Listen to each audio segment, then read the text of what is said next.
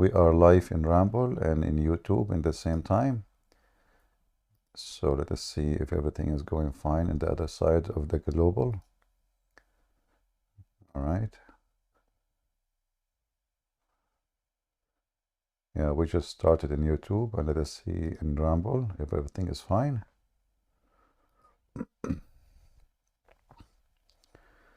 All right, you guys, you hear me? Okay, sound good. Thank you very much. And we need to make some admins in Rumble, you know. Who is interested? Let me know in Patreon. And anyone in the chat, he start fighting between Christians, like, you know, the trashy ones who bring the issue of Protestant or Catholic. Please immediately, you do not need my permission, immediately get rid of him. We don't want garbage. All right, we have someone want to talk. Let us see. Mr. DVD, go ahead. Hello, Christian Prince. Hello. I just want to say that I'm from Greece and I'm watching you few years now, and I respect your work. You are my favorite Christian preacher. Thank you very much. Anything else you want to say to us? I want to say keep up your good work, and we support you, all the Christians supporting you, and you are literally the best modern Christian warrior. I mean it. Thank you, my brother. And we pray for Greece that they are getting ready for the coming war with the Turkish. They are preparing for you. Thank you very much. Yeah. May Jesus Christ help Greece. Amen. Well, first, the Greek people, they have to help themselves, so the Lord will help them, right? Of course, yes. Yeah. All right, my brother, thank you very much for being here. God bless you. I thank you. Thank you. Do we have any Mohammedan would like to join us? If you are a Mohammedan and you believe in the God who sits on a chair, but sometimes it's a throne, and this God, he wrote the name of Muhammad all over his chair because he liked graffiti. You know, this you know, I like this God, by the way. I mean, Allah, when he created the chair, the first thing he did, he started writing the name of Muhammad. I mean, look, he went down his chair. He said, what I will write here? Here, my name? No. I am going to write the name of the most beloved person for me. Who is that person? Muhammad. So Allah, according to the Muslims, when he created his chair, you know, he created just for the sake of Muhammad. There was nowhere to write. There's no wall. I'm serious, there's no wall. So Allah will write where, you know? So he said, okay, you know what? Writing in walls anyway is not easy. Writing on wood is a lot easier. So he said to himself, okay, let me create a chair. One hand I sit on it, you know, and the other hand I write the name of Muhammad, which is extremely important, you know. First, because Allah, you know, he want to see the name of Muhammad. It doesn't matter. By the way, if you are sitting in the chair, you will not see anything. I'm not sure how that works. And as long nobody can see the chair, so what the point of writing the name of Muhammad on the chair? Maybe some Muslims can help us. All right. Let us share our screen here. Is my screen coming, guys? You can see it? You can see it? All right. Let us hope so. And I choose this site here because the text is big. You know, Muslims are blind, so they are blind-sighted. Were it not you, for you, I would not have created the creation of Muhammad. Allah said. It's amazing.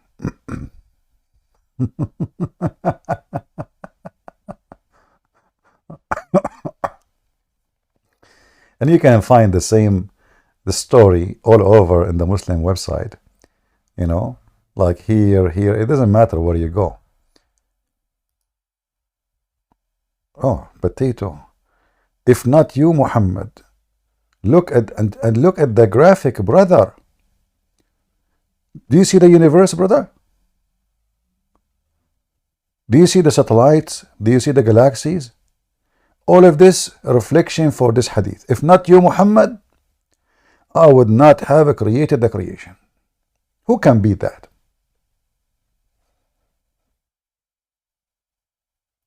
Do you Christian have something like this? No. And look at this graphic. What is this? So if not you, Muhammad, I would not have created a creation.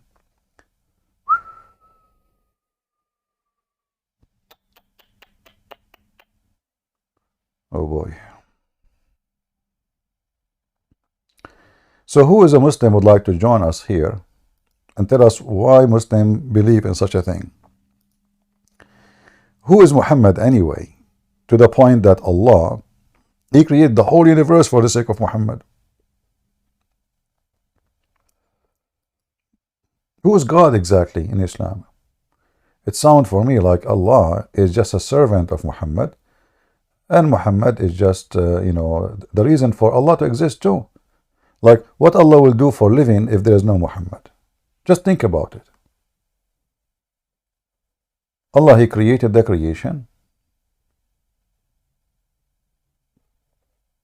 right? For Muhammad. Which means all the work Allah did is just for Muhammad. So the very existence of this God Allah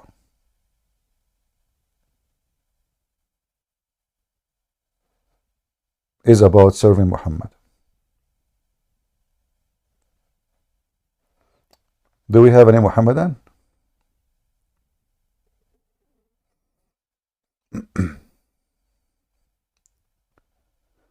Anyone?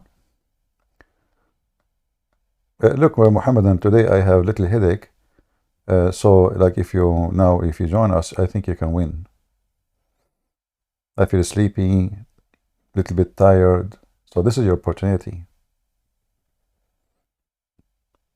Let us say Christian Prince today is da'if. So this is your opportunity to debate da'if Prince. I mean, every day you tell me da'if Muhammad, da'if Hadith, da'if Quran, da'if. It's my turn. I have the right to use da'if once, in my lifetime.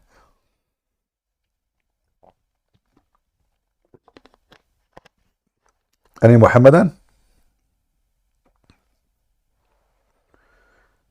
Any da'if Muhammadan?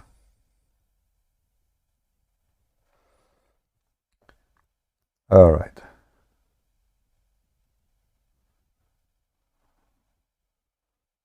Let us see. How is my voice coming for you guys in Rumble and in YouTube? Are you rambling in YouTube? I mean, are you YouTubing in YouTube? Is everything coming good? All good. Okay, good. Can we invite you to be with Father Zakaria sometime next week? I love Father Zakaria. I respect him a lot. But I am a person who don't like to work with others. I don't know why. Nothing personal. As I said, I really respect this man. He is a very wonderful man. And if you know him, say to him, Christian Prince, say hello to you, with all my respect to him. But, I don't fit, especially with someone like him. I mean, he is an old guy, and he is, the language I use and the way I talk. And so, yeah, I prefer not. That will make me limited during the time I'm talking to him in what I can say. And you know me. All right? So if you know Father Zakaria, say to him, Christian Prince, say hello to you. I'm sure he knew me very well.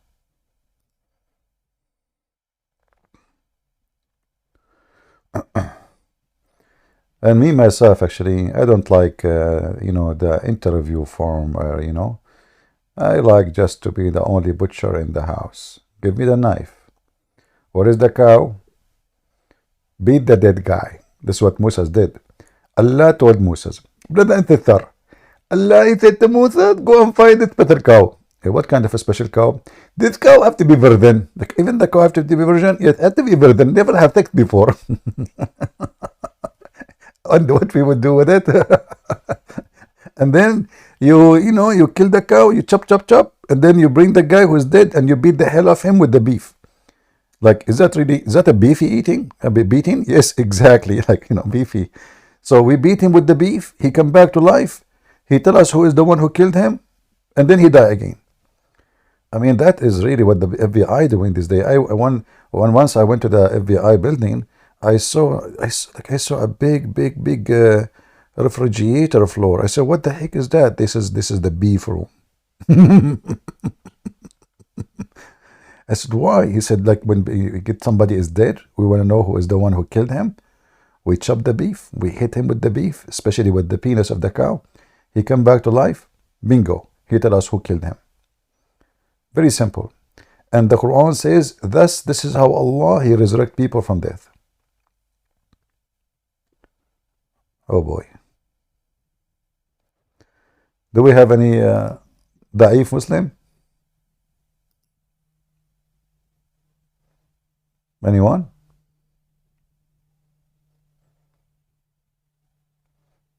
So why Allah, He used the beef to make the guy come to life? Can't He do what Jesus did?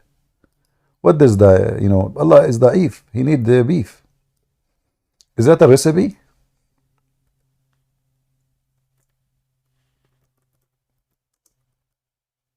No, we are typing in English.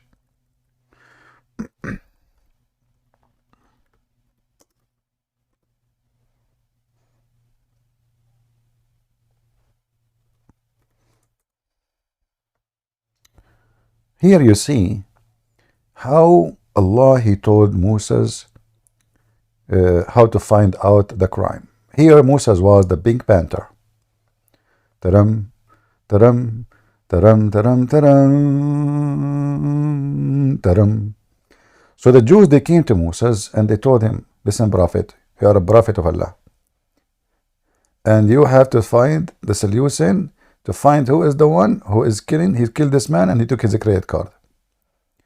Moses, like, what the heck? I'm a prophet. That's not my business. They said, we don't care. Don't be da'if. So Moses, always he talked to Allah. Allah answered the phone. Allah, have a problem. I have serious problem. How I can, fix this? How I can find the guy who killed this man? Allah told him, don't worry, be happy. Like, don't worry, be happy. So he said, what will you do? He told him, okay, so go and find the cow, and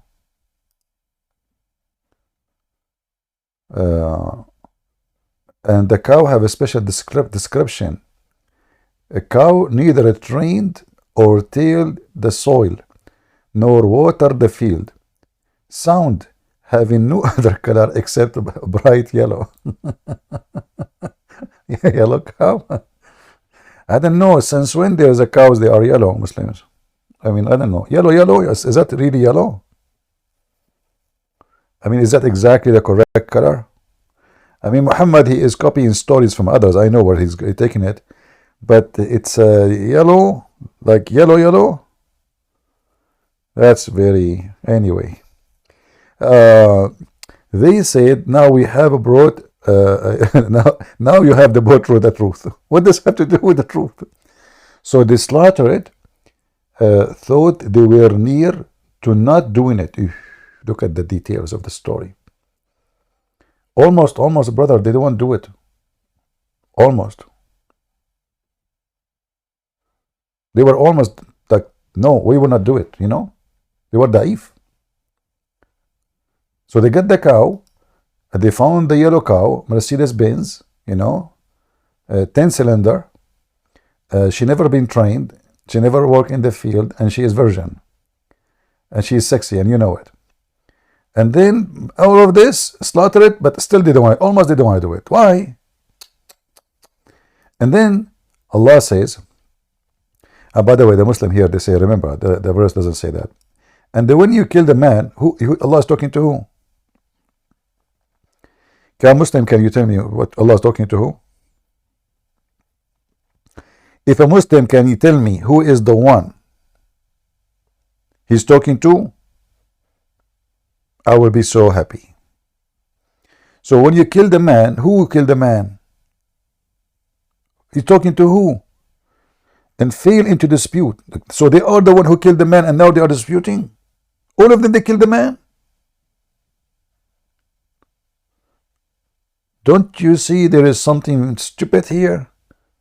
So all of them, they killed the man, and now they are disputing who killed the man. What the heck?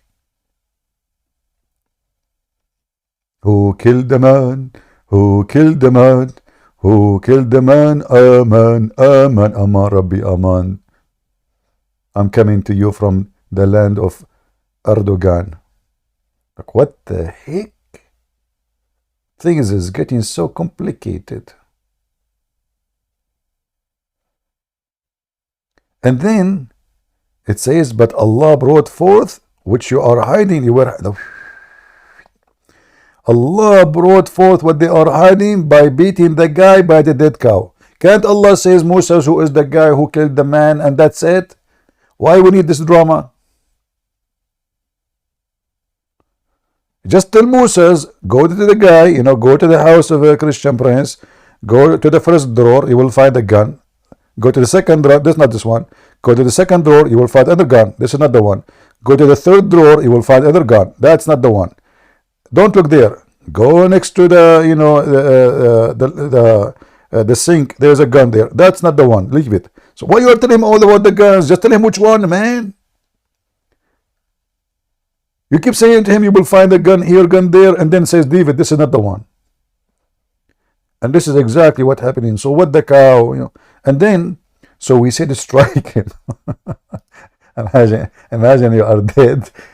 In the top, you are being killed by a dagger, and other people are beating you by beef.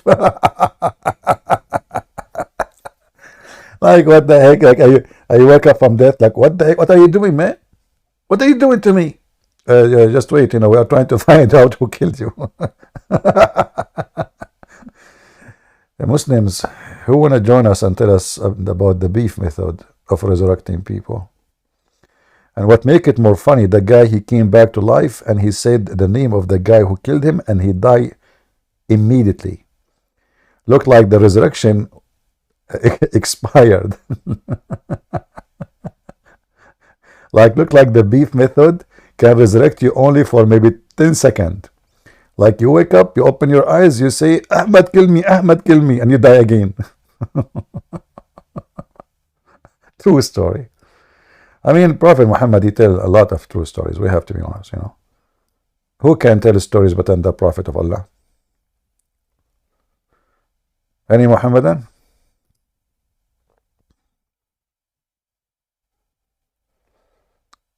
Anyone? So Allah created the universe for Muhammad. How come, hey Muslims, listen.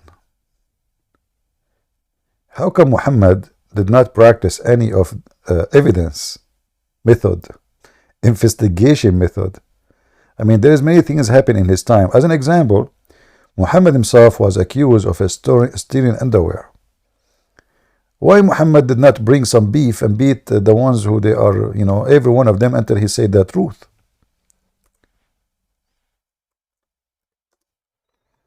The Prophet of Allah was accused that he stole a piece of clothing. Most likely it's a red panty. Any Muhammadan?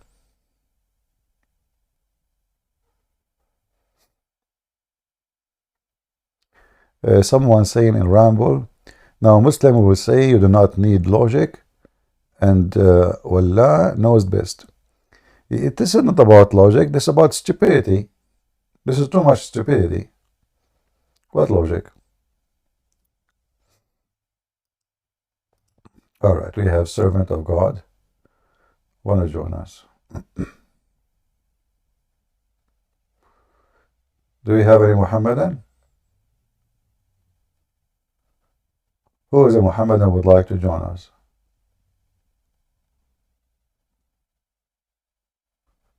Anyone? Mayday, Mayday?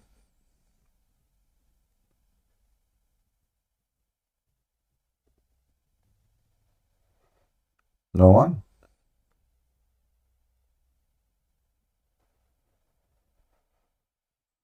Hmm.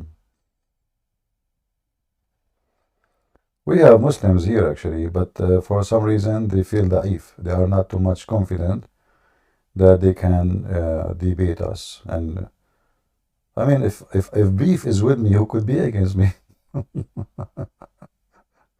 You know, first time I did read this chapter actually about the beef, uh, I felt like I am in India, you know.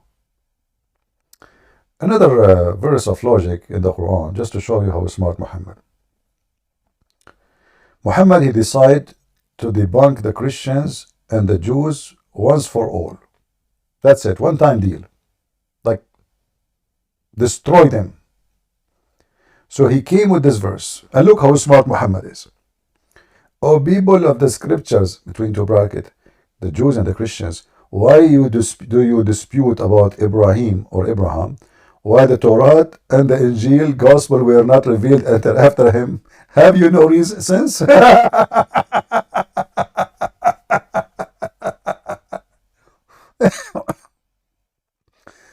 Here you see the stupid Muhammad, he just destroyed himself. He is saying that the one who came after, he cannot dispute about who one that come before.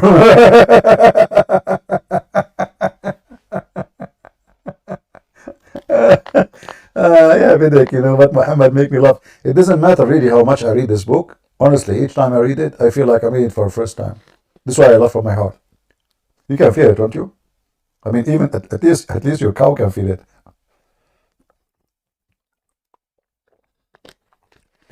So the one who came after, he cannot dispute about the one who came before, and if he does, he have no sense. But this is exactly what the Muslims do. We are the one who came before you. So let us replace the verses here. O people of the stupid Quran, why do you dispute about Jesus while the Quran came after it? Have you no sense? Do you see how stupid this verse? If we can quote a verse. This is telling you the author of the Quran have a low intellect and so stupid.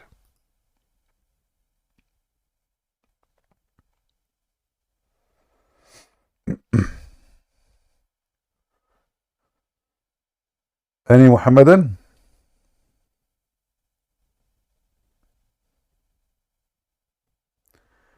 The guy, his name 637 something, he will destroy Christianity. Well, okay, come join us, my friend. You know. And the funny is that Muhammad, he keep calling the Christians people of the book. And then the Muslim, they say, you don't have a book.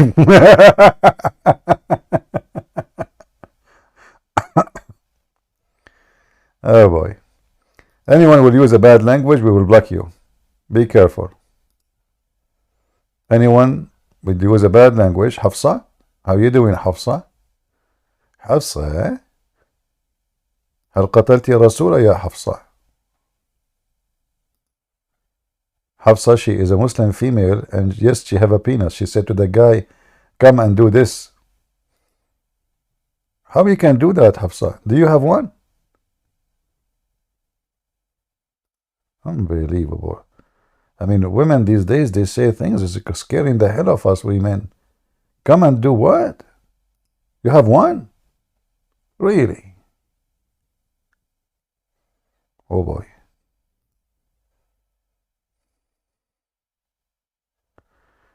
Do we have any Muhammadan?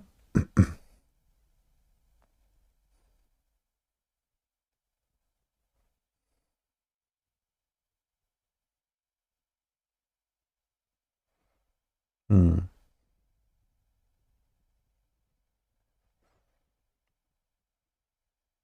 Any Muslim. It's a golden opportunity. If you debate me, Allah will give you a high level in heaven. You are debating, defending Allah against the enemy of Allah.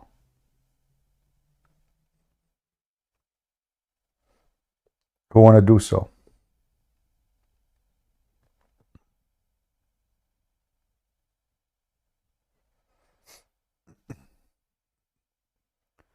Any Muhammadan want to do so? No? Yes? We got a customer? Who? Zakir Naik again? The only one who called me in this program is Zakir Naik.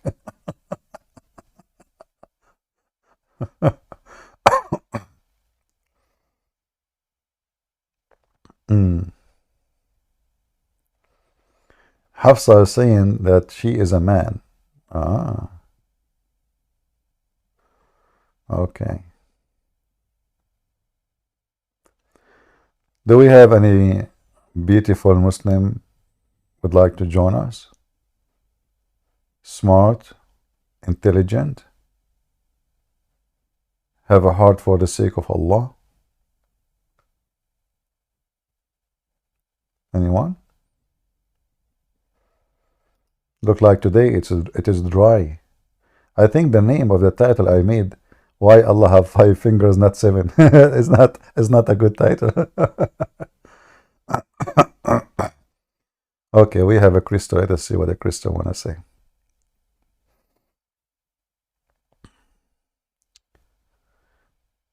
Well, I don't know. I accept people coming, but they don't join. Go ahead, Crystal.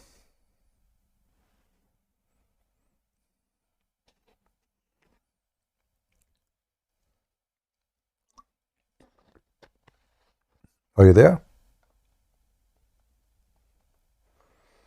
Is he talking? I hear nothing.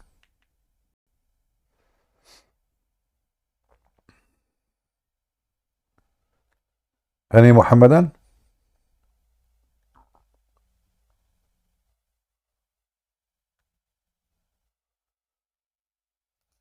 All right, Adrian. If you are a Muslim, you like to join us, please feel free. Go ahead, Adrian. How you doing, Christian Prince? I'm fine. Thank you. You know what I found crazy is I was debating this Muslim on Discord, and I'm sure he's dissing Paul on everything, and even in their own books, Ibn Kathir says Paul is a messenger from God. Mm. And then he's like, "Oh, that is daif. That is if you look at the chain of narration, that's fake." First of all, the first question we should ask them, can you show me where your prophet ever mentioned Paul as negative? So why the Muslims, how come their prophet do not know who is the one who corrupted the Bible, but the Muslims, they knew the name, they knew. That's what I mentioned to him, and he said, "Oh, because he doesn't have to mention that. We know that already." No. How you know that? How you know? You need to tell us, If you can't tell us, that's good. We want to learn from you. Same time, their book says clearly, all the stupid things, proving them to be false. This is about Paul. It started not long time ago, since Hidayat and those. You see, the Muslim, because they have a problem, they cannot attack Jesus because they claim that they believe in him as a prophet, correct? Yep. So who is the one they can blame? They need to find somebody, Paul, as a person, as a character, there's many who they are liberals. They don't like him as a person because he was very conservative. He make it clear that the drunkard, the one who do sexual immorality, the homosexual, the thieves, the criminals, the blah blah blah blah, all of those, they will not enter the kingdom of God, and that made a lot of people upset. So Paul as a person is hated by a lot of people, for he is a very good man. He's saying the truth. People, they like the one who sugarcoat things, a priest these days, many of them, You go to the church, they say to you, God loves you, no worry. God loves everybody. And, you can receive a blessing even if you are, etc. But we know that this is absolutely false.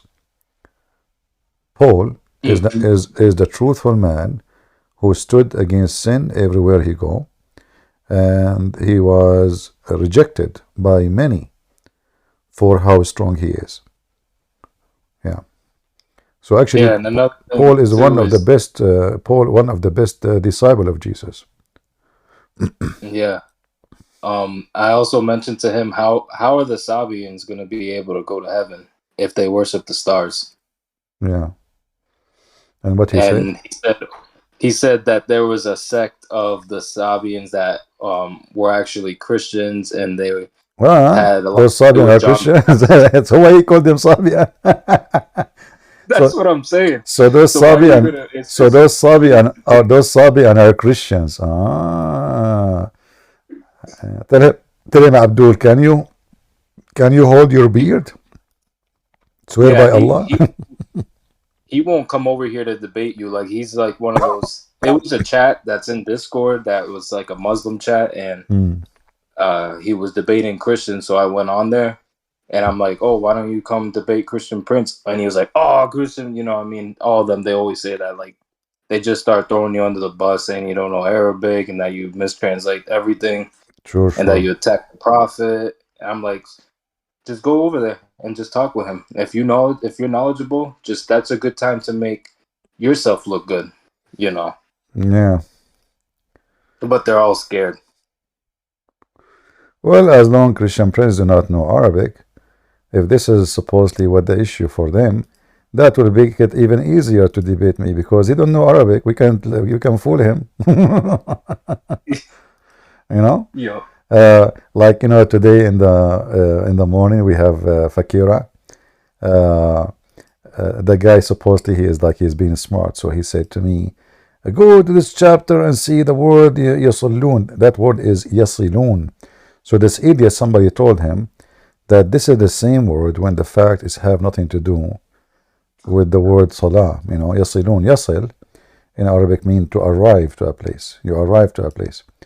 Yasilun, it can be arrive or connecting or making or like socialing with somebody, with your family, with relatives, with friends, etc. So this is have nothing to do with the other word. But the idiot, he claimed that he do not know Arabic. He know zero Arabic. Yeah.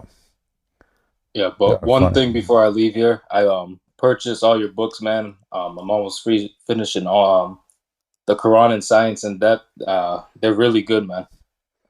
Well, I'm happy you like them. And I'm actually Amazoning a bunch of them to different mosques because they got to learn their own religion. Yeah, each one of them here, will give you, my books is collection of reference more than it's just a book, All right. Well, thank you, Christian Prince. You're welcome. Thank you for joining us. Bye. Somebody asking, do you think Israel will attack Lebanon? I hope so. But the problem is the Israelis are not really, they are a very divided nation. They are not, in order to go to war, you have to have a nation standing behind the leader. And the leader himself is not a good man. And the nation, most of them, they are liberals. All what they want is just to go party, shake it, drink, and peace, But it might be, okay, who hate peace? Nobody hate peace. But reality is a different story. Your enemy is waiting for you to be slaughtered. And if you don't fight them, they will come to you. It's just about a time. So the Israeli, the way I see them today, even though they have a very powerful army and they can win any war so easy, but the people are not united. There is a lot of division. The Israeli, they have a lot of big number of liberals, and wherever liberals are located, rotten food will be located. And there's other problem in Israel. The very ultra-Orthodox Jews, who was obviously false Jews, they refused to join the army to defend the country. So how in the world you allow or you force everyone to go to the army except those who are religious? Why? Why you do that? You know, you should force them. So they should change the law, and that will give more fuel for the army, more fighters, more young men, and like the ultra Jews became anyone he don't want to serve the army. He's a coward. You know what he say? He say, I'm ultra Jew. So there's problems in the system in Israel, and those things need to be fixed. You need to have a warrior leader, not a potato like Netanyahu. You need to have a warrior head of the army, very vigilant intelligence, not like those who were sleeping before October 7, and doesn't matter what they say, they brought shame to themselves. So the country need, like, let us say, a new makeup, like a check, like what do you call it? Like in medicine, you say full checkup, So obviously there's many things going wrong, and the enemies are preparing themselves very well, and they knew very well the weakness of their enemy. You see, actually Hamas, they attacked Israel because they knew, they were very sure that the Israeli army will not go and attack Gaza. And they knew that the Israeli liberals will not support such massive attack on Gaza. But what happened, because Hamas were very much successful as they never thought they were. Like I'm thinking they were thinking they will be able to kill maybe 200 people and come back, kidnap maybe 20, but they were able to kill almost 1,200 or 1,400 and kidnap almost 300. So the success was overwhelming, but that made the reaction of Israel very overwhelming. So instead of dividing the Israeli for the first time, even though they were just very much divided before October 7, for the first time the Israeli were very much united. But for how long? As soon this war is over, the Israeli will be divided very much again. So look like war can unite the Israeli and peace can divide them. So I don't have too much trust in what the Israeli government they will do, because it's a very weak government based on very sensitive balance of party. I believe that Israel as a democratic country is a very bad for Israel.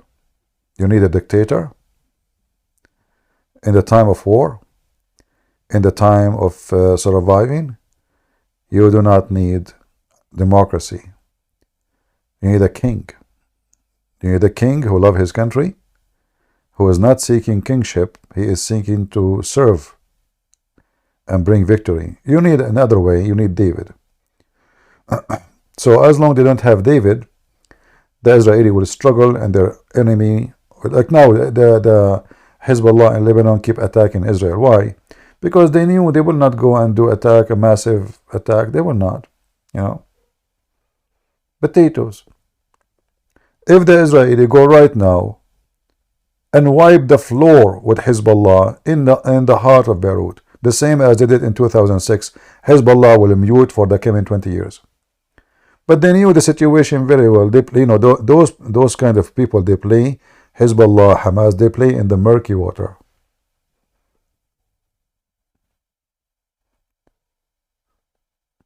But I hope that the Israeli, they will go in different direction from the way it is now, and they will go after Hezbollah and teach them how to behave for the coming 100 years, not for the coming 20 years. You have to hit very hard to make them know that when you kill one of us, we will make you eat your fingers. It will make you wish you never even thought about it. This is the only way to teach those people how to behave. Otherwise, all what you see now, even with Hamas now, this is not, that will not be enough. Hamas now, after the war, they will get billions of dollars. And those people, they don't care about how much people die. Each woman, she have 16, 17 sons, at least. So she lost 5. She will make 10 next year, you know. You know, this is nothing. And all the building you destroyed, money will pour from everywhere, including from the stupid Western, including from the stupid American, including from the stupid Netanyahu. In fact, all the money came to Gaza, came through the stupid Netanyahu. This is how stupid the Israeli are. So the Israeli, they made a lot of mistakes. You know, they were asleep. You know, festival for homosexuality, peace festival next to Gaza, and those are the one who they kidnapped them. Women and hippies, you know, dancing in the desert. Hey, dancing. Hamas is you know, they are watching the prey very carefully. Yum. They are unarmed. They are a lot of women. They are naked there. Now this is the day. You know, it is an occasion they do even every year. So this is how stupid they are. And when you are stupid, you get what you are looking for. Tim, the mic is yours.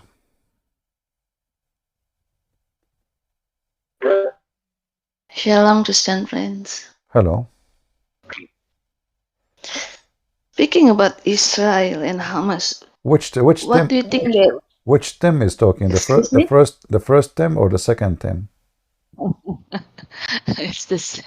Oh, I thought you are a twin or something. Okay. Go ahead.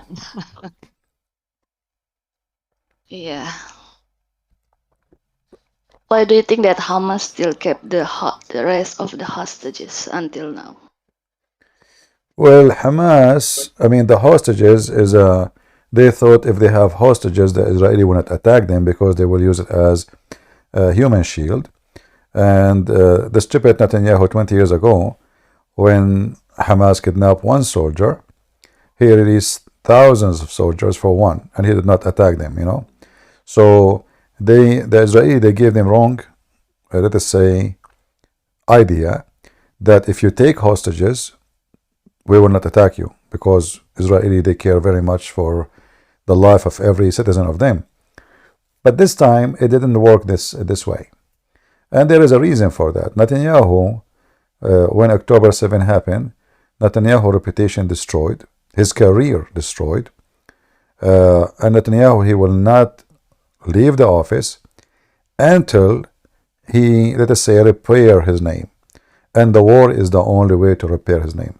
This is something they did not calculate very well, and this is why the Israeli, they went all the way to Gaza, and they are you know, giving Hamas what they deserve. Did you sleep? No. Okay. But don't you think that? I mean, the Hamas plan or idea is not working that well, you know, by taking hostages. I mean, what were the Hamas thinking at the first place? Well, as I said, they were thinking that that will work. This scenario will work, but obviously the scenario did not work at all. And you know, what they thought is going to be protecting them, it became the opposite, because now the Israeli, they are using the hostages. The same reason Hamas, they thought will be protected, is the same reason to attack. Like when the war, they say to them, stop the war, cease fire. They say, give us our kids, you know. So now Hamas, they made a big mistake, stupid mistake. From the beginning, if they release the hostages, even if Israel will attack, Israel will not be able to have all this long time process of attacking Gaza. They can attack for 2 weeks, 3 weeks, and then that's it. You got your children, etc. You've punished them. But now, because they still have the hostages, that give the Israeli a golden opportunity to continue the war. So again, Hamas made a stupid mistake, and that their stupidity. It didn't work for their benefit, as they thought it will. All right. All right. Okay then. Okay. I Thank you. guess that's it then. Thank you. Thank you. Okay. Thank you very much. Do we have any Muhammadan? Does cannibalism really exist in Islam? Yes. As an example, Khalid al-Walid, who is a leader, the Muslim, they call him the sword of Allah. He killed a Muslim, he cooked him, he ate him, and he raped his wife. In the Muslim books in Egypt, in the Azhar University, they teach about how to cook an apostate. An apostate, actually, you don't cook him, you eat him. Let me remember. Either one, I forgot which one. The apostate or the Christian. So the Christian, like the Christian or the Jews, like one of them you can eat by raw, and the other one you have to cook. And I'm assuming that the one you have to cook is the Christians and the Jews. I'm not sure really which one, but one of them, it must be cooked before you eat it, and the other one, you have to eat it raw. So either the one who is apostate or the one who is a Christian or a Jew.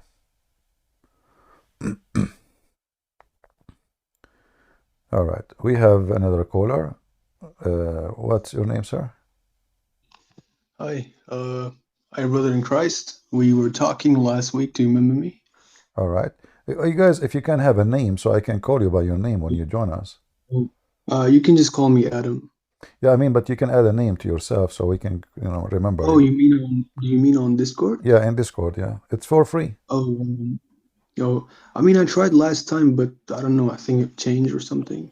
Yeah. I will try to change it later. I'm not really well familiar with Discord. It's all right. Okay, so go ahead. What do you want to say to us? Go ahead.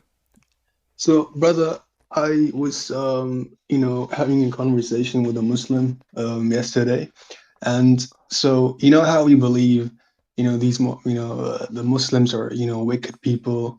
They always try to kill Christians. They persecute us. But then he brought a verse from the Old Testament where he was telling me that Christians believe this is about Jesus. So I'm like, this is Old Testament, but Jesus was, living way after the time of the Old Testament. Okay, so, what is the verse in the Old Testament saying? Yeah, let me just look it up in the chat. Just 1 second.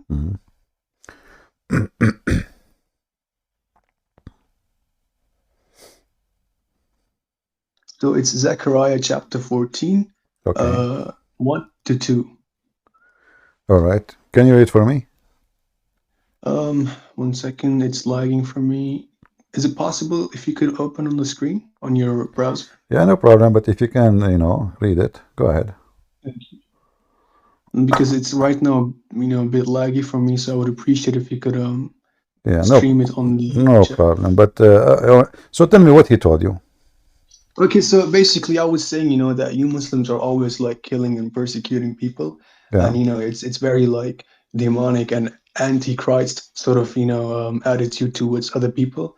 So he said, no, but you Christians are, you Christians believe that Jesus is, when he comes back, he's going to, make his army, rape people and innocent women. Where it says you rape people? Where the word rape? So basically, so if he was saying in Zechariah chapter 14, verse 2, it says that Jesus is going to send an army to, surround the town or the city, and then, he's going to make these people, the army rape innocent women, the pregnant women. And I'm like, so that's why I was having a bit. Yeah. When you say he would do that, where it says that? Okay. Let me open the verse 1 second.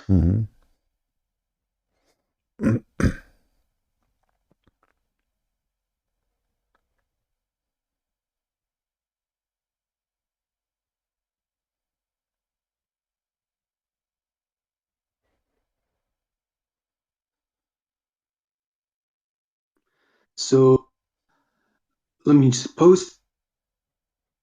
So it says, a day is coming for the Lord when the spoils taken from you will be divided in your midst, and I will gather all the nations against Jerusalem for the battle. The city will be taken, house will be plundered, and women raped. So he's basically saying, oh, look, the day of the Lord means when Jesus comes back. And then he said, you know, when it states in verse 2, and I will gather, it's Jesus saying, that basically Jesus is going to gather all the nations against Jerusalem. So then he goes on to say, yeah, that but here, this is about the day of judgment. And yes, this is about God will allow, you know, like if, the Jews are protected, the people of Israel are protected by God, as long they are with God. So when time come and the Jews are not with God, and this is Zechariah, he is a Jewish prophet, not you know, so nobody can say he hate the Jews. So actually, I mean, he is accepted very, very well by the Jews as a prophet. He is prophesying about the day of judgment, what will happen to Israel. But it's not God who will make anyone rape. It's God, he will allow the enemies of Jerusalem to come to it. It's not going to be protected no more. And the nations will gather from around the world to attack it. And then when those things happen, this is prophecy about the future. God himself is going to fight against those. Like there's a limit they can do, let us say as a punishment for the people of Israel, and then God will involve in that war and will switch victory against those nations. So here all what it says simply that there is time will come and this thing will happen, but it's not God making it happen. It's God. The prophet, he prophesying that God, he told him, or he knew from God, that this day will come, nations will come, will attack Jerusalem, will kill people, will rape women, and they will divide the nation of Israel like a booty between them. And then God come, and he is going to come and fight. Huh? You said they will divide like what? I couldn't hear you. You cut out. Nations will come from everywhere to fight Jerusalem, and they will all be able to conquer it. Houses of the Jews will be, robbed. Women will be raped. Half of the city will be taken into slavery, and the other half will not be taken. Then God will involve and is going to fight those people, the same as he fought them in previous time. So this is a prophecy about the future, that the Israeli will suffer a very horrible attack, Jerusalem specifically, and women, they will be raped, people will be enslaved, half of the city will be taken as hostages or slaves, and then God will come and punish those, those people who came to invade. But where is here? Yeah. Where is the God of hold on? Where is the God of the Christians doing this? He told you the God of the Christian doing this? No, brother, I was going to tell you, because for the past few days I have been praying for more guidance. I want to be protected. I want to be saved, because I want to be with Christ in the next life, and I'm trying my best. Muslims give me doubts. I try to stay away, but even my friends in real life, his name is Abdullah. He tries to give me doubts. So I tell him, I'm not very learned. My friend, you do not need to be learned. If you read the verse carefully, don't you see that it says there is a day will come? This is not God. Yeah. It's not God doing this. It is people doing this. This is a prophecy. And we believe that God always, when he involved in the war, if God is with me, this is what the Old Testament says, if God is with me, who could be against me? So there is a time where Jerusalem is going to be punished. And the enemy of Israel, they will attack, and they are going to rape. It's not God will rape. Where it says Where here it says that God, you know, commanding people to rape women. You're right, brother. You're right. And then he also brought me another verse. So you know how we believe Jesus is going to judge everyone, right? When he Yeah, comes back. yeah. Yeah. So there is a verse in Revelation. Let me just post it so I can read it for you. Just a moment. Okay. So it says in Revelation chapter 2, verse 23, where it says that Jesus is saying, and I will kill her children, you know. So, but we don't believe, if God is merciful, why is Jesus, you know, in the future going to kill children? Or how do we understand this passage? Well, first of all, God can. Who said to you that God is merciful? First of all, God is not Wait, merciful. so, No, He's not. God is merciful. okay, No, no. You see, God is okay. merciful is a wrong word to use when somebody speak about killing, because when God kill, He is the one who gave life, and He is the one who take it. God kill every day. Do you see every single human being die every day? God killed him. As simple as that. Because when He created you, when He kicked Adam and Eve from heaven, He said, "Death, you die." That was the command of God. So God, why people they keep like, you know, there's a problem. God, isn't it? Don't Muslims believe that God He made the flood of Noah? Don't they? Yes, Okay. Muslims So believe that in the flood God, of Noah, only one family was saved. Correct? yes. That means every woman, every child, every old man, everybody died. So how come there it's okay, when Jesus come it's not okay? So Jesus, when He come, the revelation simply is about something, prophecy of what will happen in the future. And I do not even need the whole chapter to read the chapter of Revelation to tell you what is going to happen, because we know already the Lord, He told us many times that all the sinners will be doomed. Anyone who denied Jesus, he will be denied, which means he will deny access to heaven, but He will grant access to hell. So all those people, every human being exists in the top of this earth. There's part will be saved, and there's part will be doomed. So the Muslim, when they speak about this, isn't it the Muslim believe in the same thing? And this is not about killing, because I am not the one who's killing. This is God. God, He create life. God, He take it back. He do it that every day. Do you understand me? Okay, so you're saying, you know, that if God wants, He can take life, and it doesn't matter how He takes life because He owns life, It's so He not can, you about, know, doesn't do it. matter how He take life. It is Okay, about life is His. You own nothing. Anyway, yeah, you have no right to keep it, and you cannot keep it. So God, He kill people every day. The way of death, it can be different, you know. But as long as it's a natural death, unless if somebody killed you, that is a crime, you know. That's why we describe a human being killing a human being is a crime, but God destroying a human being is not a crime, because He is the owner of the flesh and the soul. Yes, the Old Testament, you know, says God is the, you know, the Lord is the God of all flesh. I think I don't know where, but it says this in the Old Testament. Yeah. So, You so know, so how do we determine? So do we believe as Christians? Because I'm mostly influenced by the Protestant, you know, sort of strand. So do we believe that God decides what's good or bad, or can we also, you know, use our own intellect, no, do our right? you have to use your own intellect, because God will punish you based on what you decide. God is no, He's not going to, like now when you are talking about the book of Revelation, they are talking about nations who they follow, you know, Satan, literally. So those who follow Satan, like Muhammad, you follow Satan, you and your children, you are doomed.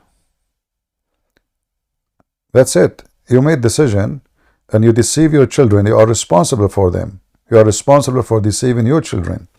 This child soon will be an adult. This adult will become a Muslim terrorist or an atheist or whatever. So Muslim religion believe in the same thing. If you don't believe in Allah, you go to hell. Muhammad even he said that when Allah created a baby, before He created him, He decided he will go to hell or he go to heaven. Doesn't matter if he die, he's an infant or not, still he might go to hell. That's what the Muslim believe. For us, no. For us, you know, you will be punished based on your sin. As an example, in the story of Sodom and Gomorrah, when God asked, what if there is 70 decent men in the city? He will destroy it? The Lord said no. What about there is 10? 10, just 10? No. If there's only 10 left, He will not destroy it. So this is the doomsday when there is no decent person left, where God, He take His people, and then who is left there is only the trash. And the trash will be burned. As simple as that. So there's a huge difference what the Muslim, they try to compare between here and there. Muhammad, he killed just to take women, to rape them, to sell them, to make money, to abuse, to worship himself. Here we are talking about God Himself. God will do. So what the problem with that? No problem. No, I understand now. So I will try to tell him, you know, what you told me. And I have to tell him to stop arguing with me because, you know, in the university. No, you see, you don't need to tell anybody to stop. You know, I don't know. You are talking like now. If you are a victim, you are not. You are a man. Yeah. So you know, if somebody talk to you, go read the verse and think. Why I can think for you? You cannot think for yourself. So you need to remember, my friend. You need to remember that anything God do, He own it. If God destroy me right now, He own me. I have no right. All the rights I have is given to me from Him for free, even including the free will. So He gave me free will to see what I would do with it. But He can, if He want, He can punish me for no sin. He can destroy me even if they commit sin. But because God is just, He is not unjust. So He gave you free will, so you can be judged by your free will. So when they speak about the judgment day and what people would do, the Muslim, they are looking for a reason to make our God look bad. But none of the verses you gave me make our God go wrong.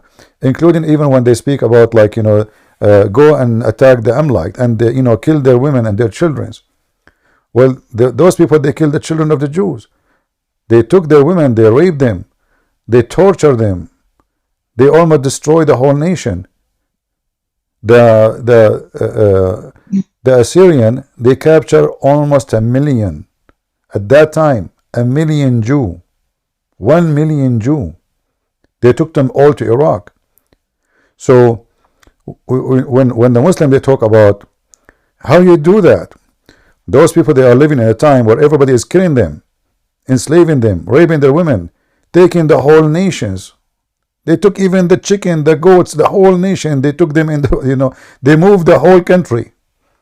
They come to the country, they took the whole country, and they move it, and happened to the Jews twice. Once by the Assyrian and once by the Egyptian. So when somebody want to speak about, and then Muhammad came and he did the rest. So the Muslims are the last one who can complain about this.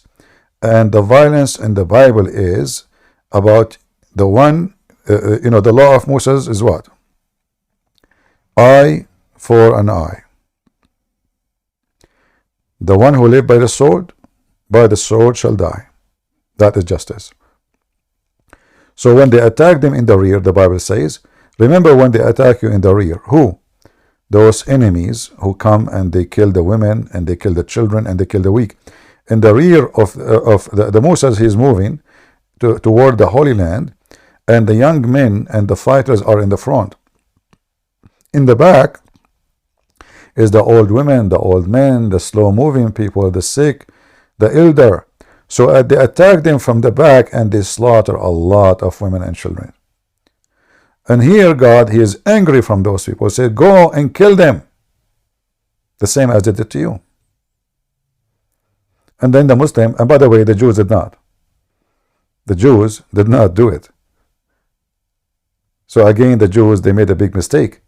So those people, they continue killing their children generation after generation after generation. If the Jews obey the command of God. What happened Brother, after that will never happen. there is Hello? All right, I think we have a Muslim here. Let us see the Muslim. Go ahead, that's Jim.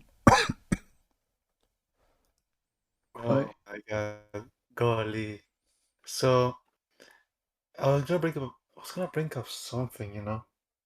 I Certain don't verse. hear you, my friend. Your voice is very soft. Are you a Muslim? I was gonna bring up something, like something very, you know, Okay. problematic for you guys. Are you a Muslim? No, not yet. All right. What do you want to say to us? Yeah, so you know the verse, right? Ezekiel 16. It's what? Ezekiel 16. Okay, what about it? So if you could open it on the screen, please. You read it. Go ahead. Yeah, sure. Let me just get the proper translation.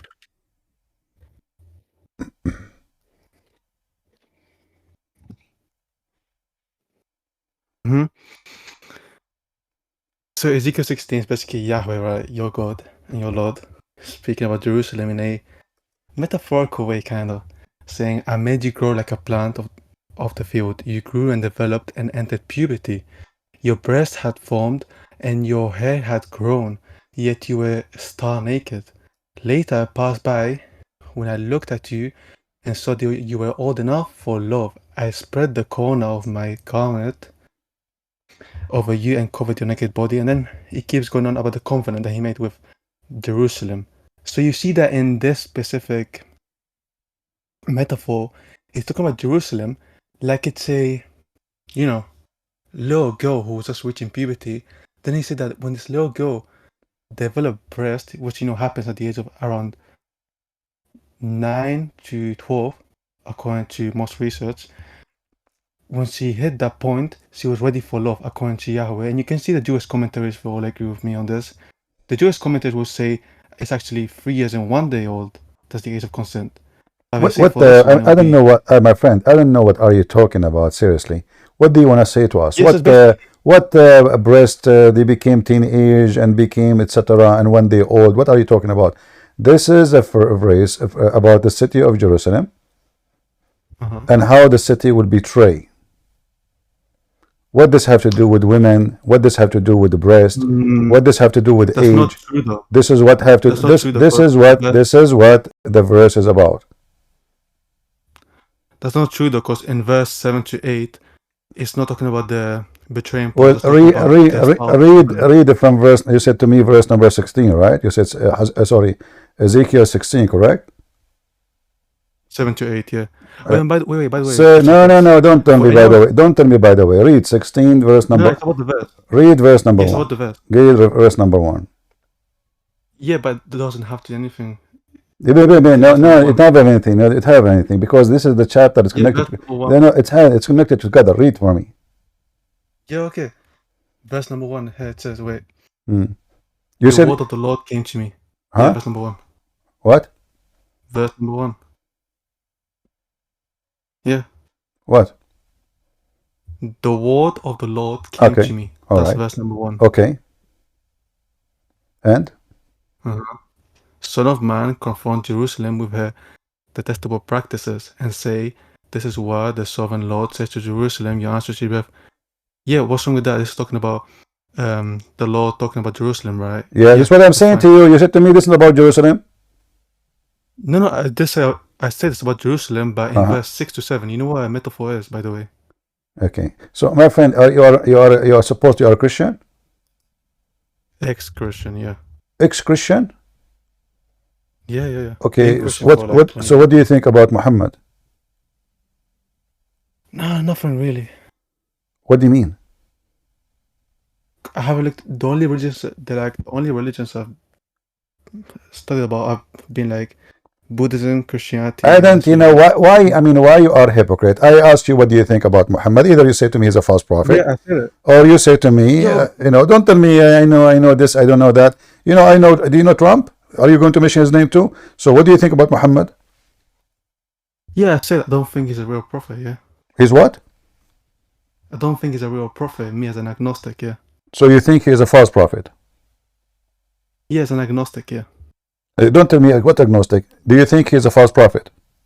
Yeah, agnostic basically means I don't hold any belief. I'm not asking you if you're agnostic or not, you idiot. I'm asking you, do you think Muhammad is a false prophet? Yeah. What? Yeah. Tell me Muhammad is a false prophet. Tell me Muhammad is a false prophet. The thing is, yeah, Muhammad is a better prophet than your fucking Paul, nigga. I fuck Paul every single night, nigga. See, you are filthy, Muhammad, and I know from their fruit you can tell me. You see how filthy you are? Do you see how filthy you are? Brother, I think you should kick him. You know, this was very disgusting. What's wrong with you, bro? Why are you saying stuff like that on a public stage? Don't call him bro. Those people are trash.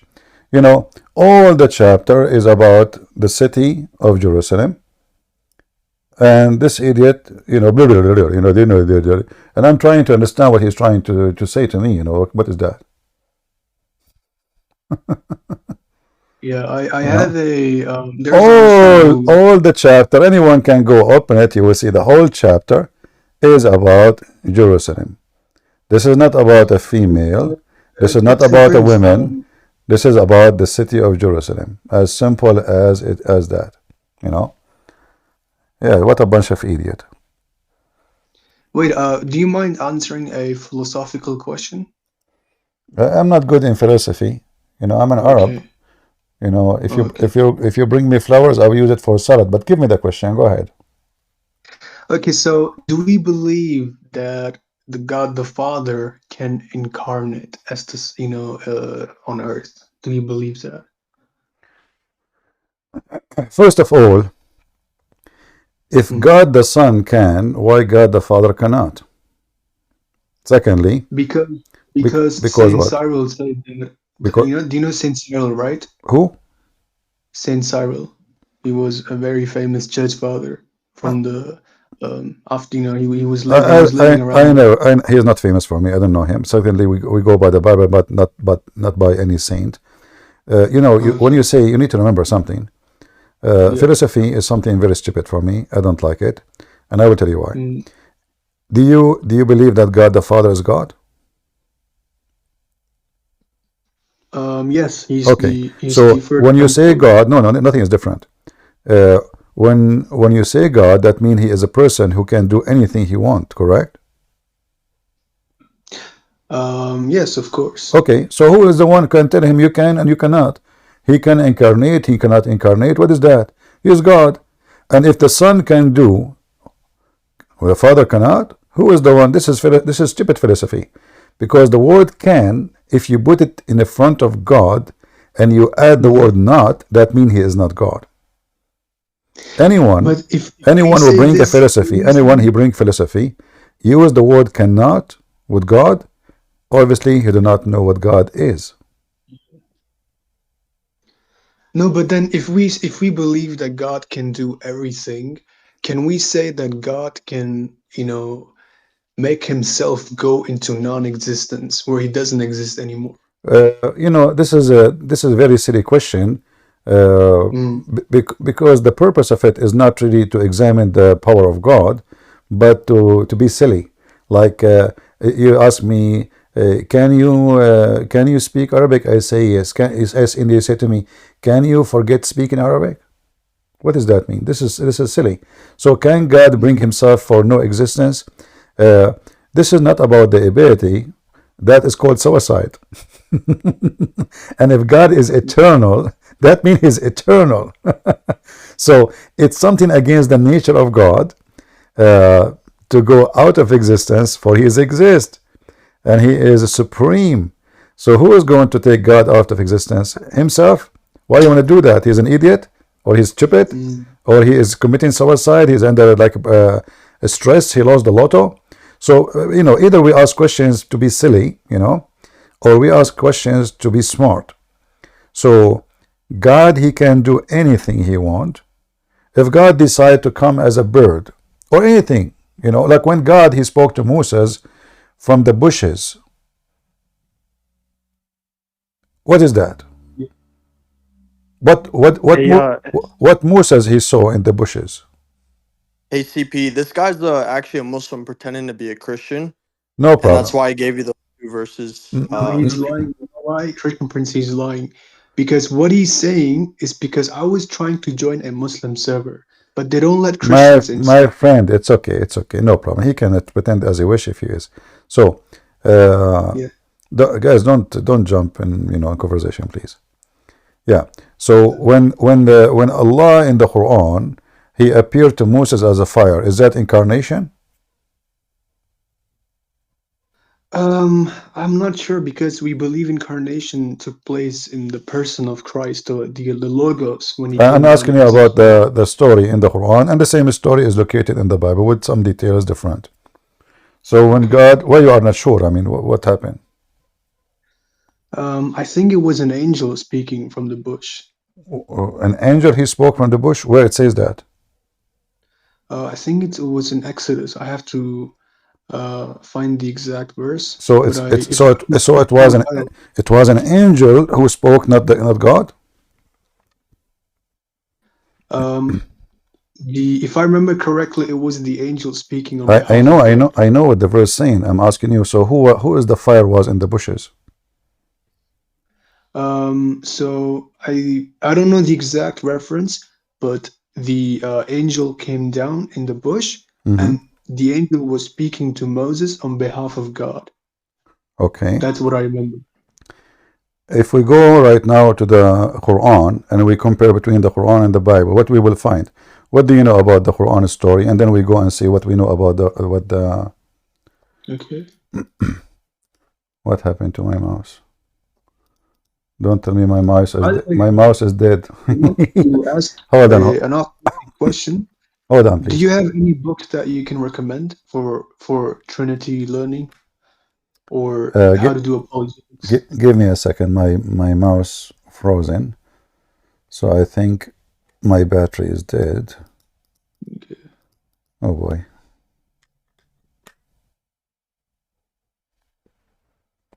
Let me try to replace it with the other mouse.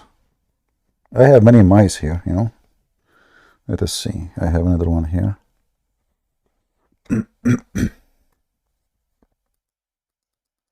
What happened to this mouse? Okay.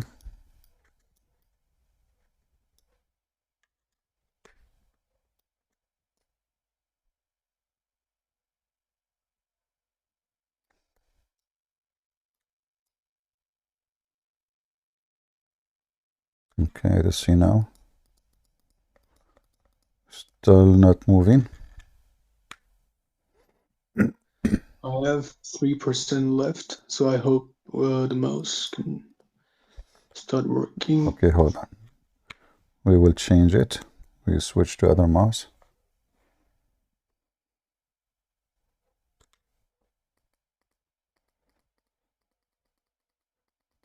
I don't know what happened. Even the second one is not working. So maybe there is something in the software. Okay.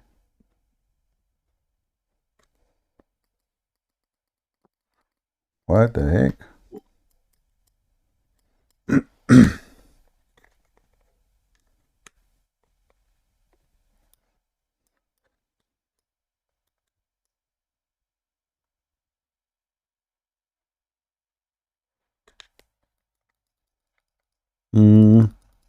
I don't know, guys, what happened. I can't even open my browser. And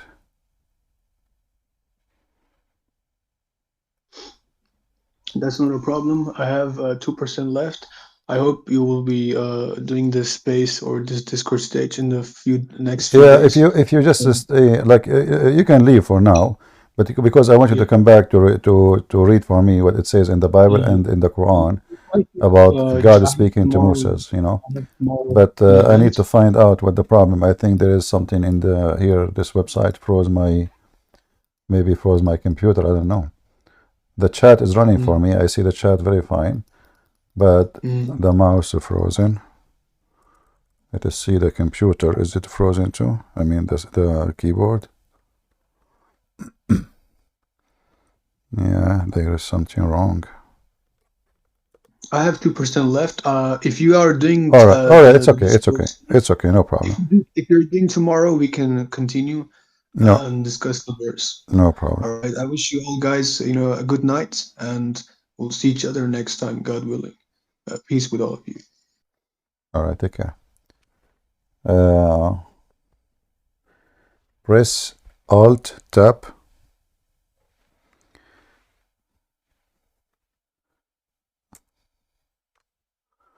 I think there's an issue with my Bluetooth because even my keyboard is not connecting.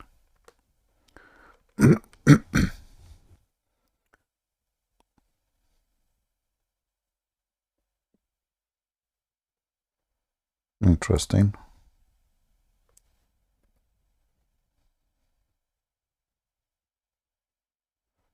Yeah, even my keyboard lost connection, so there is something with the Bluetooth, and the only way to solve it may be to restart. But if I restart, I will, man.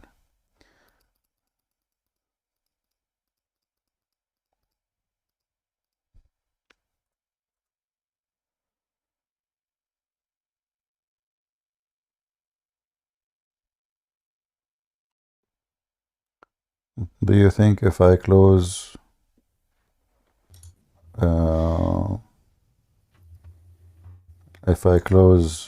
Discord,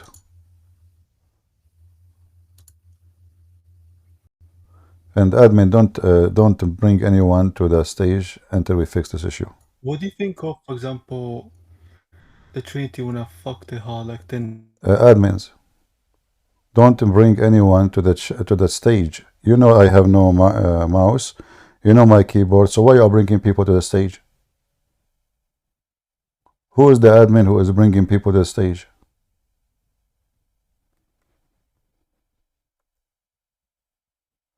Okay, let's see now. Look like my keyboard is connected now. Okay. What about the mic? Finally it worked. Yeah, there was something in the I don't know what happened. All right. Okay.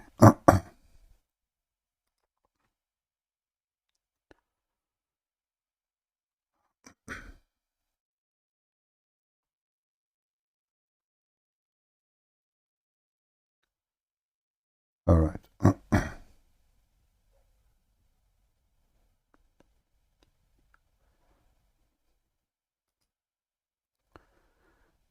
If we go to Exodus,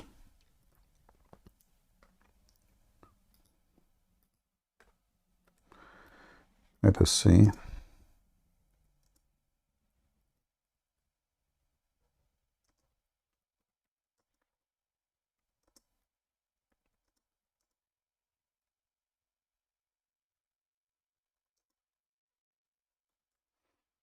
All right.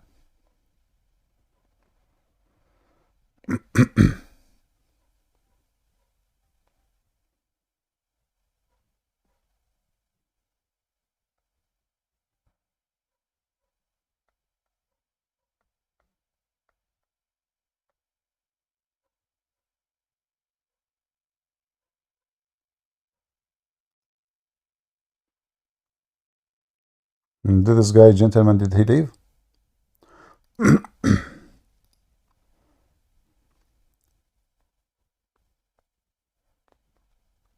Did he left?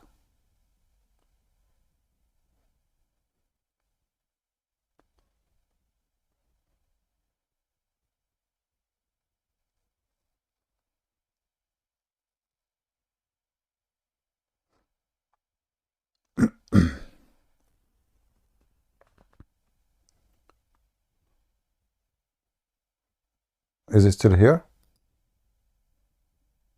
No. He left. He was screaming bad words. Oh, okay. So we could... This is the same guy who was speaking to me? I don't know. No, maybe a different person. I wasn't able to see what in the screen because a different guy. Okay, all right. Yeah. Because I have like a website in the top of Discord, and my screen froze. I cannot move anything. Yeah. So anyway, he was saying that the angel of God is the one who spoke that when he called him, but God was there too. God was there, and God said to Moses, I am here, here I am. It's not the angel who was speaking when he said, if you go to Exodus chapter 3, verse number 3 and 4, so God called him from the midst of the bush and said, Moses, Moses, and said, here I am. So God is capable of anything, and any philosophy, for me, I find it very silly philosophy. It doesn't matter who's the one who came with it. God is capable of anything, especially we are talking about silly stuff. I mean, can God come to the earth? Can God the Father? Well, when the Old Testament speak about the Lord appear to Abraham, with it, 3 men they appear to Abraham. 3 men they appear to Abraham. And Abraham, he bowed down and he worshiped God, right? So can God come as a man? Yes. Can he come in the incarnation? Yes. The Holy Spirit, when Jesus get baptism, who is the bird who appeared in the sky, and who is the voice who said, this is my only begotten Son? So we as a Christians, we will not do the same as the silly Muslims who says God can do this, but he cannot do that. Either you believe he's God, or you believe he's not. The word Almighty is for someone he's almighty, not so mighty.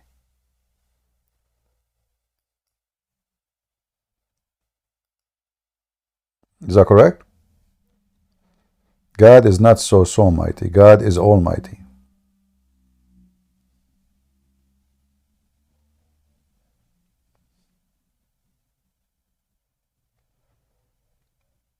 Do we have any Muhammadan?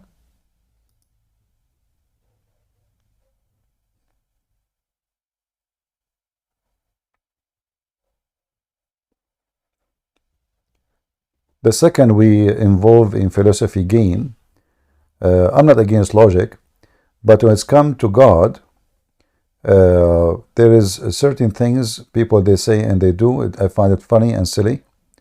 Like, can God delete God? Can God delete himself? Can God command himself not to exist? That is a very silly, stupid question. Not only it's invalid, it's stupid. However, if we believe God can do anything, I believe God can do anything. It doesn't matter what you say. Even for your silly question, still God can do anything.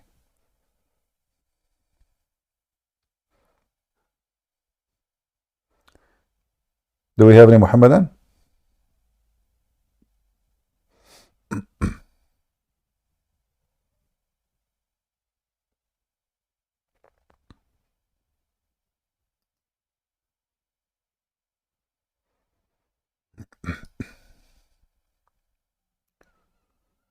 Today Saturday night, so we don't have too many people. I know that Saturday night people they are going out, etc.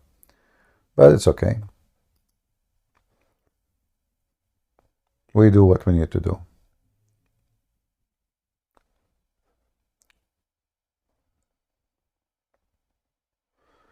All right, 1389. Go ahead, my friend.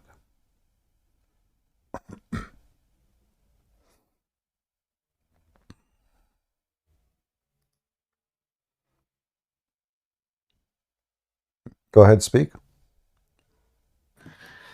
Hello, Christian. Hello, hello.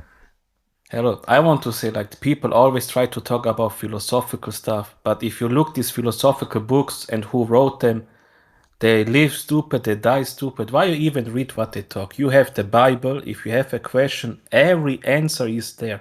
Why people even start to talk philosophical things? I don't understand. If somebody himself is making philosophy, he have to make it still by going to the Bible, So why you want to take what he say, but instead you go and see what it says. Same time, the Bible is so simple. It's not. You do not need to be a scholar. The Bible was not given to philosophers. The Lord, He did not command people who have a PhD in philosophy and graduated from high university and extreme, supposedly high education. Those are farmers, shepherds. They grow animals. Abraham himself, very simple man. So what does philosophy have to do with us? Was Abraham a philosopher and God, He chose him because he speak good philosophy? Was Abraham like Aflaton, Aristo? No, none of those people was. Was Moses any of those? No. So God, He spoke to simple people in a simple message.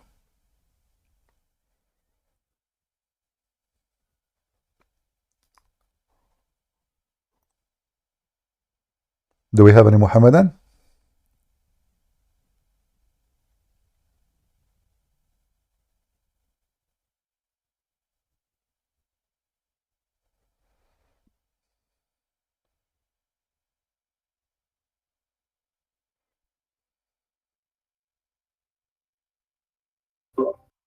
CP, we can't hear you.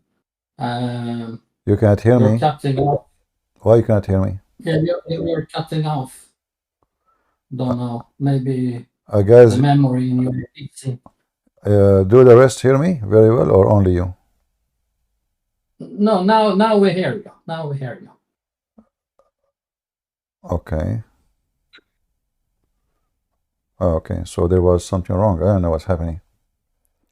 Okay, look like Yeah, there's... maybe CP, maybe it's good if you restart your PC because Yeah, if I restart my the... PC, I will not come back for tonight. I don't want to do that. It's okay.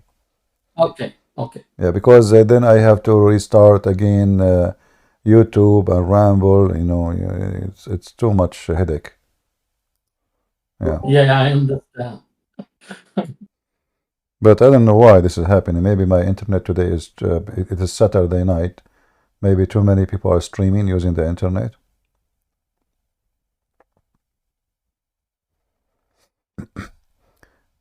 Any Muhammadan?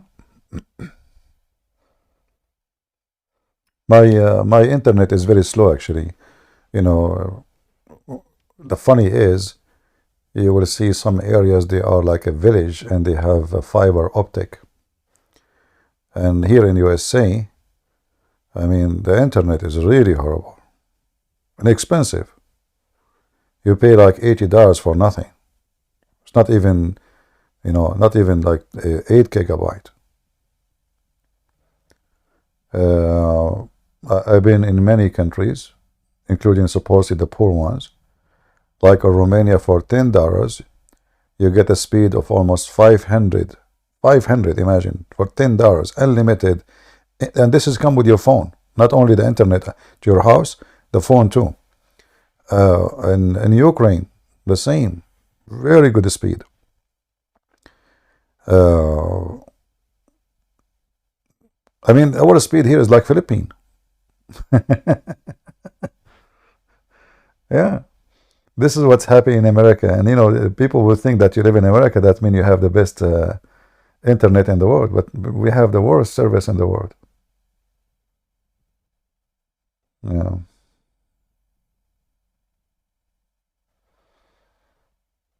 Do we have any Muhammadan?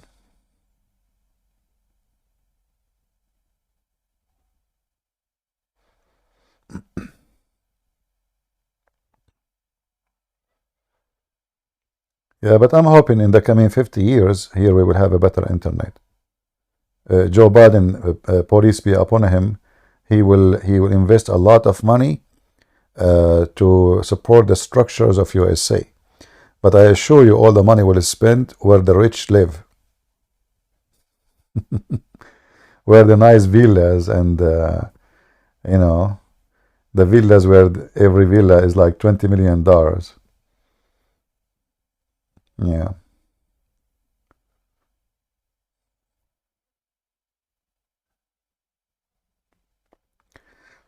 Any Muhammadan? America sucks after Joe. No, that's not true. America is in very bad shape. Have nothing to do with Joe. It's long way the same, you know, like what the Republican did, what the Trump he did. He's better than Joe, but it's the same garbage. Exactly, same garbage.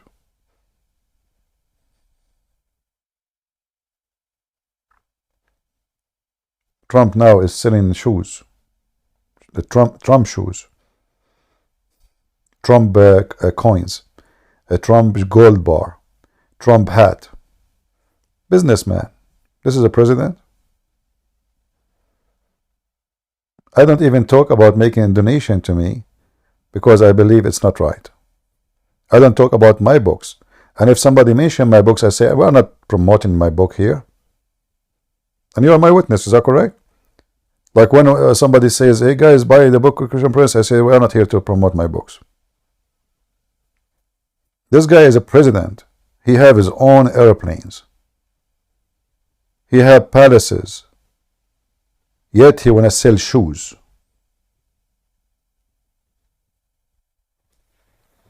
I don't know what kind of people those people are.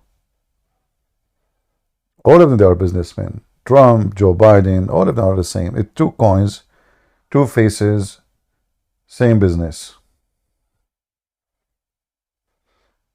The son-in-law of Trump, he took $2 billion from Saudi Arabia alone. Go and see the investment they offer him. Why they are giving him $2 billion for what? You see, the Republican keep talking about Joe Biden. He's corrupt, I'm sure. His son is corrupt, I'm very sure. But Trump family is extremely potatoes.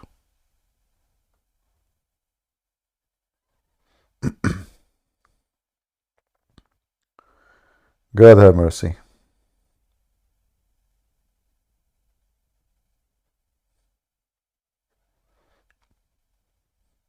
Still, we have no choice but to vote for Trump in the coming election. What we can do?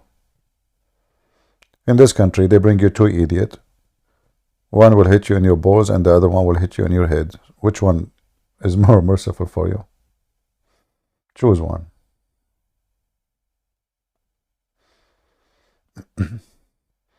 And Americans, generally speaking, are not, they are uneducated.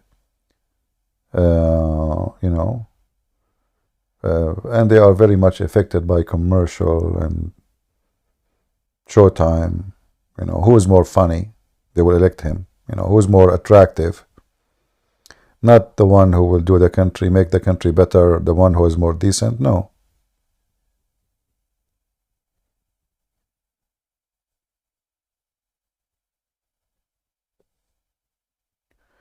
Do we have any Mohammedan?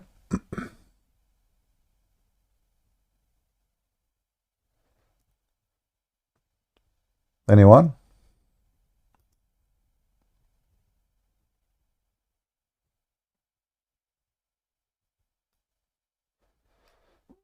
And Hi, remember, Christian. go ahead. Christian Prince. Until somebody comes, can you teach something for me? I had few questions regarding Quran 4:171. Okay. Also, because when I listen all the videos and I try to chat with people, because my intention is to making videos like you someday. All right. But until I get ready, I'm still doing it in conversation in the chat with Muslim people. And sometimes when they talk to me, when I talk to them regarding the 4:171, like how they say Jesus is the word of Allah, and when I see it, it clearly says that Jesus is the word of God, which is eternal. But they have added some text on their Quran, on the English translations, saying created at command. But when they seem not to agree, like it doesn't, it changes the whole meaning of that text, which is not in Arabic. Can you please explain how we can talk to people like that? Well, no problem. You see, first of all, we don't believe in this verse, correct? For us, this verse, even though it's speaking about Jesus supposedly, but this is not our Jesus. In fact, the word Jesus never mentioned there. This is Isa. We do not know who's Isa. So when the Quran speak about the Messiah here in such a scenario, you will find three things will destroy Islam, no matter how Muslim they understand how they understand the verse. So the verse saying that the Messiah is the word of God sent down to Mary. Muhammad was never the word of God sent down to his mother. Adam was not the word of God sent down to somebody else. Adam was created from mud. Neither Moses, neither Abraham, neither me, neither you, nobody. Only the Messiah. So where was the Messiah before he came down to earth? He was in heaven. Where? With God.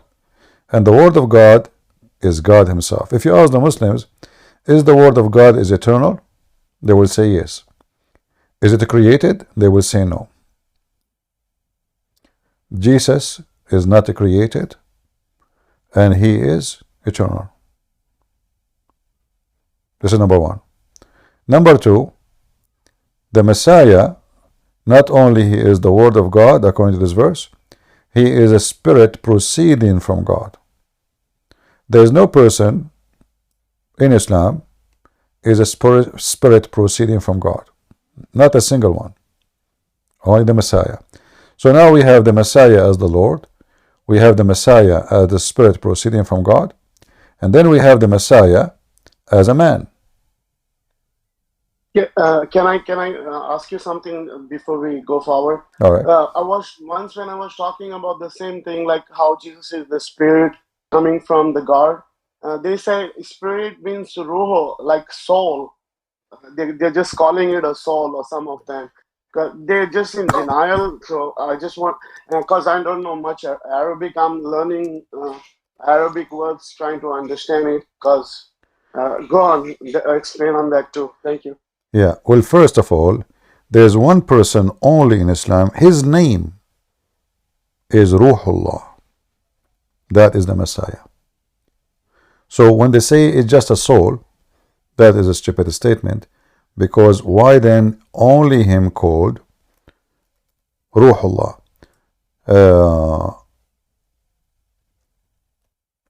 Let me find you the hadith where the judgment day, everyone goes to his prophet supposedly, and then they will call the Messiah Ya Ruhullah. Let us see.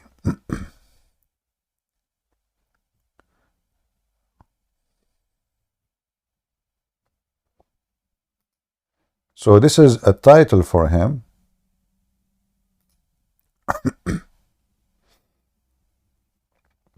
Not a description of a soul.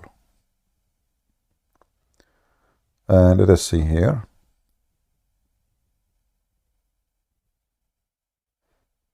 Let us see this one if we can find it in English.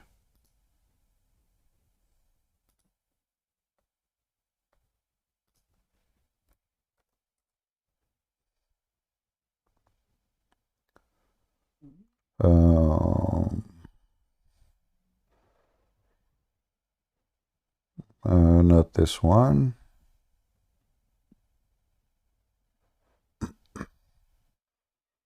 Okay, let's see another one.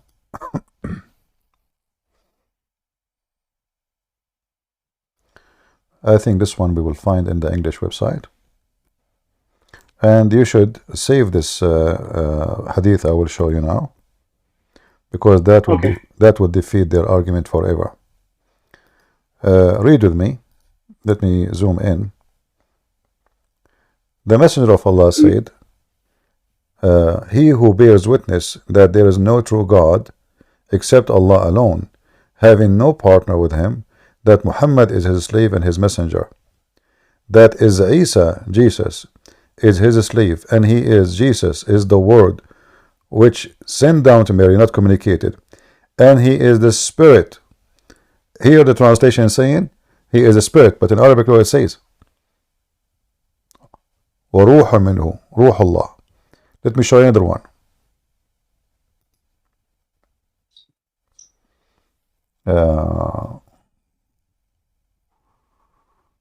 Ruhullahi wa kalimatuhu.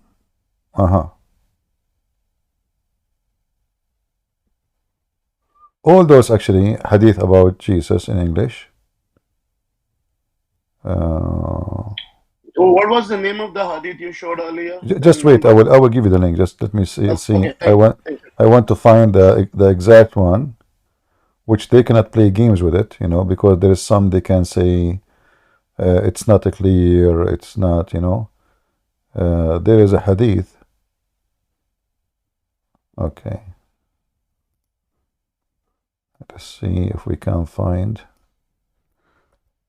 I'm still looking at the hadith I want to give you.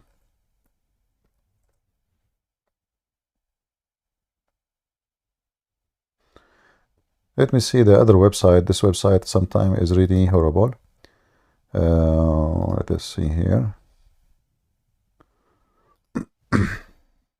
The Quran.com, they try to polish the words in English, so it will sound nice to the English readers. And they mostly believe those words which are translated in English when they don't know how to read Arabic. This one, let me give you this one.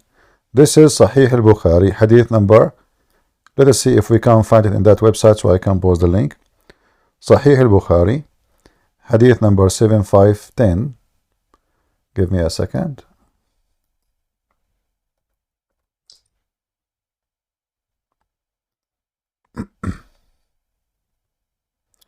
All right, so we will use this website now. You see, the other website is very easier to find things, but still I will use this sunnah.com because it's easier to put in the screen and to share the link directly. This is the link I will post in the chat. You can save it. You should save it right away. You don't lose it. And then if we go here, you will see that it says when they talked about the Messiah or Isa, they say, go to Isa, he is the word of Allah and the spirit of Allah. Let us see where it says that here in the English translation.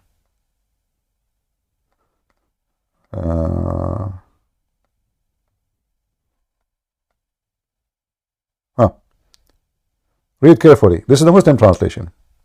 And this is how funny the translation is. Look how they lie. He said, go to Jesus as he is the soul created by Allah and his word. But in Arabic, it doesn't say that at all. What a bunch of liars.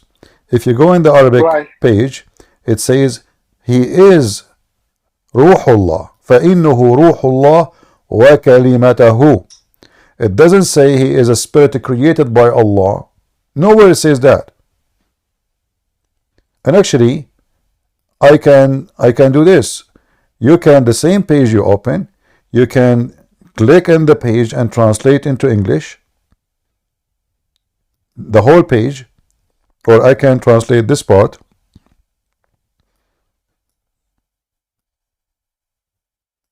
and translate.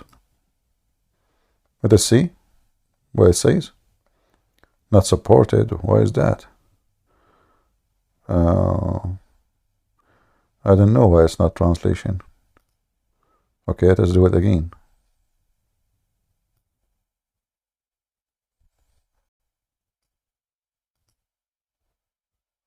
Translate it. It's open in different. Anyway, you know what? I will copy the word. I will copy the line. I will post it for you, and you can yourself copy it and post it. Thank you. In Google Translation. So go to Isa. He is the spirit of Allah, and he is the word of Allah. It doesn't say he is a spirit created from Allah. This is exactly what the Quran is saying. He is the spirit of Allah, and he is the word of Allah. In the Muslim translation in English, it says he is a spirit, a soul created by Allah. This is why we cannot take what Muslims they say. They lie. They are absolutely a bunch of liars. And let us see if we can find another reference so we can get them busted, because sometimes they forget what they translate in one hadith And let's see here.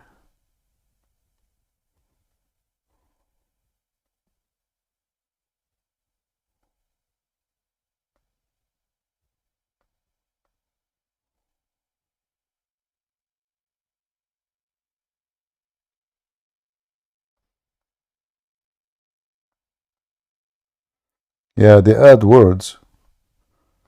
Nowhere it says a spirit created by Allah. Nowhere. It's a farce. Absolutely false. But again, I am not surprised, because this is what the Muslims do. They try to fix it, you know. وَلَكِنْ عَلَيْكُمْ بِعِيسَى. Any Muslim here, he speak Arabic, he dare to join us and tell us why they translate falsely? Anyone?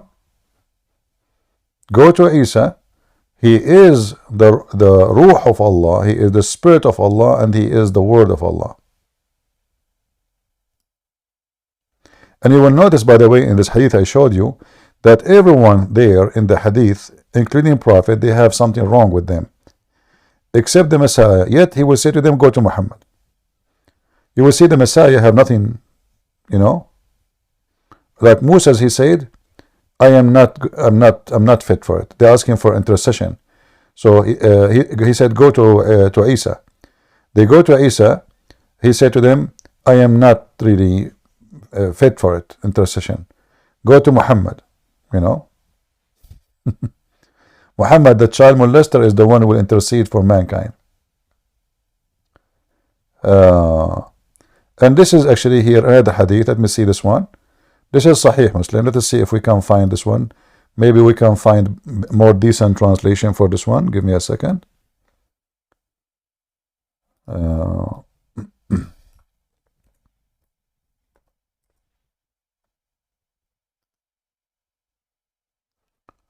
right. So this is Sahih Muslim. Let's see.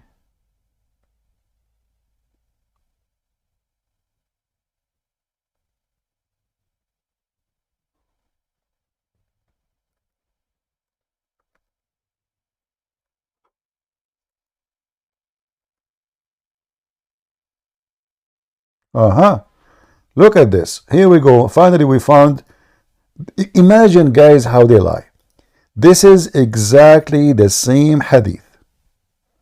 This is what? Exactly the same hadith. But look here how the translation is different. Save this one, my brother. This is Sahih Muslim 193E. And those who they are in YouTube, let me post for you the link. And the same for Ramble. Don't worry, I'm not forgetting about you, even though I am in 3 places in the same time.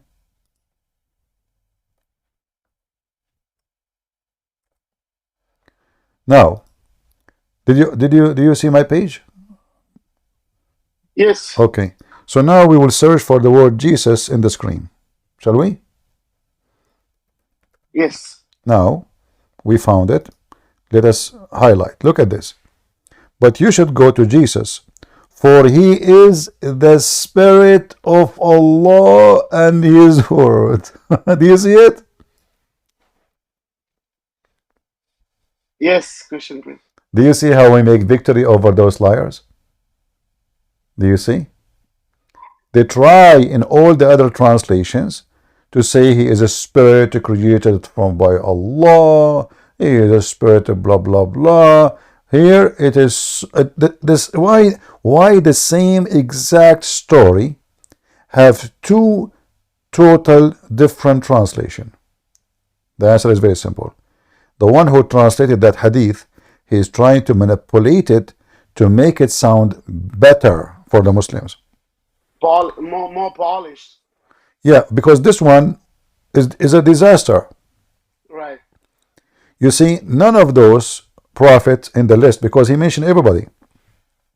He mentioned Ibrahim, he mentioned Muhammad, he mentioned Moses, he mentioned Jesus. But Jesus only, the only one. You see, look what it says. But you should go to Jesus, for he is. And then do you notice that even their website says the spirit in capital letter? Do you see the capital letter? Do you see how big the S? Yes. Why it's big? Because he is not just a spirit, he is the spirit of Allah.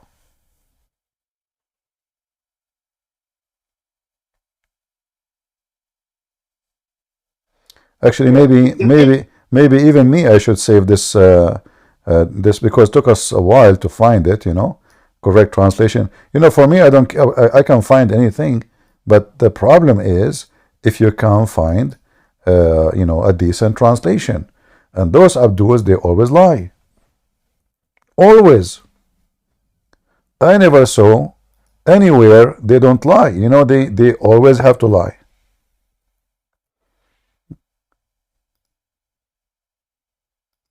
There we go. I did save it because it took you time to find it between all those thousands of and then you find the hadith, but then you find the wrong translation, false translation. How many of you did save the reference? Did you save it? This one alone is enough to destroy Muhammad and his garbage. If the Messiah, you see, it doesn't say he is a spirit from Allah. It says he is the spirit of Allah. And he is the word of Allah. The rest, Ibrahim is nobody. Moses, he spoke to Allah, that's it. The Messiah is the one who have the nature of God based on this. Now we don't believe in Allah. Allah for us is a Satan, but this is Muhammad's words, so we use it against him. The thing is, the Arabic is so clear, and I can understand a little bit Arabic because I used to work in Kuwait long back ago. Now I'm in the US. So, but I can read a little bit, but in the Quran.com it does say, it says the words, like the sounds of them, and it's easy to understand. I don't even need the translation because I can understand the Arabic. Little bit, not much, but enough. Yeah. All right. Do we have any Muhammadan? Anything else you need, my brother? Thank you so much, Christian Prince. All right. Thank you. Take care. Yeah. So you see, guys, why this is why the Muslim, they hate debating me, because I debunk them using only their own source. I don't use a Christian sauce. I use their stupid sauce. Very spicy.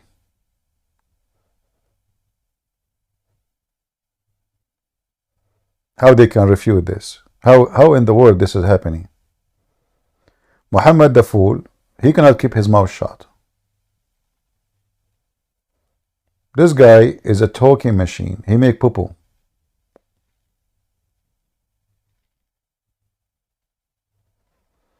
He make poo-poo and Christian Prince take it, make it fertilizer.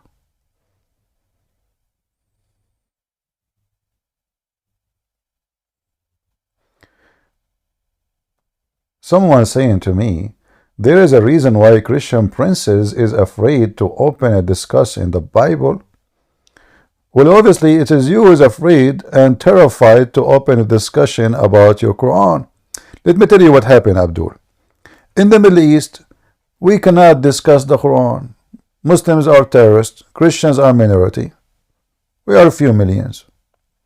Here we make you tomato sauce, squeeze you, crush you, dry you, fry you, and put you in the display. And this is what makes you upset. Because you're ashamed of your Quran. What I will discuss about my Bible, as you see, you stupid God, he approved my Bible. I mean, you idiot. Isn't it the Quran says confirming what is with them? What do you want to discuss with my Bible? My Bible says Jesus is God. Prove me wrong. Jesus, he can resurrect, and he did. Can your God resurrect anyone? Can your God resurrect a fly? If yes, how come he did not? Jesus, he did. Talk is cheap. Allah is the creator of the word. Are you sure? How come Allah the creator of the word?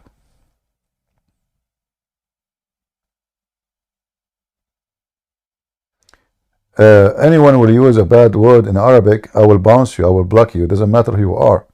Be careful. Bilal, what that word you are using in Arabic? What that word you posted?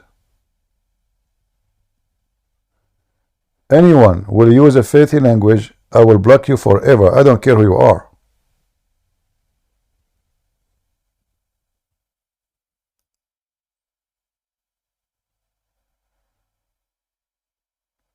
Don't be stupid.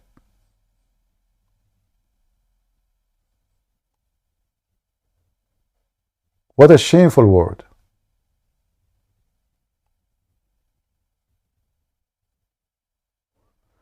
Do we have any Muhammadan here to join us? The followers of the God who have 5 fingers but not 7. I want to know what happened to the rest. I thought Allah he stuck with number 7. Muhammad he heard Jesus saying 7. Muhammad, that's it. 70 version, 70 7 times, 7 ajwa, 7 heaven, 7 earth. I mean, this guy, that's it. He's stuck. He's like, he have a glue. He can't leave number 7 alone.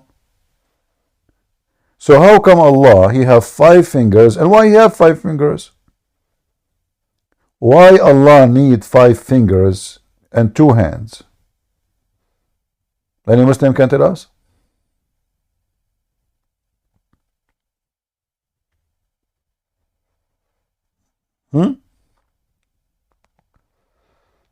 So now he forgot number 7. So did somebody force him to have 5 fingers, but he liked to have 7?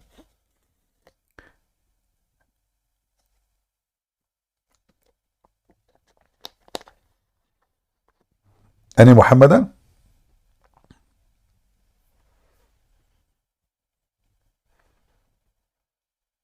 How come I have 5 fingers, Allah have 5 fingers? Are we cousins?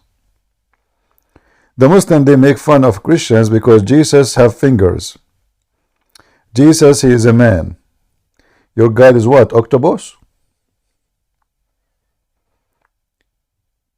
What is the finger of Allah is made of? Silicone? Any Muslim? And why you have them?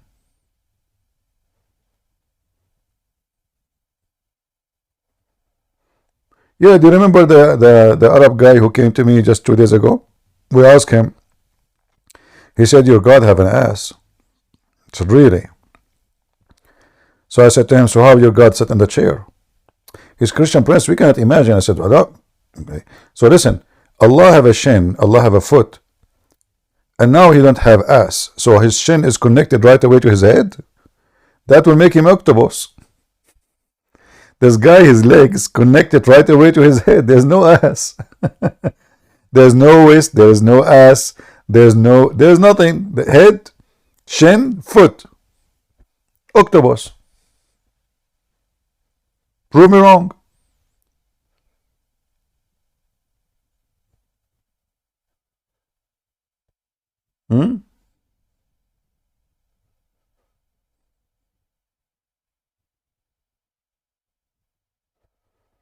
Any Muhammadan?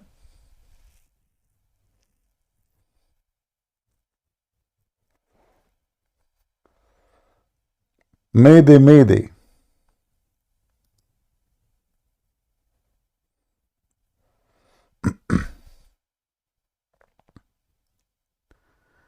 Guys, do you hear me in Ramble? Am I heard in Ramble? Some people saying there's no sound there. Good voice? Okay.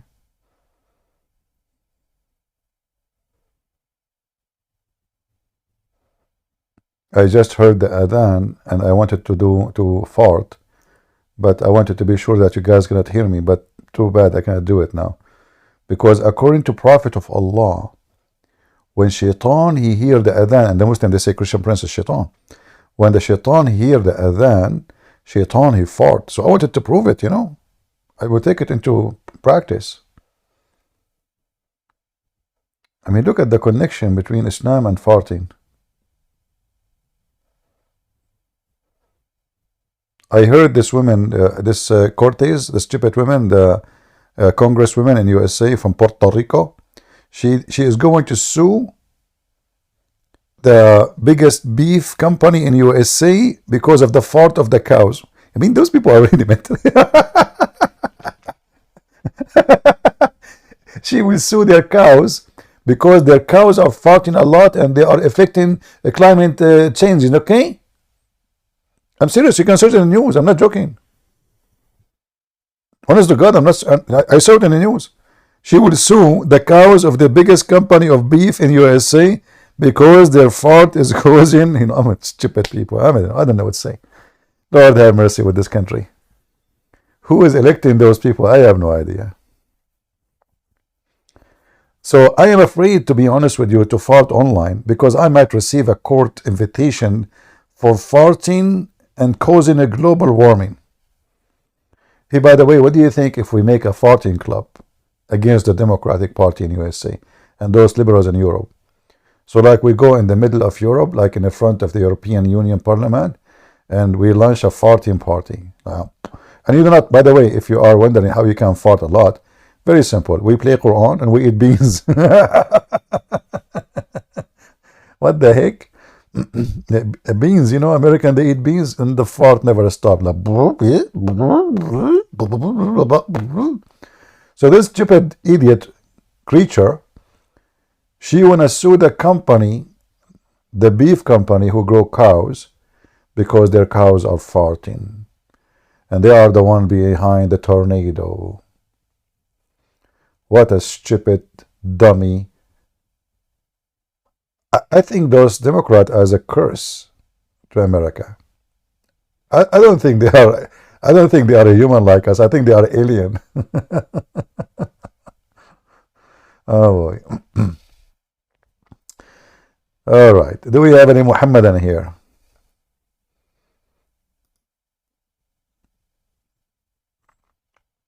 I'm actually surprised how come Muslims don't jump into the conversation, especially we are talking about farting.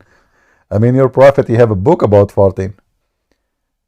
Have you ever heard of books and chapters about farting, pissing, shaking your penis? Book? What? If I go right now here and I type the word fart, I mean, why in the word in somebody speaking about God, you will find tons and tons. Look, I would just type fart. I do not even use an Arabic word. If I use the Arabic word, actually, I will find way more, because Arabic word, like sometimes they translate as fart, sometimes they translate as pass wing, sometimes as breaking wings, breaking wind. So, fart. Oof, oof, oof, oof. Allah Apostle said, this is serious.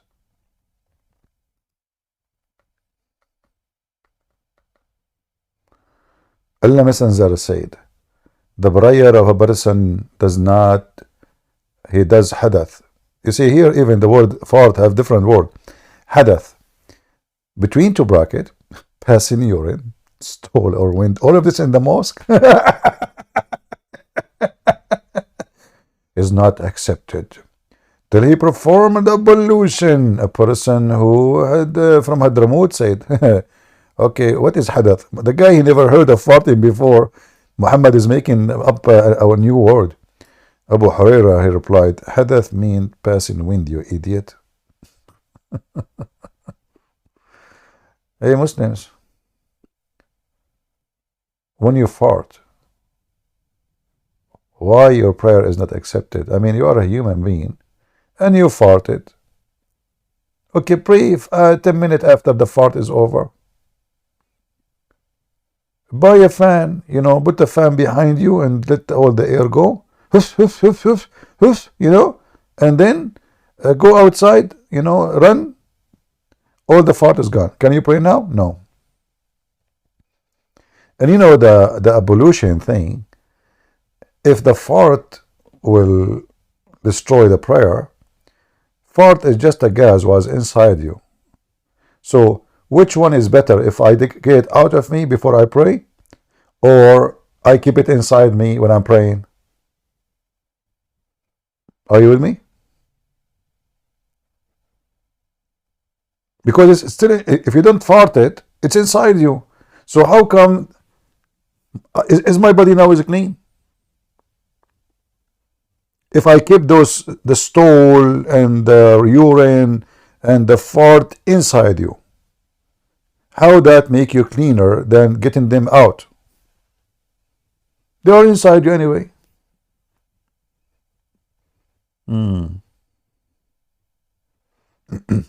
Human being, doesn't matter how much he tried to clean himself, he will never be clean in the way this guy is talking about. Talking about what? And look, who is talking about farting and gas? A guy, he take a shower with dead dogs.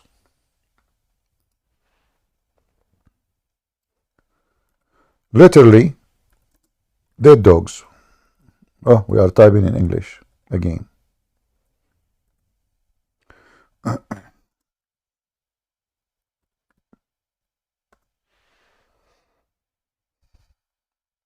This is Muhammad.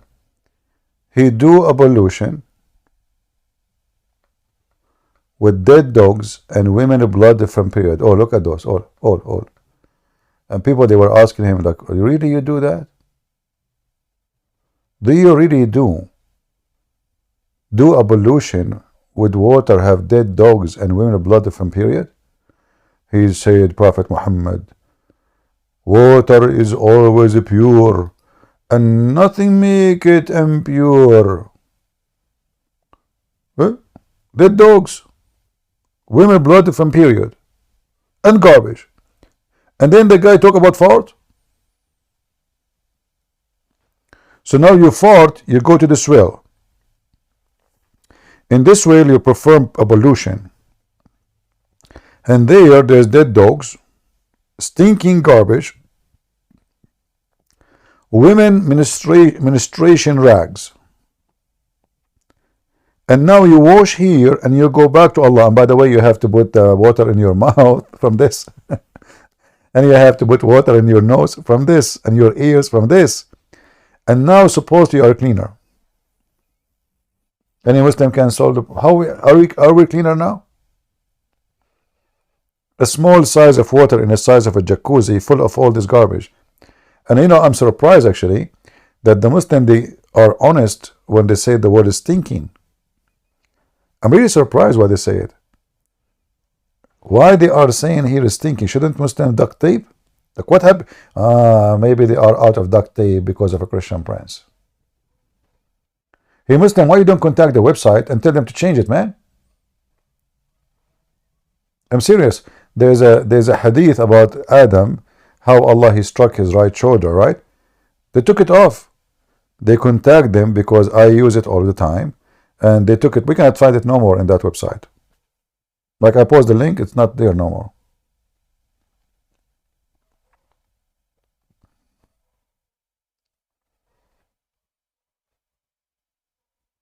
Imagine the Muslim, they claim that they follow Muhammad, they are Sunni.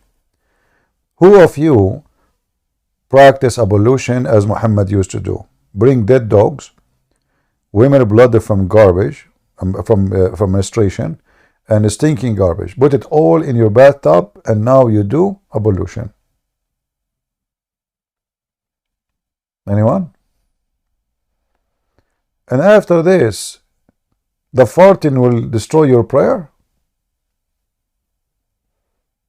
Which one is more horrible? Okay, we have H. Go ahead, H. Do we have any Muhammadan? Like we lost him maybe. Yeah, today is Saturday, not too many.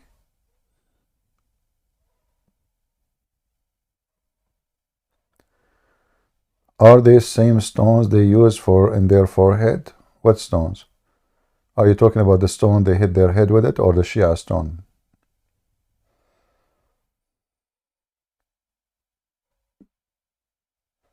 Yeah, exactly. There's a cholera, there's many diseases from this water. You put it in your nose, you put it in your mouth. This is very, very, and Muhammad, he claimed, Dr. Muhammad, sorry, I apologize, Muslim, don't please kill me. Water is pure and nothing make it impure. Wisdom of a prophet of Allah. Hey Muslims, do you see water is always pure and nothing make it pure from anything? Did even your prophet use the word anything? Like, are you sure? Anything? A Bedouin guy who take a shower once a year, if he took a shower, and if he took it here, as you see. This guy, he became a leader, became a prophet, he attacked the Roman, he destroyed civilization. Yeah, this is what happened, sadly. Nation with a great history, civilization, science, knowledge, destroyed by those savage Bedouin who take a shower once every 10 years. Actually, my grandfather, he told me he don't do that, you know. He told me like we used to take a shower once every no, he told me he took it the first shower he took it was in his birthday because he was covered in his blood, and then they shower him when he died, you know. So he have two shower. And then he said during his lifetime he attended many baby shower, but none of them was a real shower, you know. True story, by the way. Even though I have no witnesses for it. But remember, water is always pure, and nothing make it impure. Nothing. Including being farting. So if the water make it all, what about we pray in water? In the water, jump in the water, fart as much you want. Water is always pure, nothing make it impure.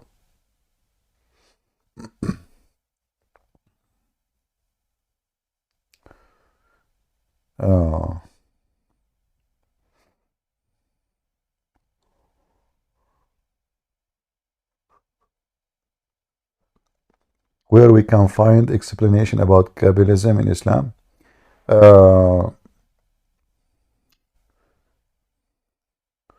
Let me see if I can find you something in, I don't know, in English, I don't think so. Let's see. Okay, give me a second, actually. Let's search up here. Akl.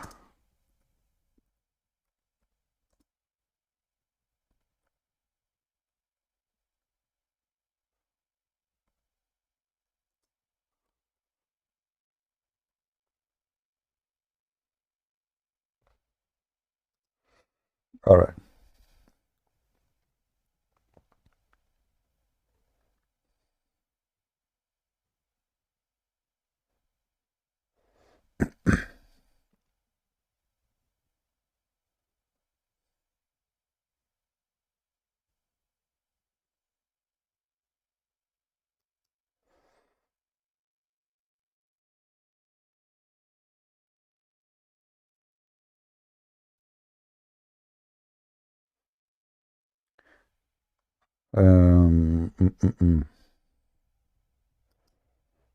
Let us see.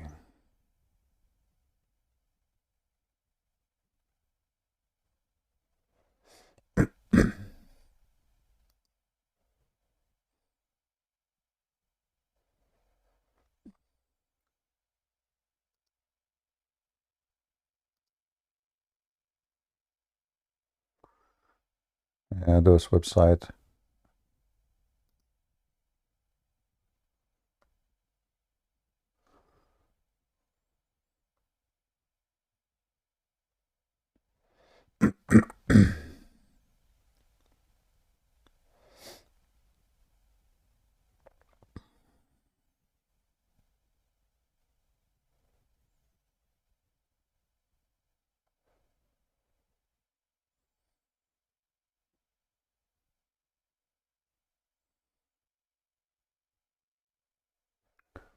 I'm just trying to find something we can use as reference, not just a website.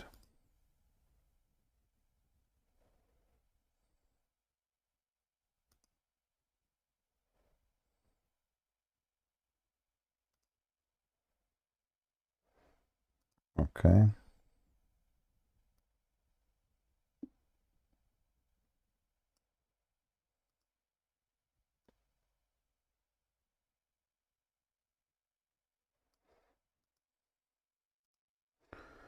All right, let us see this one.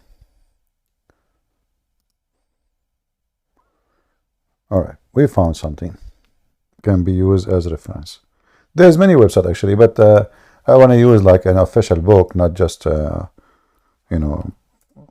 articles. So this is the name of the book. Let us zoom out a little bit. Zoom out, zoom out, zoom out. Okay, here we go. Is the name of the book coming to you? This is the name of the book. Part number 2, page number 237. Then if the person, I mean this guy, this stupid thing keep coming in Arabic.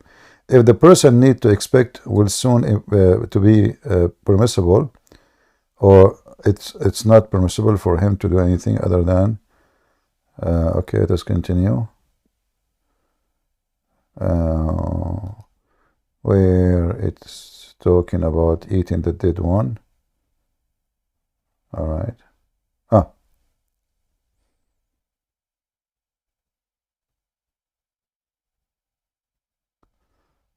We have to go down to where it says apostate. Apostate.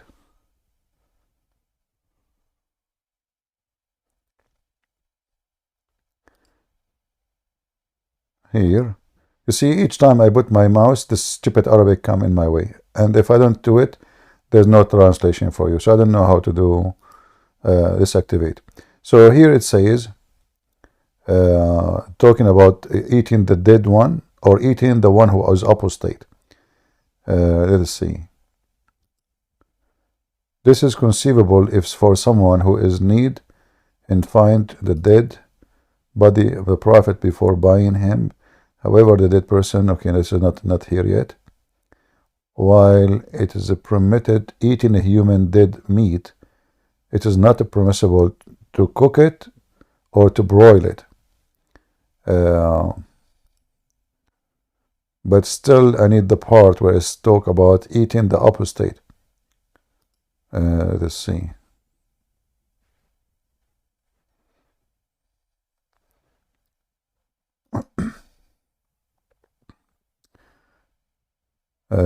Here we go. Maybe here. The Imam does not give permission. Can we go? Okay. And it's permissible to kill a married adulterer and a warrior and the one who abandoned the prayer, whoever has a penalty of retaliation, even if if the Imam does not give a permission for killing, because their killing is due. Rather, they consider this permission. It is necessarily okay. Let's see what it says. Eating them. Oh, here. Let's go here. No respect for etiquette and the rule of lunatics and people of war, their slaves and their hermaphrodites, like their boys. Ibn Abi Salam says a person need to find a boy with an adult in war. He will eat the adult and refrain from eating the boy because of his eating from losing, because if eat it, he will lose money. He can sell the boy. I don't know if you guys can read the translation, but you can make out of it, right? Do you see how stupid it is? They are talking about you can eat the adult, but don't eat the boy.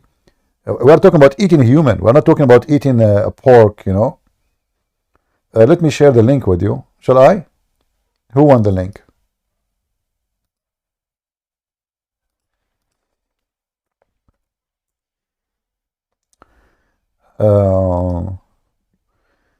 Yeah. Actually, here I think the translation, there is something missing. It should say apostate. So here, the word apostate is translated wrong. Murtad, because I don't see it in English, but in Arabic I see it. Yeah, you can eat them. And here they are discussing if you should cook them or not.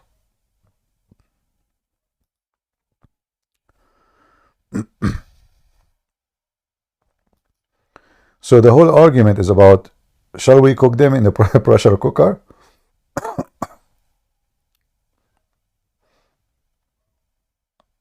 Yeah.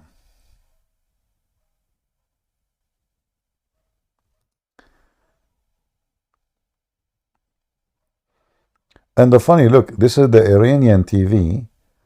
They are discussing what the Azhar, because they are Sunni, speaking about cooking the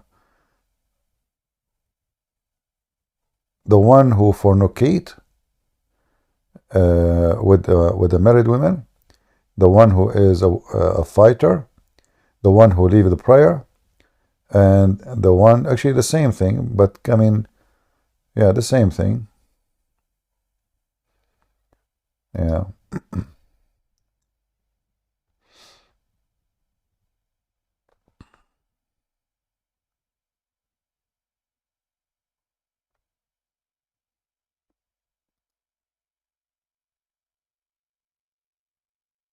Hmm.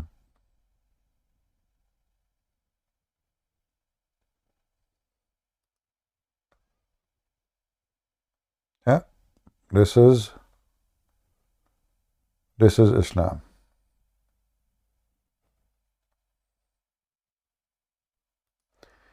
Do we have any Muhammadan?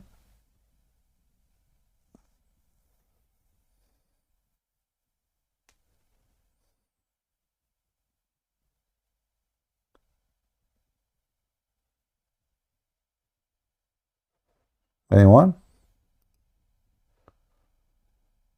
If there's any Muhammadan in YouTube, you can click at the link of the Discord and you can join us. You know,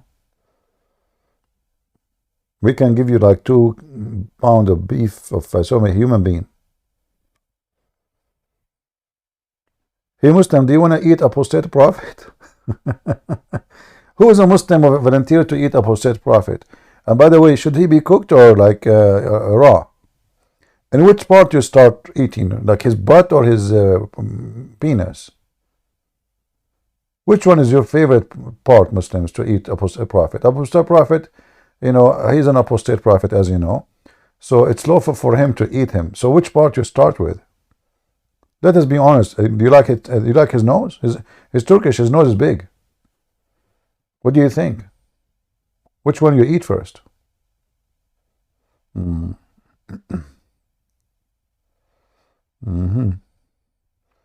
look at the details. Permissible. Look at this religion. You know, it's permissible. And eat the adult, but refrain from eating the boy, because his eating will make you lose money.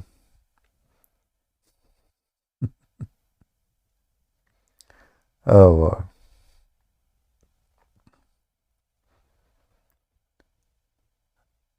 Or eating the women. And then if he does not seize control of the boy and the women and the like of, otherwise they become your slaves.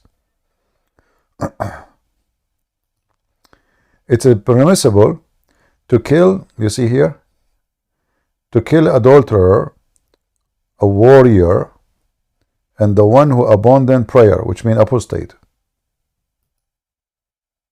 and whoever has a penalty of retaliation, even if the imam does not approve, you know, because their killing is due. Rather, they consider his permission other the case necessarily to pull it to him. In the case of necessity, there is no respect of etiquette. What the heck? Yeah. And even the top is the same, by the way, like eating dead human. You see here it says, eating dead human.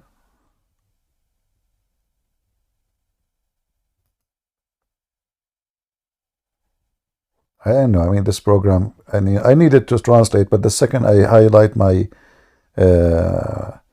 my mouse on it, it goes in Arabic.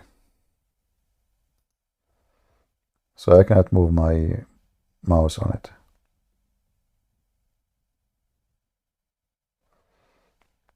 Any Muhammadan?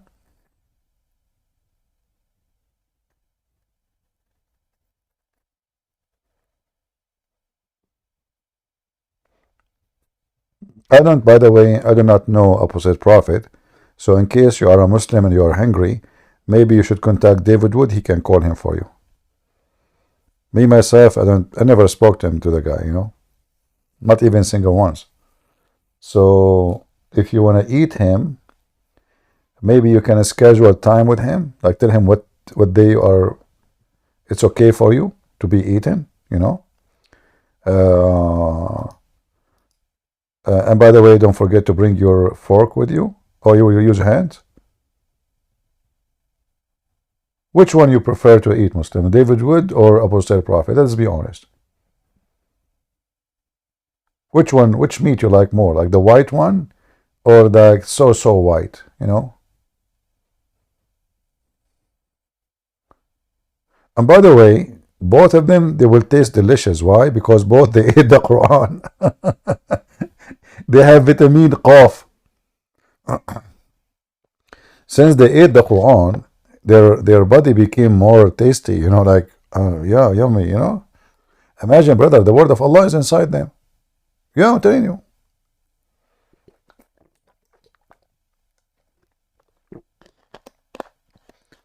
I don't know what happened to David Wood and Apostle Prophet when they ate the Quran that day. They did not tell us their experience when they went to the bathroom. What happened? Hi, what's going on? Islam is love. How are you? I'm in peace because of the Islam and you. You are in peace. That's good. Yeah, Islam give me peace. Islam give you peace.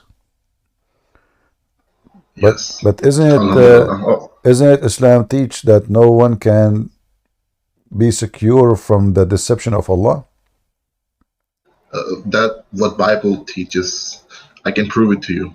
Okay, give me the verse from the Bible, and I will give you the verse from the Islam. Go ahead.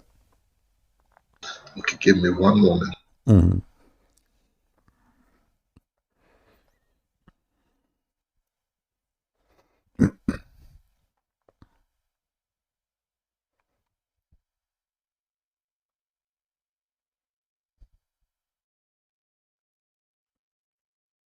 Give me one moment. It's coming right up. Let's come in.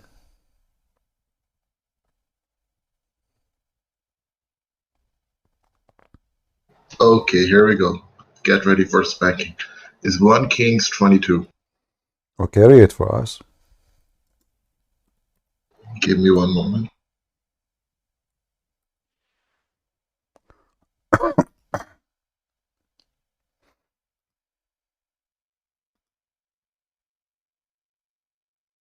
What translation do you read?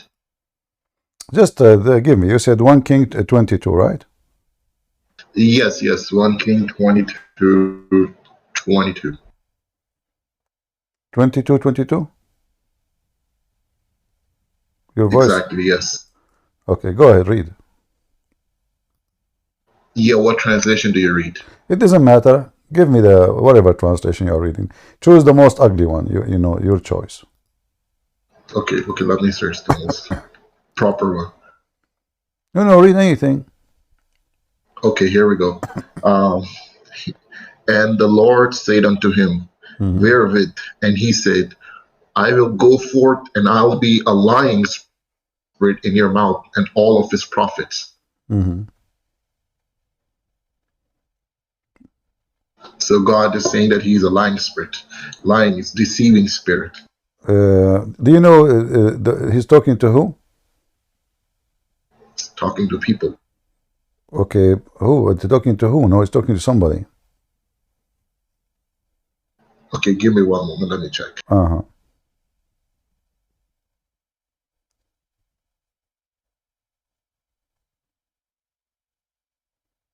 It says, go and do it. It's talking to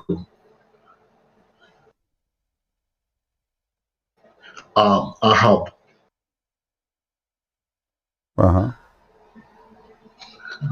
I'm trying to read the tafsir of this verse.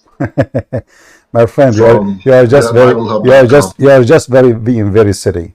Those are false. I mean, what no, you see, this is different story. No explanation, right? No, don't tell me. Please. You know that this is not what it says. So here, those are false prophets, and the false the spirit of lying is their mouth, is their language, is their words. So they are lying. So those people who they are preparing and plotting against them, the lying spirit will mislead them, so they will not be able to accomplish their mission. Yeah, but like God will be the one putting the lying spirit in their mouth, right? So the God is the one who's putting that spirit. So they will not be able to accomplish. This is not misleading believers like the Quran. Those are very evil people. They are plotting against the good ones. So they are already evil. So the lying spirit will mislead them from their target, which is aiming to hurt the good ones. But in your Quran, the lying or the deception is as the following. Let me show you. So you're a prophet, he said, that only foolish one, only losers, they will trust that Allah will not deceive them. Let us go to the Quran. Yes, let's go to the Quran. What's the worst? All right. You have your Quran with you? I have my Google with me, so I'll search. Chapter 7, verse number 99. And you will see here how Muslims, they try to fabricate the words and change the translation.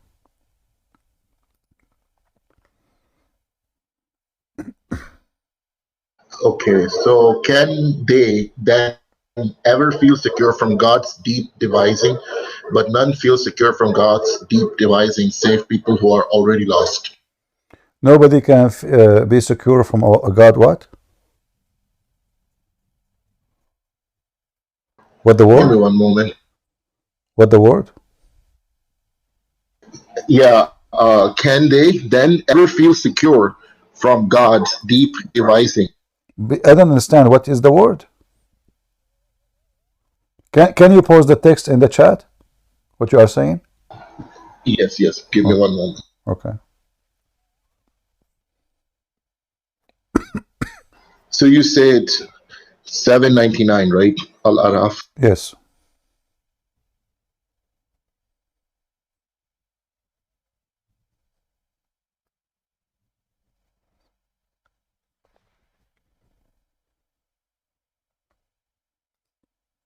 Go ahead. Did you post it? I don't see anything. Did you post anything? All right, I posted it again. I don't know. Where is the post? Guys, in the comments. Guys, do you see his post? How come I don't see anything? You see it? The deceiving spirit is in your eyes.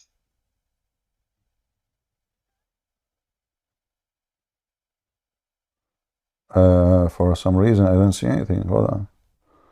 I don't know why. A lot of people are actually posting it. You can see it now. Mohammed Asad. Okay.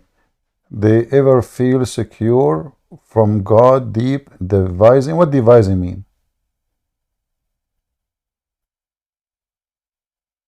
What deep devising mean? Are you there? You know, like devise against somebody. What does that mean? Is it a bad word? Is it a good word?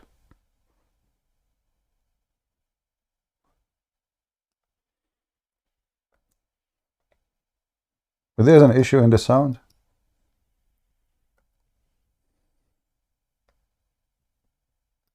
Are you there?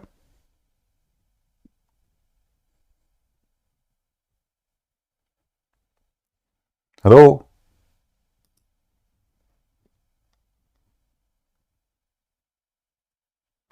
Here you see why we don't respect Islamic translation.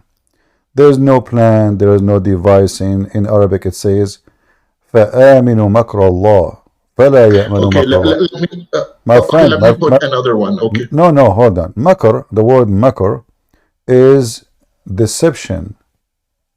lying, deceiving.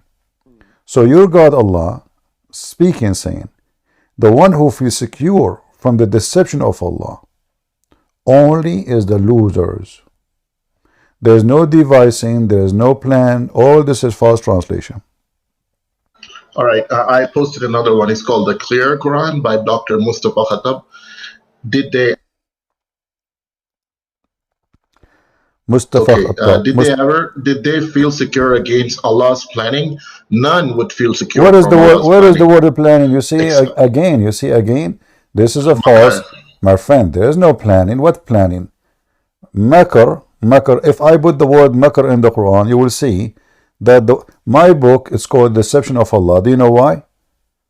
Because this is the word makr, makr, makr wa makr Allah wallahu khairul makirin. So the word makr, the second, we can take it right now into the dictionary. Go right now. Copy the same exact word. Huh? Let me look at something. You can talk to your next guest, and I'll be back. I'm cooking liver, and I need to make sure it's not burnt. I'll be back. Oh, okay. If my ramble is still working, my computer crashed.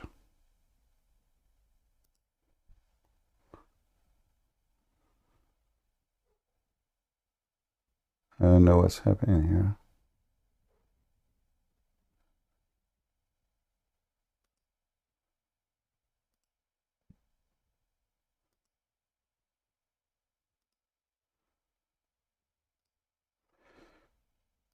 All right.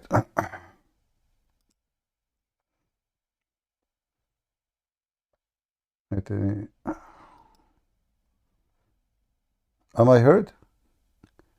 Can you hear me, guys, and ramble? Now we will have a new stream in YouTube. I don't know what happened, you know. My computer crashed.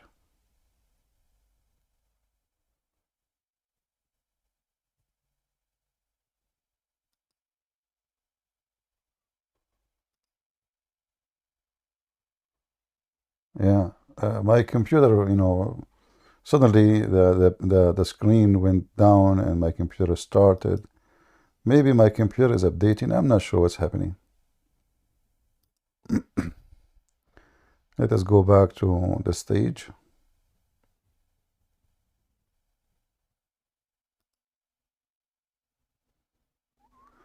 All right. It says unmuted.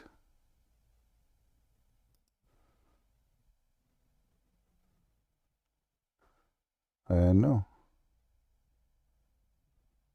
What's happening? All right. Am I heard, guys? Yeah, my computer crashed. I don't know what happened. Yeah. I don't know what happened.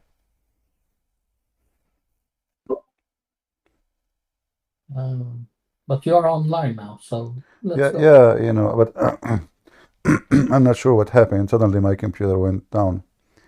Even supposedly this computer is powerful, you know, but look like it's not handling 3 streaming at the same time.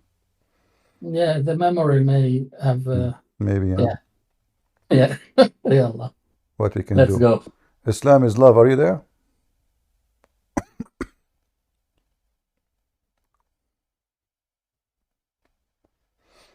Yeah, people in YouTube, now I have a new stream.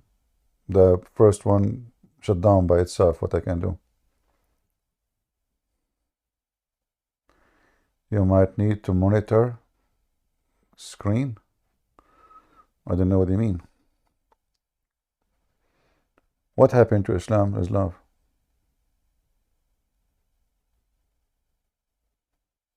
It's gone?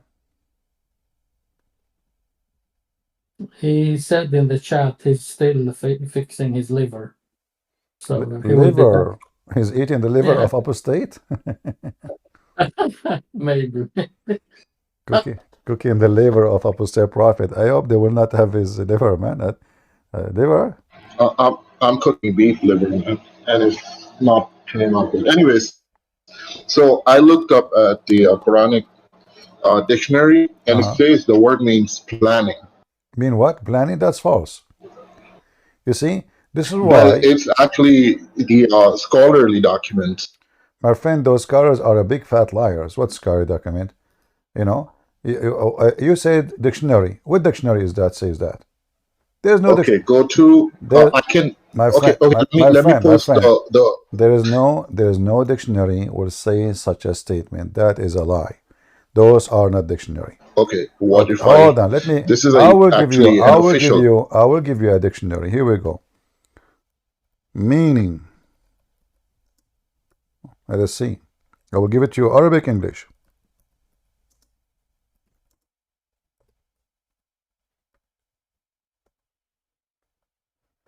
All right.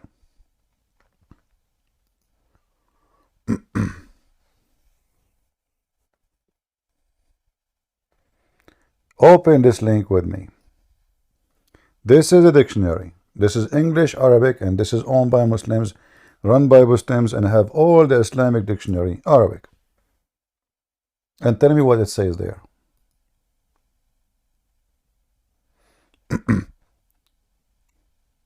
Remember, let me show. Makar. Yeah. What it says.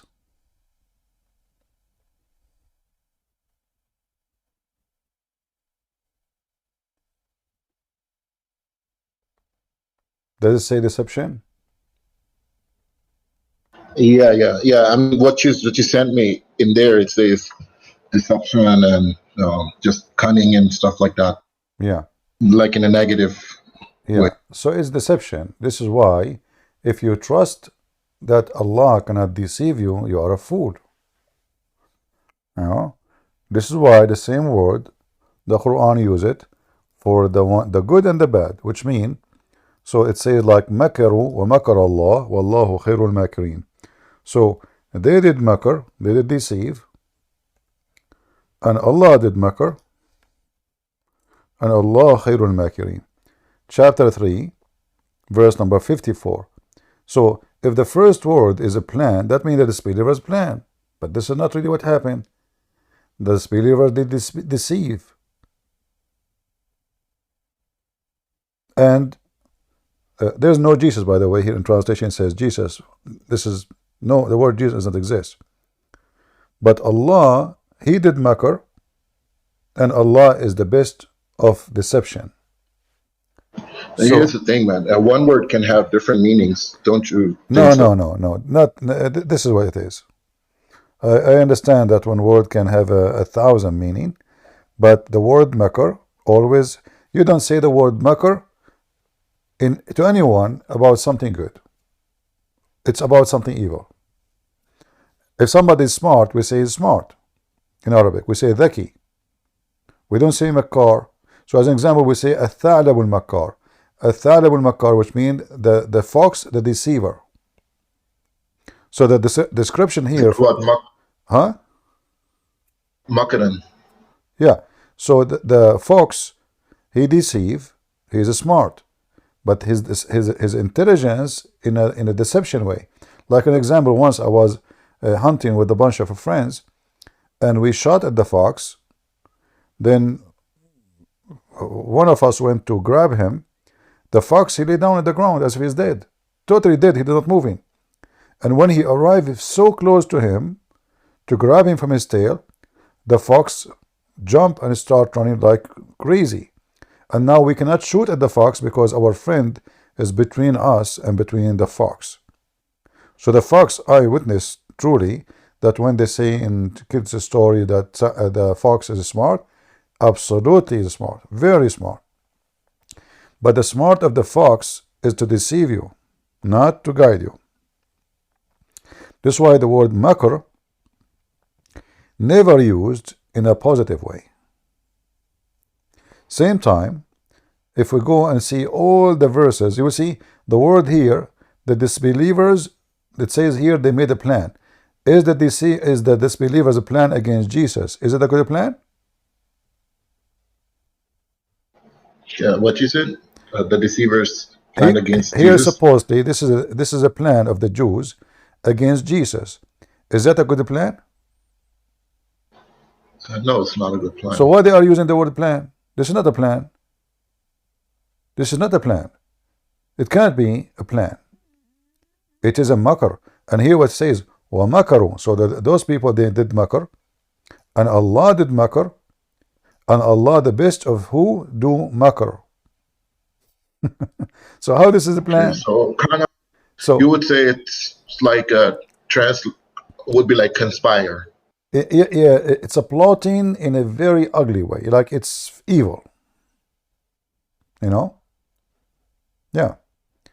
All the verses where the word makr is coming, you will see it, is about evil. Like here, a Pharaoh, he says, do you believe? How dare you to believe in him before I give you permission? This is must a conspiracy. Do you see the word conspiracy? Where? Here in the chapter. Do you see my screen? My screen is not shared. Sorry, it's no, it's not. Yeah, because I crashed. I thought still they are seeing it. All right. What about now? Yeah, it's there. Oh, here the word makr. So Pharaoh, he said, this is a makr. Makr too. He repeated again. You did it. You did makr. What is the translation saying? This is must a conspiracy. You did conspiracy, not devised. So is that a positive thing or evil thing when we say conspiracy? Yeah, I mean, if you're a conspire, normally, yeah.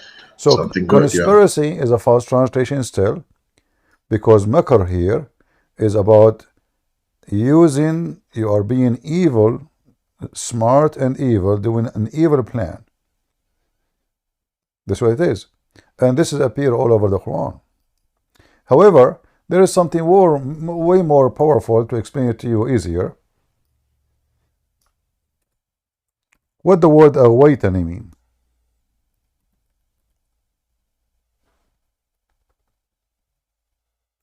Do you know?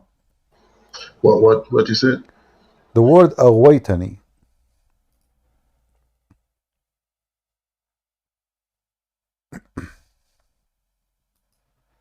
Do you know what the word awaitani mean?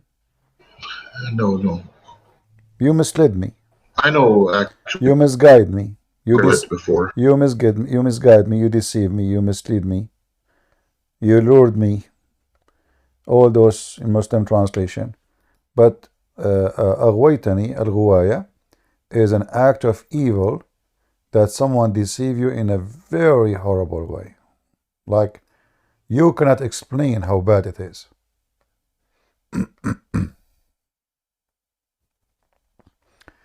So who is the one who was misled by Allah? Shaitan. Do you see it? Chapter 7, verse number 16. So if Shaitan himself was misled by Allah, then who is the source of all evil?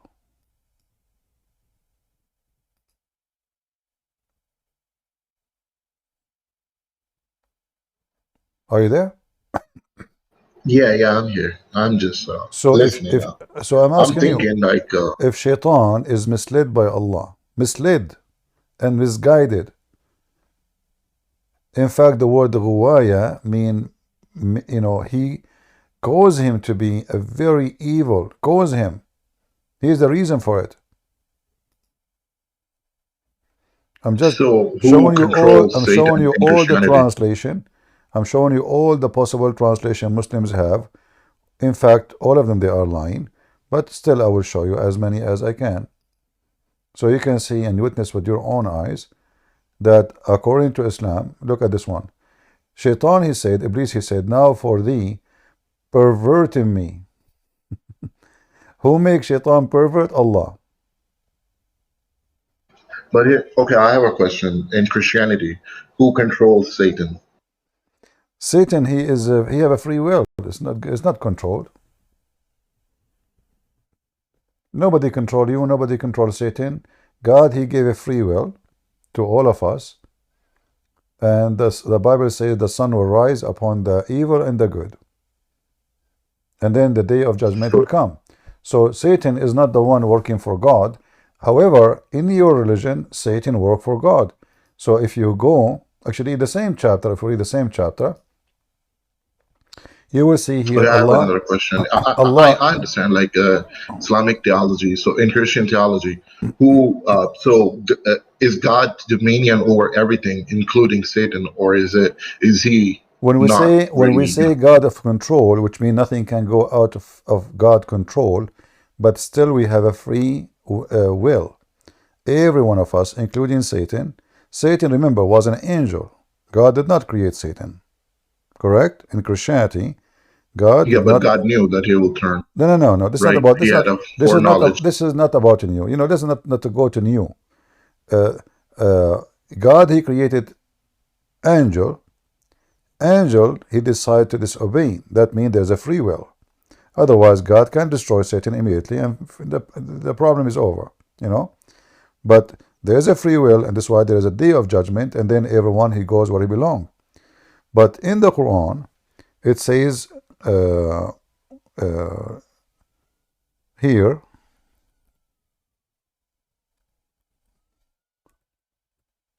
if we go here, actually, we use the word awaitani again. You will see here, it says the following in chapter 15, verse number 39. Shaitan, he worship Allah, and he is obedient to Allah, and he do the command of Allah, and the proof in front of you. Satan respond, said, oh my God. Hijab 39, hold on, give me one more.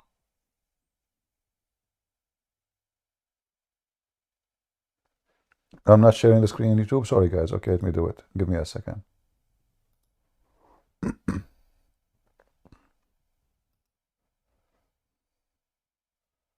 All right, now you will see it. Give me a minute.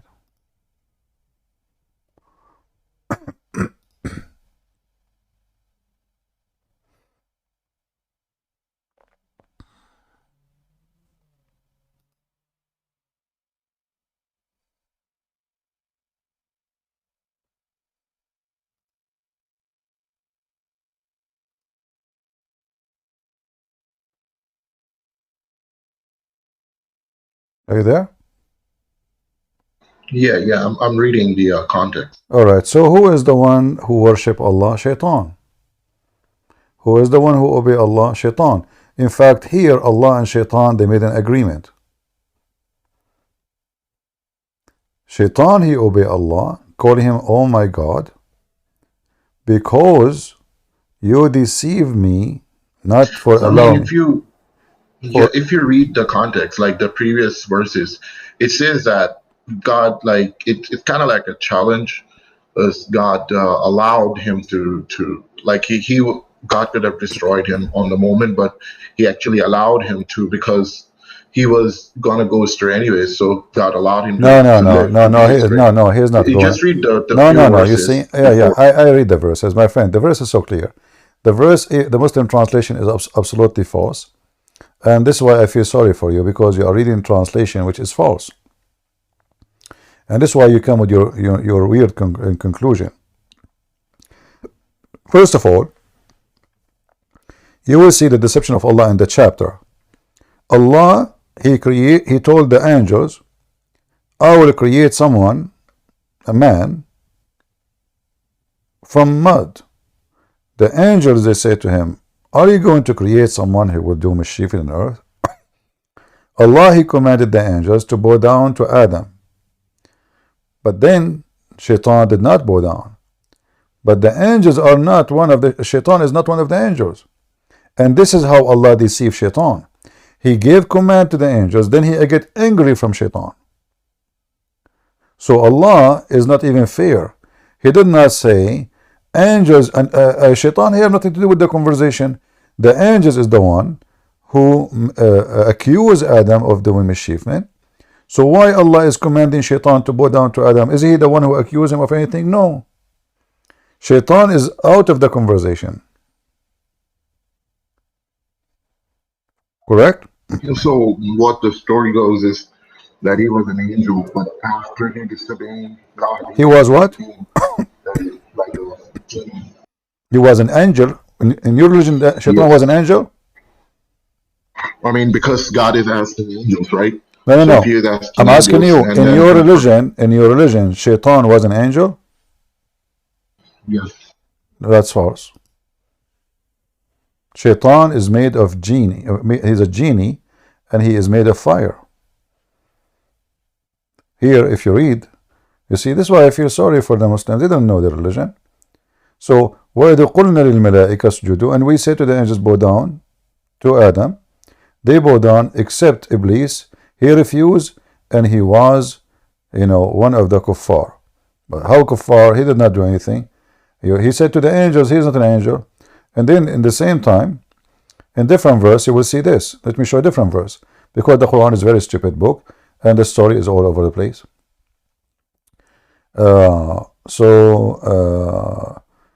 If you go to the verse,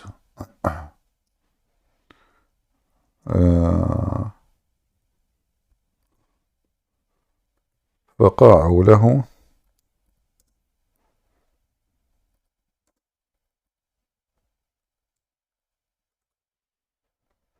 chapter 15 verse number 29 and chapter 38 verse number 72. And this is the funny about the Quran. You cannot find a story of one person in one place.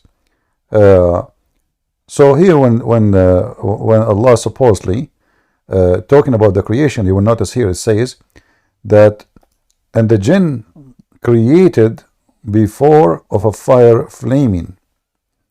Jinn is from fire. Angels are created from light. They are not the same. Shaitan is a genie. So Iblis, he refused to bow down, and Allah, he asked him, why you don't bow down to, hey Iblis, why you don't bow down to Adam? He said, I would never bow myself before a mortal, whom thou hast created of a clay, of mud molded. And then Allah cursed him. So why Allah wanna, curse him for refusing to worship a man or to bow down to a man? And especially he did nothing wrong. Iblis, he did not accuse Adam of anything. He is one of the jinn. He is not one of the angels. And then Allah is asking him why you don't bow down, but he did not even command him to bow down. He said angels bow down. He is one of the jinn. I have a question. Okay. I was watching a priest, forgot his name, but he was talking about demons in Christianity. They think they are fallen angels. Genie are not demon. Genie are creatures who have a physical body. They can be invisible according to Muhammad, but they eat, they have sex, they sleep even with Muslim women, they lick their private part, they have intercourse with Muslim women, especially if they sleep in their stomach. They even sleep with Muslim men if they sleep in their stomach.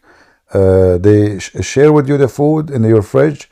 Muhammad, he said, don't bring me bones, because those are the food of the genie. And Allah placed, he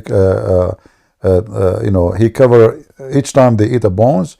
Allah, he cover it again by meat so they can eat it. So genies are not demon. Demon in Christianity are a spirit. They are not a physical being. They don't go have sex and eat. Genie in Islam is just a fiction story about something. Demons possess people, don't they? Yeah, but they don't have a physical body. That's why they can possess. But genie, they're like, yeah.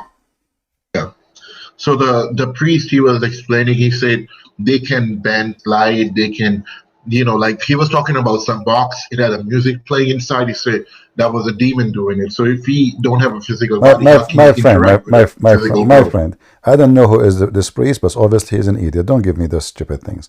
What demon have to do with music box? This is silly. He's a priest. I don't care. As a priest, as a donkey, who care? Don't give me those stupid things. Priest, I don't know if you are even telling a true story or not, but there's stupid people, they say stupid things. Demon, on YouTube. My friend, who care if YouTube? So what if in YouTube he's that suppose he is saying the truth? There's many donkeys. There's No, there is Muslims. There is Muslim. They say all kinds of stupid things about somebody as a Muslim. He is possessed. They beat the women. They beat the hell of her to get the demon, supposedly the genie, out of her. But all of this is stupid because Muhammad never spoke of these things. Never. All those is a fabrication of the Muslims. Either they are following Islam or you are following your own stories. So the Muslims are very confused. When they want, they believe in demon. When they want, they believe in genie. Do you believe in demon or in genie?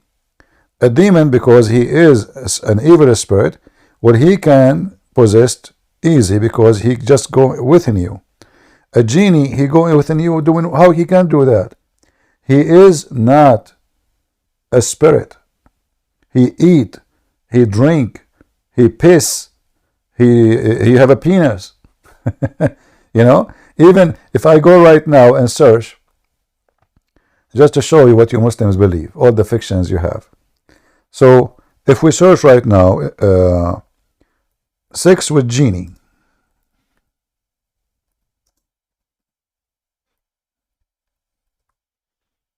Sex with genie. We will find tons of Muslim websites speaking about sex. Muslims believing that genie can have sex with them, and they explain even how it's done. So if we open this website, let's show you here.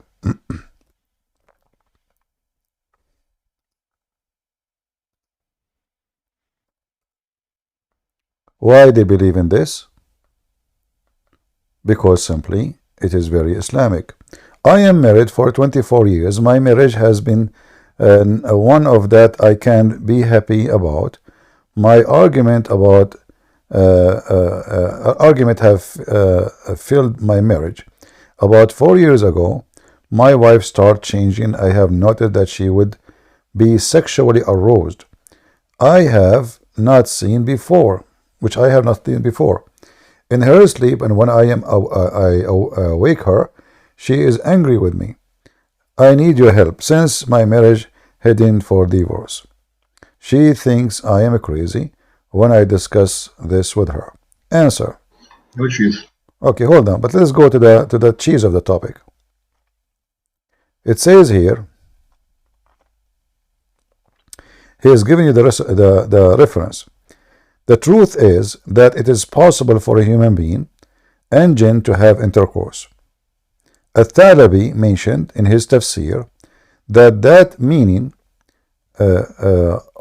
be, O Iblis, partner with their human being. This is the chapter on the Quran. In worth in their children. So the Quran says that Iblis, Shaitan, he can partner with Muslims in their children and in their wealth. How? By having intercourse with Muslim women. And then here it says, and this is tafsir, and this is the reference, Ibn Jarir, Al-Tabari, etc. Tafsir Al-Tabari.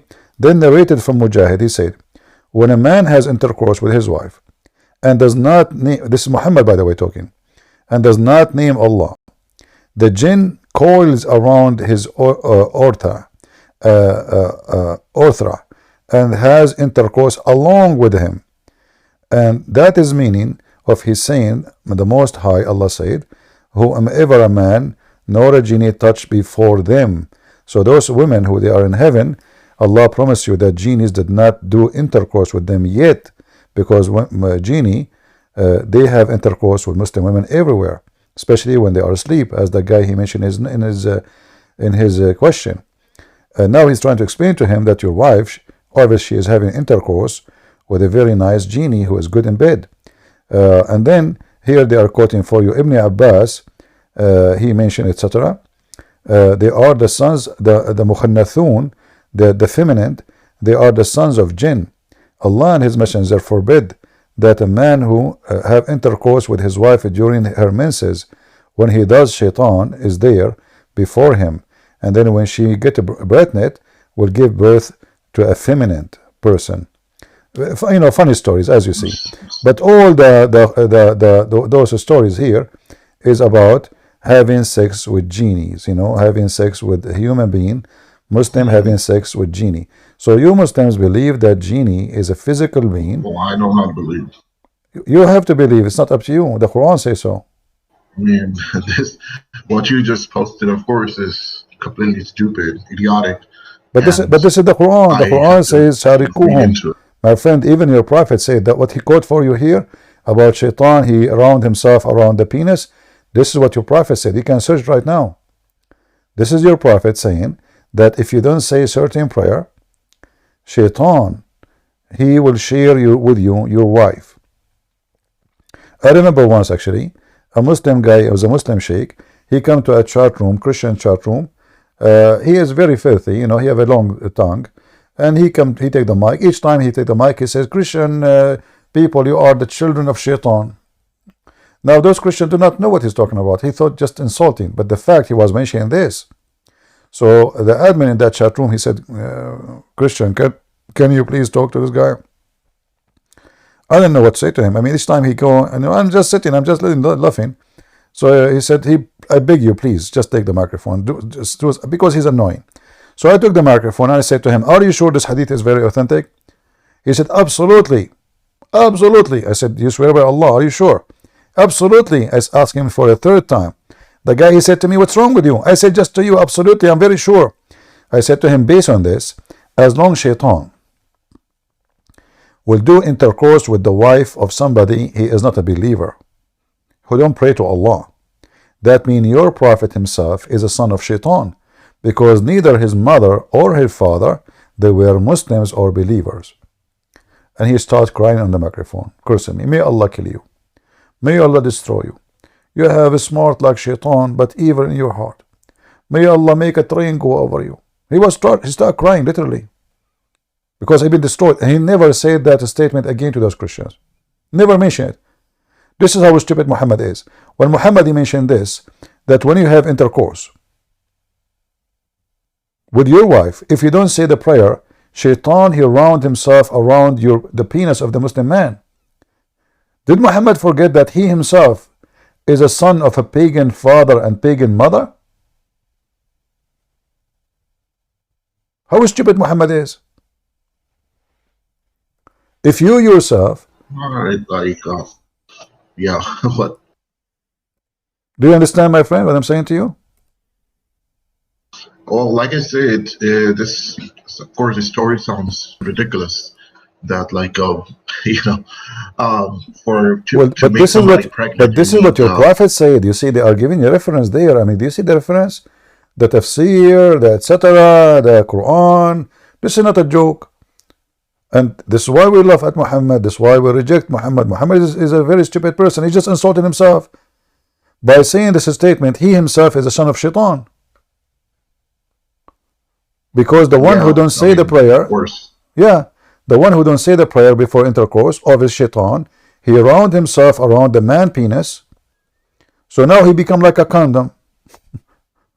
And why shaitan want to do that? I mean, this is just a silly, stupid thing. I mean, what the heck is that? And how shaitan is going to make the baby his baby now? Like he would have orgasm. Stupid. Yeah, but this is your religion. And what did the woman do to deserve this? To have a exactly. Not only that. I mean, there's tons of stories. Like a guy, he opened the door, he found his wife vagina is catching in fire. The sheikh, he told me, obviously she is having sex with genie. I mean, why the pubic area of a Muslim woman is catching in fire? Why? It's a genie, because the genie is made of fire, brother. The genie is made of fire. So when he have intercourse with her, he make a spark, and her pubic area is so dry, so she catching fire. Other Abdul, he says, when I opened the door to my, if you read this website, you will die laughing. He opened the door, he saw his wife touching herself. And instead of saying, the idiot, you know, he's being an idiot, he's not doing his job, so his wife is horny, so she is masturbating, obviously. Instead of understanding that he should do something, you know, he think that genie is doing that to her. And the sheikh, he confirmed, he says, brother, you need to read Quran, chapter Al-Kursi, upside down, and, you know, burn bakhur, you know, those things, you burn it, like what they call it in English, I forgot. So, all of this, instead of saying to him, you know, obviously your wife is horny, sleep with her. He needed Viagra instead. So, You see, this is why I say to you, you know, if you are looking for a truth, this is a silly, stupid religion. And if Muhammad is the one who said those things, I mean, who in the world can cover up for Muhammad now? Can you? I mean, I don't normally go to hadiths because of these stories.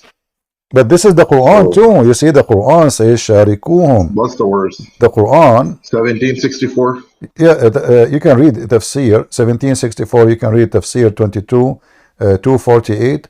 They are giving you the reference. Okay, I will read it, and you can take the next caller. I gotta read about this. To be fairly honest, I didn't know much about the jinns and what they do. The jinn, because I believe first jinns of all, are as demons. First of all, the idea of a genie, you know, is obviously stolen from the Persian. There's legends about genies in many old stories before Islam. Like as an example, the stories of 1000 Night and Night. Those stories there's no author for them. Those stories exist. The people they tell them for generations to generations, and then somebody one day collect them in a book. But those stories about genie in the ball, flying carpet, all of those you find them in the Quran, and all of them. You're trying to tell me? Are you trying to tell me that basically Prophet Muhammad collected stories, like fiction stories, and made it into Quran? That's what you're trying to say? I'm not saying that. The Quran can say that. Read carefully with me. Isn't it? This is what the Arab, they keep saying to Muhammad. The Arab, the first thing they notice, that this guy is telling us the stories we know, the legends, and they say clearly asatir. Asatir in Arabic mean the legends and the fairy tales. And look how many times. Chapter 6, verse number 25. Chapter 8, verse number 32. Chapter 16, verse number 24.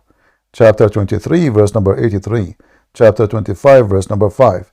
Chapter 27, verse 68. Chapter 46, verse number 17.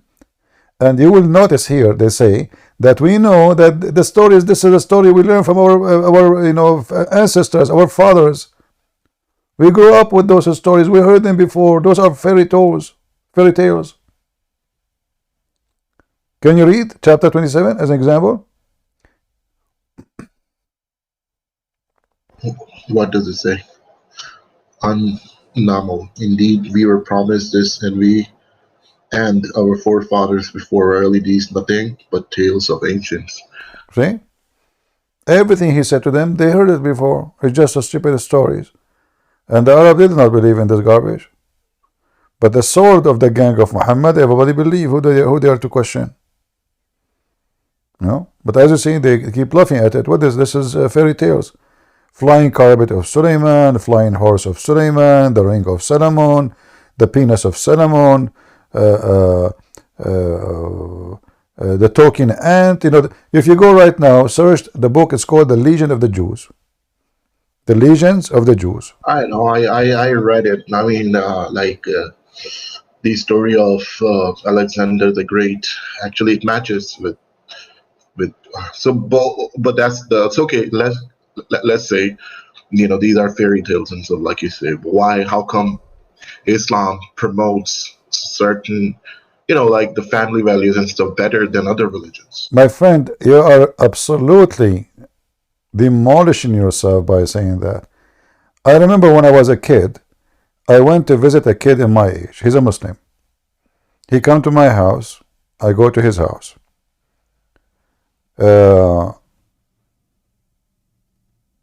Once I was playing with him in his house, and he said the F word to his brother. I said to him, "You stupid." He said the F word to his mom. I said, "Why you say that to your mom, you stupid? Isn't your brother?" He said, "Yeah, but he's from different mother." Is that the family value?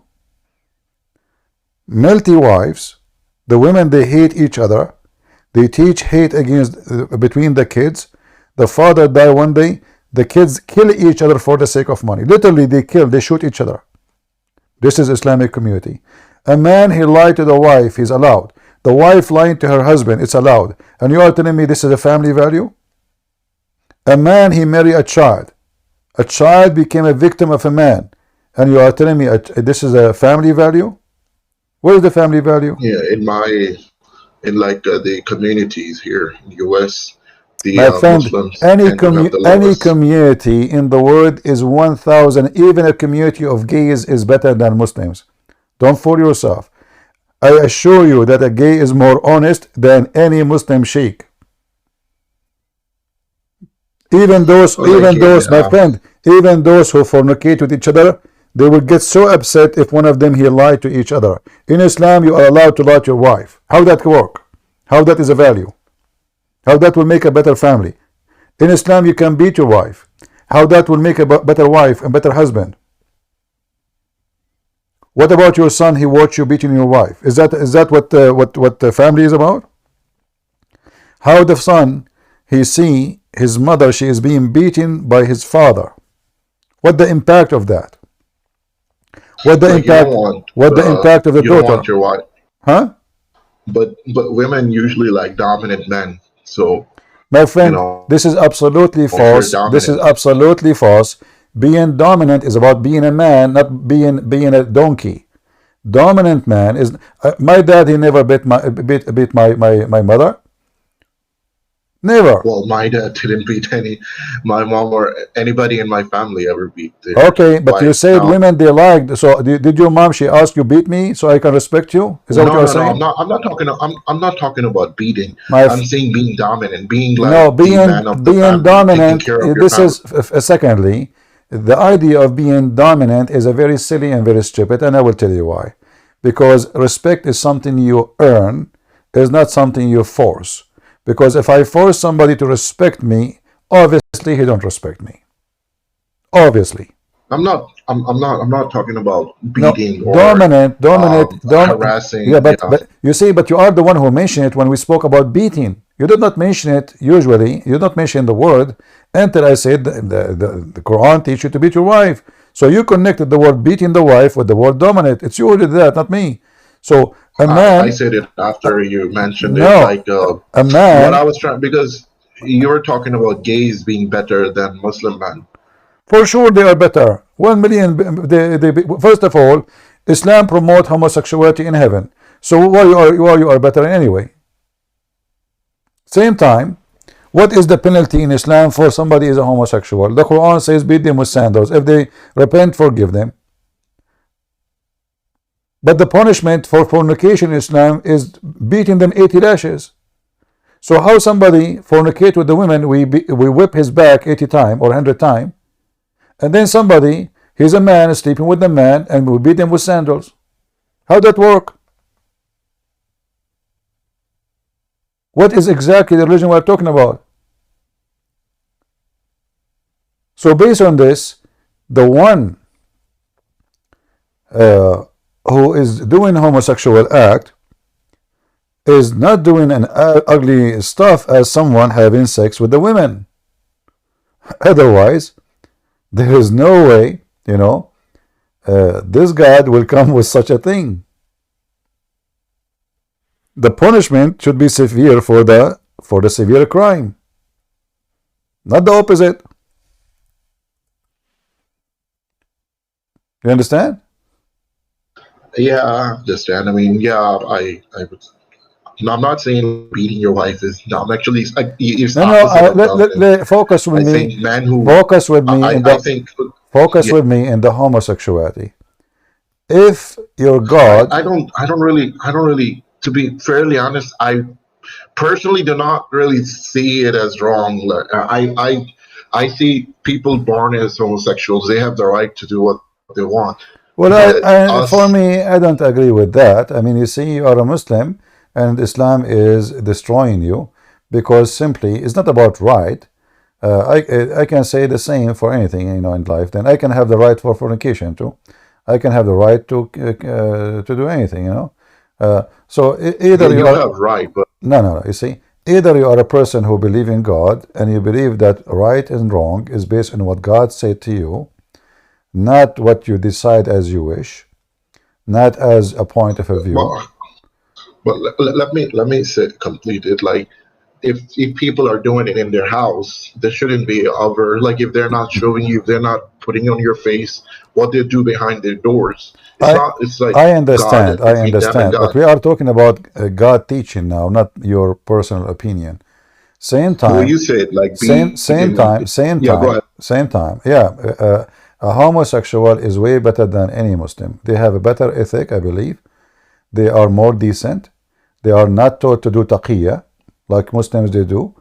Muslims they do taqiyya. It's part of their religion. You ask him a question about Islam, he answer anything except the correct and the honest answer.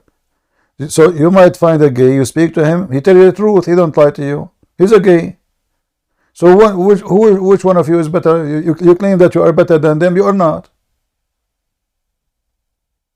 Well, but in Christianity, punishment for gay is death, right? But for The Muslim, it's not punishment, that. yes, the punishment in the Bible is death.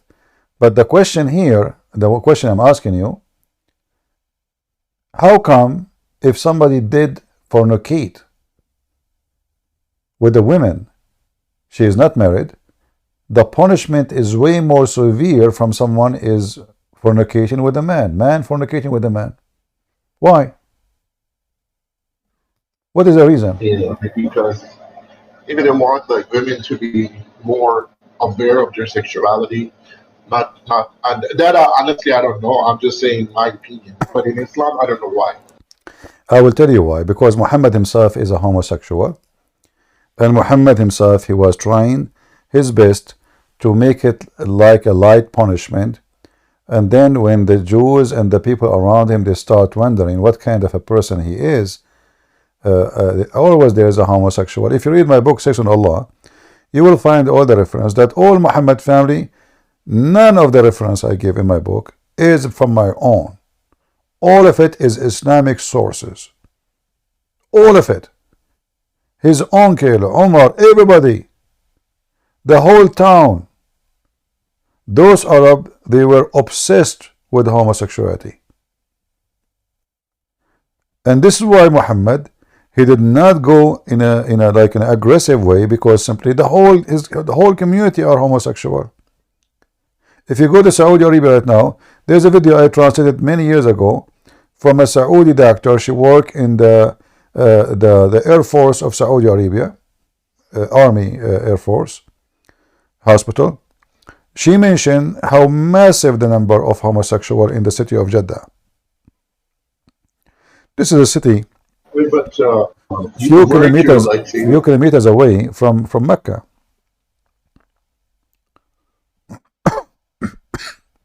Anyway, we are here to advise you. Don't think about yourself Yeah. about. Oh, okay. Don't think Islam make a better family value. This is a big fat lie. Muslim women, they cheat a lot. Muslim women, they lie to their husband. I would not agree. I agree. I I don't agree. get When many women. I was in the Middle East, I have to unblock my phone so I can sleep. Honest to the Lord, He's my witness. I have to unblock the phone. I don't know even who's calling. They keep calling. And all of them, they are married women. The more the country is conservative Muslim, the more pervert and act and cheating is all over the place. You go to Saudi Arabia. The Saudi, they go to Thailand. He asks specifically for a driver who is homosexual. Why? He tell them, because I don't want him to do anything with my wife. But the reality is, he want to sleep with him. So they show him the first picture. He said, no, I want good looking one. This is not, I mean, shouldn't you choose the ugly one anyway? So he chose the nice looking guy to be his private driver. And the benefit of having a homosexual driver, if I do something with him, he will not go to the police, because there in that country, it is haram. You cannot report such a thing to the police. You will be the first one to be arrested. But if he sleep with the women, she might have a son, a baby, she expose him, he be in big trouble. So the wife, she will leave him, she will be upset sleeping with the maid. So now he have a driver. He can come to his house anytime. He can go to his inside the door in any time, and nobody will suspect anything. It's a man with the man. So the Middle East is extremely corrupt. Drugs, hashish, prostitution, even their dancing is horrible. I mean, I never saw a disgusting sexual dancing. I mean, even in the West, there is some trashy dance. You can see it in YouTube. But when you see the Islamic country dance, you will ask yourself, those people, even they are using the word Allah when they dance. They say Allah, Allah, Allah, Allah. But when you look what they are doing, you will go crazy. If I type one word now, I'm not going to play any video because it's disgusting, but I'm going to show you. And you will notice that women who they are doing those things they are wearing hijab. They are covered. They are not like exposed, naked. No. They are really conservative Muslim women. They are decent Muslim women, brother. Hijab is important. Hijab is way more important than any of this. This is the Middle East. All their dance is nothing but sexual. Literally sexual. This is have nothing to do with the music. The woman, she sleep in the floor, her butt is up, and then a woman, she come from behind her and she grab her and she start moving as a man, doing her from behind. Excuse my language. This is the Middle East. And those are the Muslim women who they are wearing hijab and burqa. So when to be fairly honest, this is where I disagree to you. I'm not, if you start certain things, fine. I'm talking as in whole. My friend, I'm not saying as a my friend, I'm not saying as a whole, as a small, as a ball. I'm saying that Islamic society is extremely corrupt. This is your Islamic society. Go there and see. You never been, maybe never been there. Prostitution, drugs, hashish, bachabazi. If you go right now and type in YouTube bachabazi, you will see the Taliban, the most conservative Muslims. They bring a boy, little boy, they dress him as a girl, and they put him makeup on him, and they start touching his ass. They start molesting him, and they record it in the camera. They are not even ashamed. It's a very popular thing they do in Pakistan, in Afghanistan. Those are the sheikhs. Bachabazi. If I type right now Bachabazi, God have mercy. Those are the men who watch it. Huh? I'm talking about women are like Muslim women tend to be. Those are Arab. Those are Arab. The one I showed you, those are Arab. None of them is not Arab.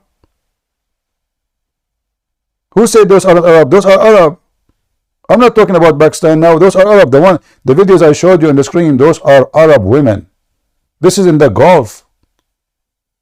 Those are not in Afghanistan. Don't you see the guys dressing Arab clothing?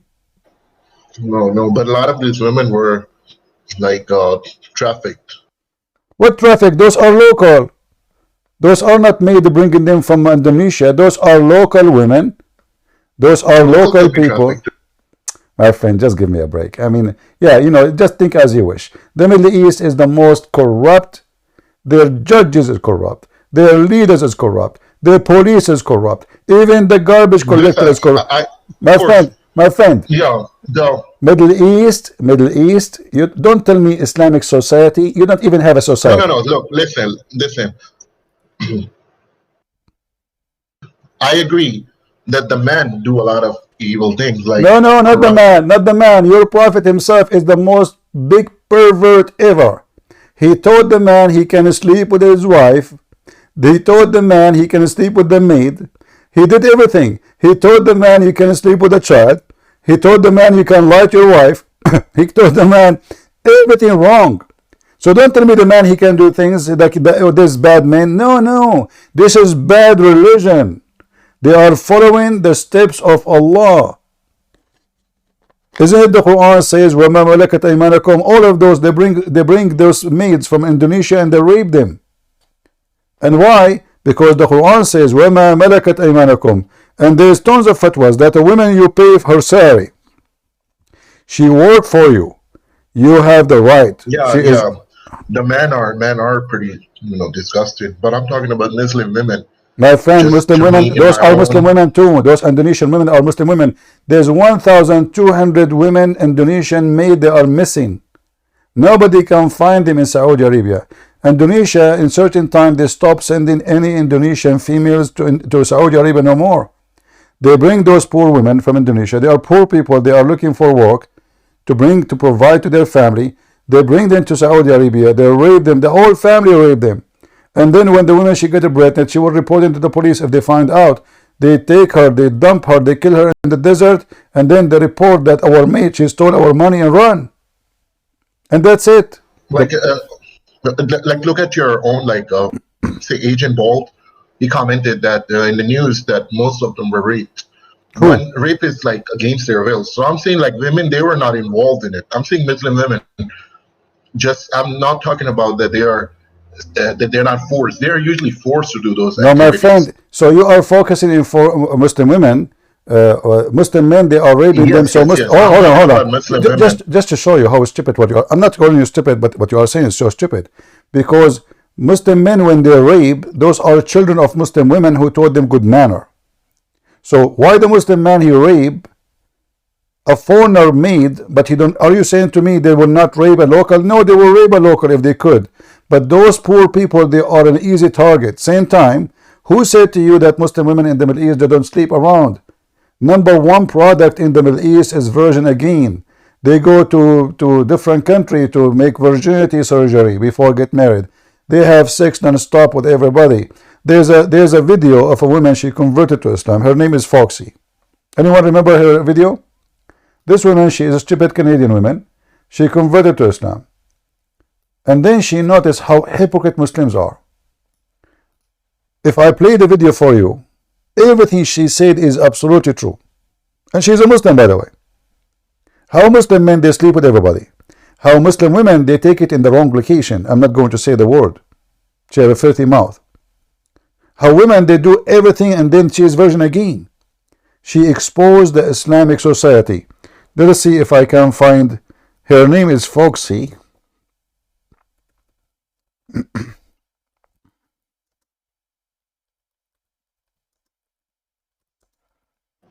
All right, you can take your next guess. I'm going to eat my liver. I mean, not my liver. Beef liver is cooked. Yeah. I'll be back. I'll just listen to the stream. Yeah. All right. Yeah. Okay. Muslim, I mean, but my friend, don't, I'm not trying to put Muslim the women down. For sure, not all women are the same. But the Middle East, women, men. I mean, do you think really a society corrupt, only men corrupt? There's no way. No way. The society is corrupt. Everything is corrupt. Women, men, but doesn't mean everybody is a garbage. No, that's what I'm saying. But the corruption there is a massive. I mean, the Western country is 1 billion times more decent. You can't even live. Corruption-wise, I agree that Western No. society When I is say different. corruption, mean everything: family, business, companies, anything you name it, everything. Even the meat you buy from the butcher, they sell you a beef, but it is the meat of a donkey. You can I read that story. Even dogs sometimes, dogs they were selling as meat of goat in Pakistan, and they found people were stealing graves and using the meat from the grave and selling it as goat meat.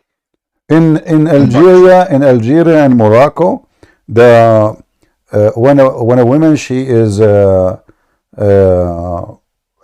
died, if she is young, she is like 50 or 55 or less, her family, they have to send guardian to the grave for the first 10 days. Otherwise, young men, they will grab her from the grave and they will rape her when she is dead. You can search it. It's all over. In Egypt. I know that one. Yeah. In Egypt, by the way, there's Islamic fatwa. You can have sex with dead women, in case you do not know. You can even eat them. You can eat a human being in Islam. And you are telling me Islamic society. So in Egypt, guys, Talking about women. in Egypt, they do what they do. Young men, they go to the guy who is in charge of the freezer. They ask him if there is any young dead woman, she is pretty. Imagine how filthy. So he rent them the dead body for like an hours or 2 hours or 10 hours, depend, like when they are going to bury her. If the body, nobody knows who is she, like sometime a woman, she fell in the street, she died, nobody know her, they shouldn't have ID, she might be, there for 10 days, maybe 2 weeks, maybe they bury her, nobody knows she. So they come to this guy and they rent the women for sex. They rob her they take her from the back door of the hospital at night. They have sex with her. She's dead. We are talking about dead people. And you are telling me Islamic society. Yeah, but the poverty, like Brazilian society, is kind of similar. My friend, but South you see, what I don't like about you, you said Islamic. Can we say Brazil is they are Christian society? They are not. I mean, they go naked in the street in their festival. Is that correct? Can somebody almost wear nothing claim to be Christian? Is that what the Bible teach? So those are pagan. They're still pagan. Nothing changed. Most of South America, they are still suffering from their nakedness. Nothing changed. They are pagan. They believe in superstition, etc. But Islamic society, who especially in the Middle East or like Pakistan, Afghanistan, it is the most corrupt, bad, disgusting. We can't compare. All right, my friend. All right. Well, see you then next year. All right.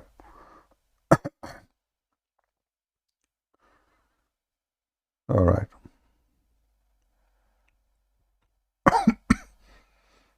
Yeah, they think that Islamic family, Islamic family have a value. What value?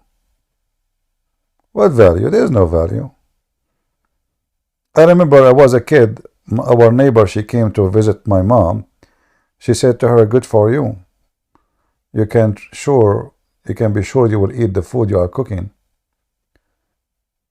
My mom, she said to her, what do you mean? She said, I have a problem with my husband. He might divorce me today. So the food I cook today, I might not even to eat it. He will kick me out. Imagine. She's not sure she will eat the food she just cooked. Her husband is angry from something. He might divorce her. Where is the family value?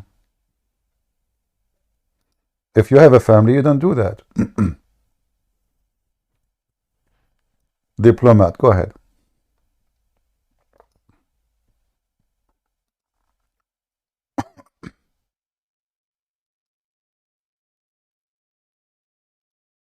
All right, you are playing games, obviously.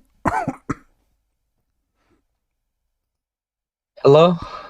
Hello. Hey, how are you doing? I'm fine. Go ahead. What do you want to say to us? Are you a Muslim? Okay. Yes. Why you are a Muslim? Yeah, I am a Muslim. I have a question to you. Yeah, but I ask you why you are a Muslim. Okay. You're talking about God, right? Who's your God? I ask you why you are a Muslim. Yeah, I am. Why you are a Muslim? Why you are a Muslim? Why I am a Muslim? Yeah. Because my father, my grandfather, and all my family that they was in the world, they're all Muslim. You know why? So why? They all believe in one God because they know that there is someone that we have to pray for them. We have to pray for him. Who is this one? Like Who is this someone? Oh, that person we called Allah. You know about it, right? Yeah, but you know what I know about it, that Allah, He don't listen to your prayer. Oh, you don't know, but He listens for our prayers. For how He listen? Can you show me reference? Well, isn't it your prophet? And I saw an article in Washington Post. It says that Allah, He come down every third part of the night, so He can hear the Muslims when they pray. So Allah cannot hear you when you pray. Yes. Why Allah come down every?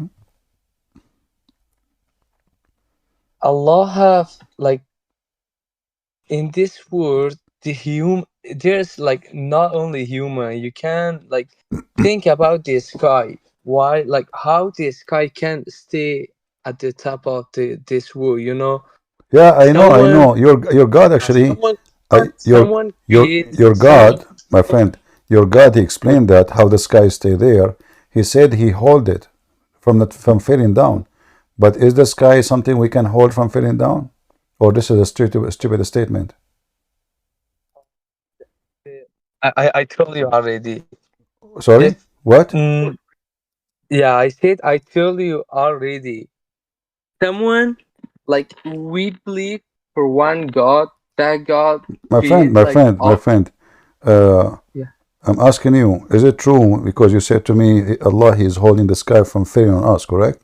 Not holding, just I mean my God create this sky and just stop it like at the top of this world. How He stop He it? What do you mean? I mean my God have I mean like my God have that power that he can stop the sky at the top of this world. So it's not so like if somebody says that Allah He hold the sky from falling down, they are not telling the truth. Oh. Do He hold it No. from falling down on us? Oh yeah. But is the sky is something concrete will fall down on us? I can't hear you well. Is the sky something made of concrete so it can fall on us? Just I have another question. Why you're changing the topic? Wait, let's finish this one. According to your Quran, Allah He hold the sky from falling on us. How that how the Quran says such a thing? The sky failing the sky will fall on us. How is that? What is in the sky? It's a space, empty space. What is above us right now? What is the sky is going where? What there's no. Do we have a roof? Do we have a concrete? Is that a ceiling? You know. So how Allah He hold the sky so it doesn't fall on us?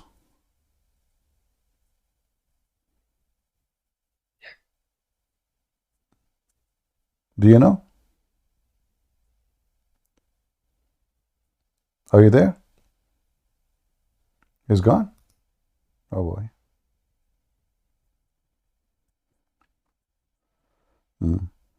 Look at the miracle. Allah He hold the sky from falling on us.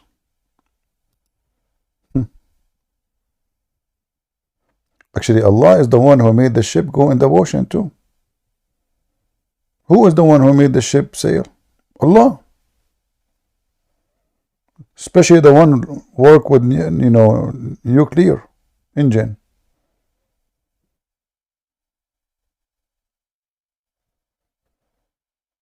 We have to be honest here. How does submarine work? Allah. If not Allah, no submarine will work. Yeah. How even Christian Prince talk? It's Allah. How Christian Prince he cough? It's Allah.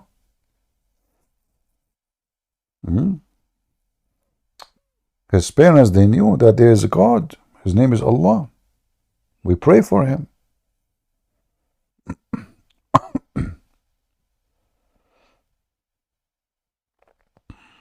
All right. Well, I think we have enough for today. We are out of Abdul. Did we have a good time? We have someone. Let us take the last call. Go ahead, first Christian. Hello. Hello. Hi, CP. How are you doing? So I just want to say something now. Okay. What I notice is pretty funny. Going to the grocery stores lately, doing my groceries. It's funny how Ramadan coming up, I see lots of Muslims in the grocery store stockpiling, getting prepared. Because they are fasting. Yeah. I Yeah. noticed. Yeah, This Friday I went. that's why in the Middle East the price of food, skyrocketing. People they die from hunger. Yeah. Oh Yeah, yeah. yeah, crazy. I'm looking around everywhere, and all I see is 3/4 of the grocery store. It's Muslims walking in and out, Yeah. getting prepared, buying groceries, But stockpiling. I have almost zero Muslims in my area, so we don't see those things. Thank Oh, God. that's good. That's well. I live in Canada, so it's Yeah. an infestation over here. Well, this is true though. He brought, I think, 2 million Syrian or million. I'm not sure how many. He brought to Canada. Yeah, and Indians as well. Indians. Well, I mean, Canada is a country full of immigrants, and I think you yourself you're an immigrant, correct? Yeah. Yes. Yeah. So it's this is a. But the problem is with Muslims, they can demolish the country if they start practicing their madness. It's not about migrant. Yeah. All right, my friend. That's why I like to. I appreciate listening to you, and I try to spread your word to as many people as I can, and God bless, and thank you. We will win in the end. We are winning from now, not only in the end. No worry. Pardon me, sorry? We are winning. Oh, absolutely, every day, buddy. Yeah. Absolutely, every day. Yeah, Islam is dying actually so fast. That's why there is a video, I don't know if you saw it, of Mufti Menk and Mimi Hijab and other Abdul. Mufti Menk, he says the fastest dying faith is Islam. Yeah, especially between the young generations. Yeah, and it's funny. It's funny on top of that how majority of them don't know their true religion. On top of it dying as quickly as it is. Yeah. No, then you. Anyways, there's many videos about Islam. Is going to be an avalanche. Yeah, beautiful. Yeah. Yeah. That's why. Keep it coming. All right. Thank you, brother. Take care. Thank you. Yeah. Bye-bye. Good night. All right.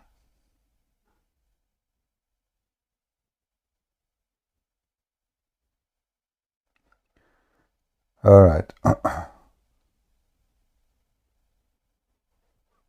Yeah, Muslims living in the West is not a problem because sooner or later they will leave Islam. Their kids will leave Islam. The struggle, can happen for some time with having them in the beginning, but after 2-3 generations, those Muslims really they will not even care about Muhammad and his religion. You hear stories every day about Muslim girls being chased by their parents. They have they have an American boyfriend. That's why actually many Muslims now these days, who they came to this country or they come to Europe, they think seriously about leaving, especially if they have daughters. You see, the Muslims, they are hypocrite. If their boy, his son, is having sex around, good for him. But if his daughter is the one sleeping around, oh boy, man, that's haram. Very hypocrite.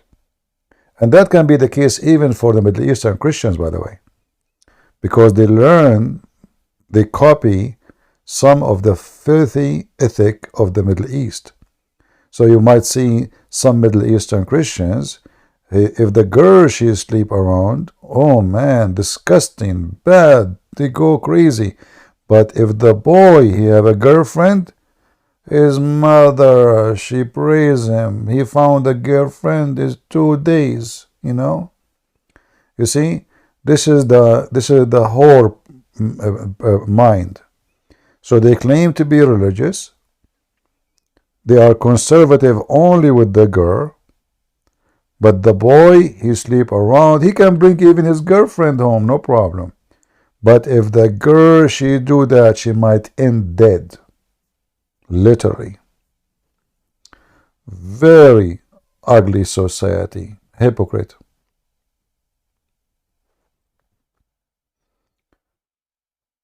Yeah. Either you are conservative with both or you are not conservative. If you allowed your son to do so, then why you don't allow your daughter to do so? Why he can, she cannot?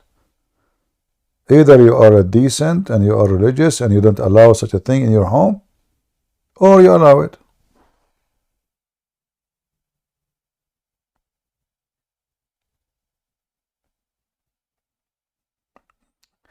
All right, guys. I think we have enough for today. I need to rest my eyes.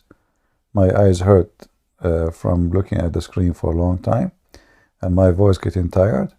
I really enjoy talking to you, and I hope we are making more and more videos. You can, those who are copying the videos, you can cut the part where Muslim debating me and post it again, and copy the whole videos, etc., and learn from them.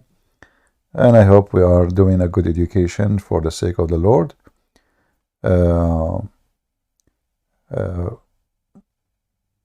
Like today, I don't feel good because I did not make a single Muslim leave Islam, not even in private call. So I hope tomorrow will be better. Yeah, actually, I don't feel good. You know, like I like to finish the weekend or the week with some gifts. So I pray that the Lord will give us a gift for tomorrow, at least before we finish the week. So some Muslims will leave Islam so we can have a good time. We pray for the Muslim to see the truth. And we hope that this guy who spoke to me now, I mean, the one who left, the one who was cooking the liver, he will leave Islam soon.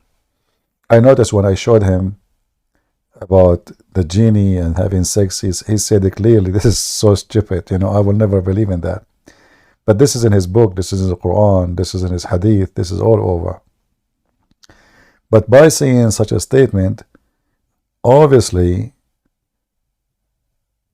let us say, the minarat of the mosque in his house is collapsing. It's just a matter of time. You know what I mean? It's just a matter of time. Diplomat, the Muslim is back. Hold on. We have Diplomat. Hey, Diplomat, are you back? Yes. Sorry, my network was not working. Okay. What we were talking about? What we were talking about? Okay. Just answer one question, okay? What? But who is the one who's holding the sky from fading? Is it Allah? Yes. How he hold it? How he hold it? By his power. How? I told you, my God have a lot of power. He can. Okay. He can stand the sky. Okay, you see. He can stand the sky. He can create. He create this world, and he can do everything that the other people, other gods can do that. All right. Let's see other gods. According to your, I will ask you. So when if Allah he says nobody can go out of the zone of the earth. Okay. Can we go to the moon or we cannot? Yes. But Allah he said you cannot go. Where? I saw an article written by Erdogan. He said Erdogan. I saw Erdogan. He said that. Okay. Wait. Did Allah say in the? What?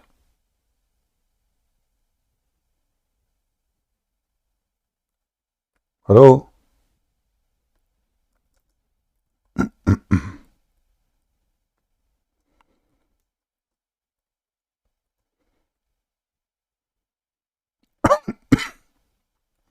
Did he go? Again, my network. So, did you hear me? Yeah, so I hear you. So I heard Erdogan, he's saying that Allah, he promised him that no human can go to the sky, to the space. Okay, but we don't believe for Erdogan. I believe for my God. Okay, but the God in the Quran. Isn't it Erdogan is a Muslim? Yes. So why? So you think? But all the Muslim don't have the same idea. Okay. Yeah. We have to learn from Quran. We have to learn from Quran, and in the Quran, Allah didn't say that. Okay, so Allah did not promise that nobody can go out of the earth. Yes. Well, as I remember, I forgot to tell you, by the way, that Erdogan, he said that, but he was quoting the Quran. I did not tell you the second part of the sentence, sorry. It's my fault. Okay, wait. So in the Quran, in chapter 55, In chapter 55, verse number 33, it says, O assembly of jinn and man, if you have power to pass beyond the zone of the earth and the heaven. Okay, you asked like 3 or 4 questions. I'm gonna ask my question. Okay, did you not believe in my God? No, Wait, I don't believe in your. I don't believe in your God. Your God is a shin. I don't believe in it. Do you like to worship a shin? Wait. You worship. Don't disrespect that. The first. Okay. Don't disrespect. Okay. Wait. Don't disrespect my God at the first. I'm not. Erdogan. Okay. Wait. Erdogan. The other question. Our friend. I'm not. Mr. Okay, Diplomat. Mr. Diplomat. You are a diplomat. I cannot even arrest you. You are a diplomat. You have a passport. A diplomat. Listen. So Erdogan, he says Allah he have a shin, and Allah is a shin. So why are you upset? I'm not saying my own. I told you, all the Muslim people don't have the same idea. We have to learn from Quran. Okay, but the Quran, I forgot to tell you the second part of what Erdogan he said. He said in the Quran, it says in the Quran that Allah have a shin. It's in the Quran. Okay. So your God is a shin. Okay. You keep saying to me, I worship Allah. Allah is powerful. What powerful? I mean, he's a shin. Okay, answer my question. Okay. Why are you changing topic? Is it true that your God? No, I told you I don't believe in a shin. You asked me. Do you believe in my God? I said no. He's a shin. I don't believe in shin. Do you worship? Okay. Why you worship a shin? You have to answer my question. I answer like three questions for you. What Allah will? Why Allah is a shin? And why he will show his shin to us in the day of judgment? I want to know. And in fact, I'm scared of his shin. I have fear of shin. I went once in a country. It's called Shinaniya, in the Shishan Republic, and I found there's a lot of shin, and they are very hairy. So why your God have a shin? The first answer my question. I answer your question. You did not answer anything. I say it. You say who's keeping the sky? Yeah, who's keeping the sky from falling down? Who is the one keeping it? Okay, my God. How you can? Said how, right? How? Wait. Okay, you said how. I say he have that power to can do everything. No, when you die. No, you see, the Quran says that he is holding the sky up with columns which we cannot see. Is it true? That is it true that there's columns we don't see? Yeah. Yeah, but you said to me he's holding the sky, so he's not holding anything. There's columns. You know about. My friend, you said to me, I said how Allah he hold the sky. You said to me with his power. But the Quran is saying that he hold the sky. With columns which you cannot see, which mean there is a columns but you cannot see. And why we cannot see? Because they are blue. Oh, maybe blue. Huh? Okay, wait. Do you see those verses in front of you?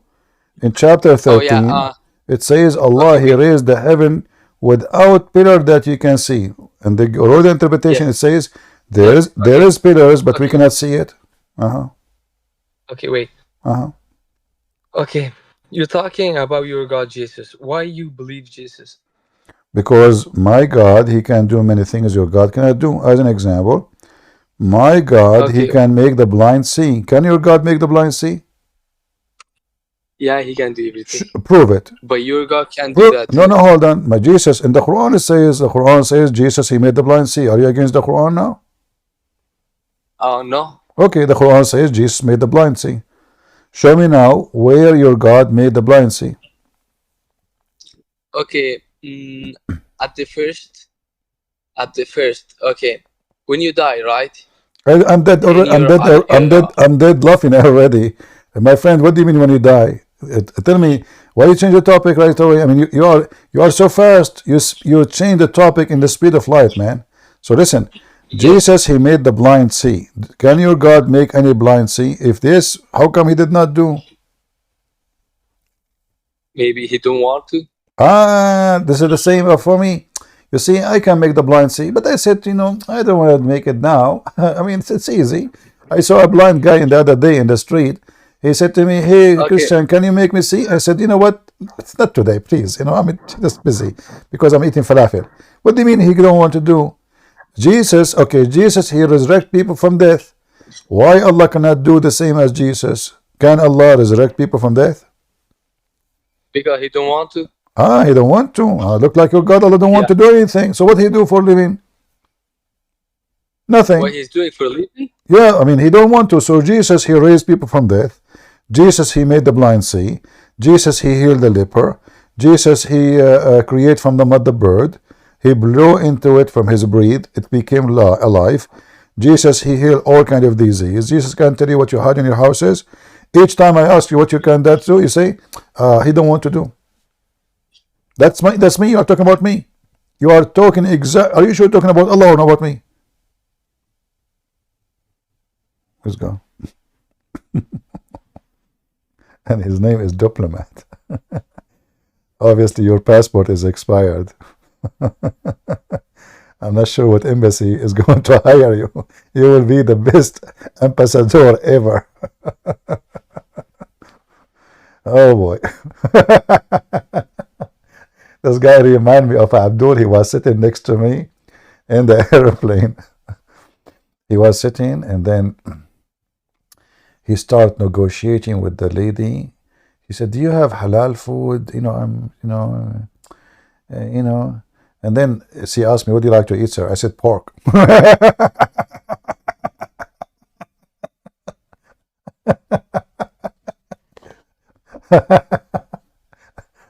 And actually, I wasn't in the mood to eat pork, but I said, you know what? I mean, look how hypocrite he is. And then I saw in his phone, before the airplane moving, he was scrolling pictures. He was zooming in, and I don't know what app he is using. Like, I don't know. It's not Facebook. So he was zooming in girls, like wearing nothing, or, like not naked, but, like short skirt. The second he sees something, he zoom in it, and he look, and then he switch to the second one. But listen, he want halal food. Allahu Akbar. Very decent, very decent. And then I have a nice conversation with him. I will tell you about it later. He cannot eat any food. Halal, halal, halal. Okay. Mr. Jolio, maybe next time, my friend. Sorry, it's time for us to go for today. Tomorrow is Sunday, so I hope I will be able to come and see you. You want me to come tomorrow, guys? Or you guys will be maybe busy, one going to church, one doing shopping. Are you sure?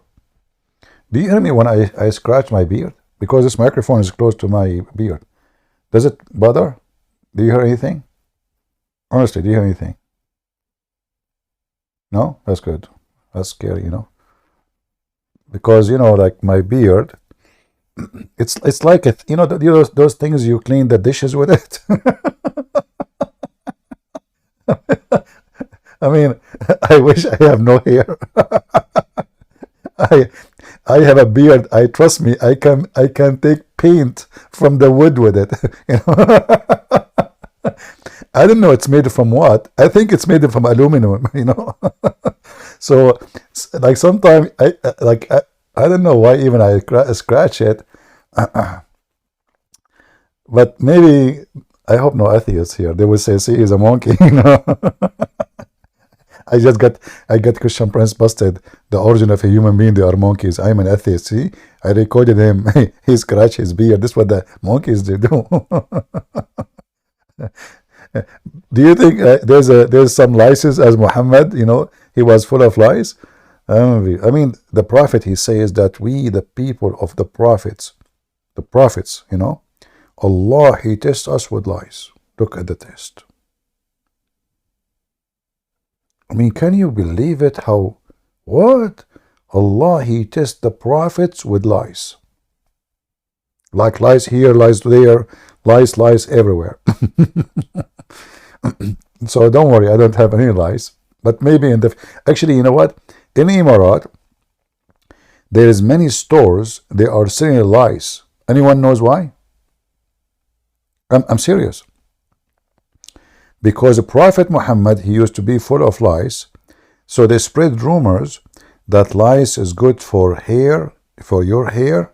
So now women, they buy lice. Yeah. Let me let me find you the store.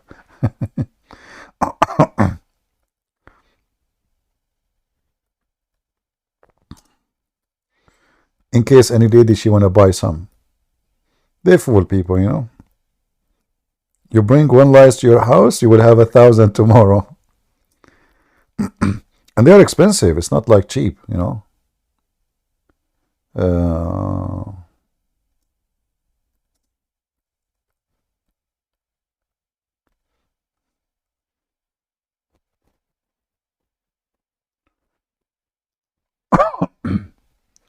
Sorry for that.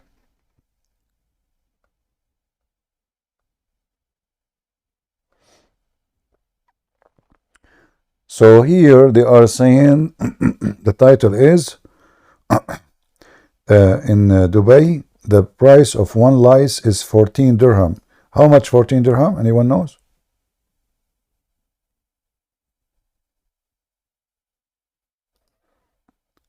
This is Emirat today.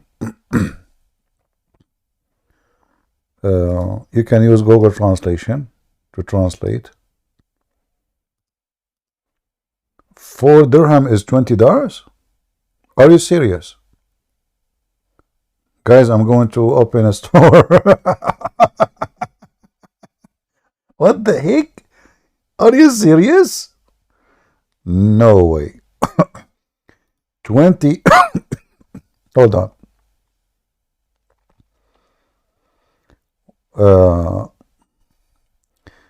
Let us share with the people here in the YouTube and etc. And we will use Google Translation, you know. So we use Google Translation. And this is the news from Emirat. This is Emirat today. The news name, Emirat. What's wrong with this thing? Google Translate, translator, translate this page. Nothing is happening. Okay, now. So Emirat today, the news agency name. Women salons sell lice to increase hair dynasty. What is the price? 14 dirham for each. $20, brother. $20. I want to make an auction. Yeah, because Prophet Muhammad, he was full of lice, so obviously it's healthy. And you know, trust me, $4 or 14 dirham, sorry, 14 dirham. 14 dirham, let me, hold on, let me convert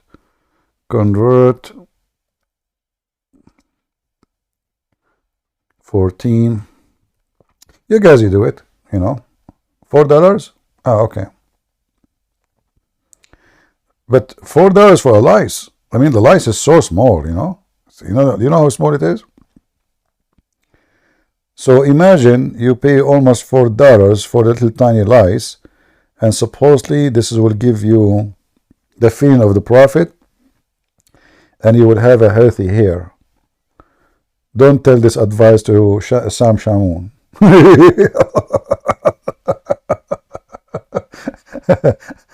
I don't know what he can put it there. There's nothing. So like, he will like, okay, I will buy a lice now, put it on my head. By the morning, I will have a wood of hair. He wake up in the morning, he find a lot of lice in the pillow. Like, what the heck? I paid all this money for the lice. Where is the hair? Lice will make your hair fail, idiot. But they don't do the opposite. You know, they bring diseases, they suck your blood. What the heck with those people? Anyway, happy lice day, everybody. All right. I better go before you guys start making order for lice online. I should make like a lice auction. Like, okay, you know what? To increase the viewers to come to watch us, I'm going to make a lies give out. What say you? Who wanna have the one? Okay, the first 10 people who join our stream next 100 year, I will give them 100 lies each. Allah my witness. All right, 100 lies. But think about it. If I give you 2 lies, by the way, and I can ask like one lice is a female and the other lice is a male, because I don't want you to have 2 females together. That will make them lesbian. Haram, you know. So I will send you one lice is a male and one lice is a female. You let them go in a dark room so they can do boom boom.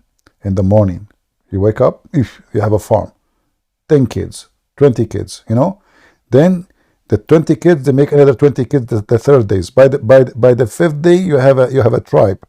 And then you open a business. Amazon, Facebook store, I mean everywhere. Order coming from everywhere, you know, like lies, and you call your business Tesla lies online, because Tesla is a well known, you know. So like now they will think about it. Tesla lies. It must be a special lies, like battery, technology, Elon Musk, or you know, you can call it Elon Musk lies free. Or no, lies free. I mean, you can find a name, Aisha lies, whatever. I mean, just give it a name, any name. People buy it. Don't worry. You know, I will promote it for you. Actually, you know, once I was desperately looking for a job, and then a woman, she offered me a job. I'm not going to tell you what it is. It was disgusting. But I was doing a radio show. And then she continued calling those people saying, I want to talk to him. I want to talk to him. They said, sorry, we cannot give you any private information. The only thing we can do, she called, they thought she want to be online to speak to me. But no, she want to talk about something private. And then they told me this woman, she called like 20 times something. And she gave this number. And we did not give her, you know. She said it's extremely important. So I called her. She said, I have a job for you. I said, thank God. God send me. I'm looking for a job, you know. And then she said to me, I said, why, what a job? She said, first of all, I'm going to tell you why I chose to do business with you. You will make a lot of money. At least $10,000 a month. I said, man, that's really good. $10,000 a month? She said, I want only 2 hours from you a day. Just 2. I said, what? She said, I want you just to make phone calls. A person like you, he can sell ice cream in Alaska.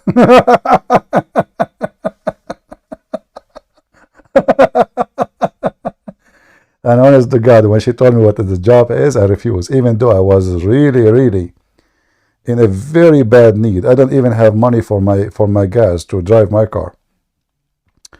But still, because it's not a decent you know, product she is selling, I refused, you know. I said, no. She said, okay, 15. I said, not even $1 million. Just get out of here. Leave me alone. So if you open, this is why I'm mentioning this now. If you want to open the lice store, I will sponsor you. 50-50. And we can even sell lice in Alaska. All right, guys. God bless you all. And Ante will see you soon again. Have a happy nice nice night. And don't do this at home. Disclaimer. And don't do what Mohammed do. You do what Mohammed do, you are doomed. This is the prophet of doom. By the way, there's a book, it's called Prophet of Doom. You know, this is written by an American guy. It's a good book. All right. So thank you all for being here. May the Lord bless you. And Ante will see you soon again. God is good. So is Jesus. Amen to that. See you. Have a great Sunday. Bye-bye.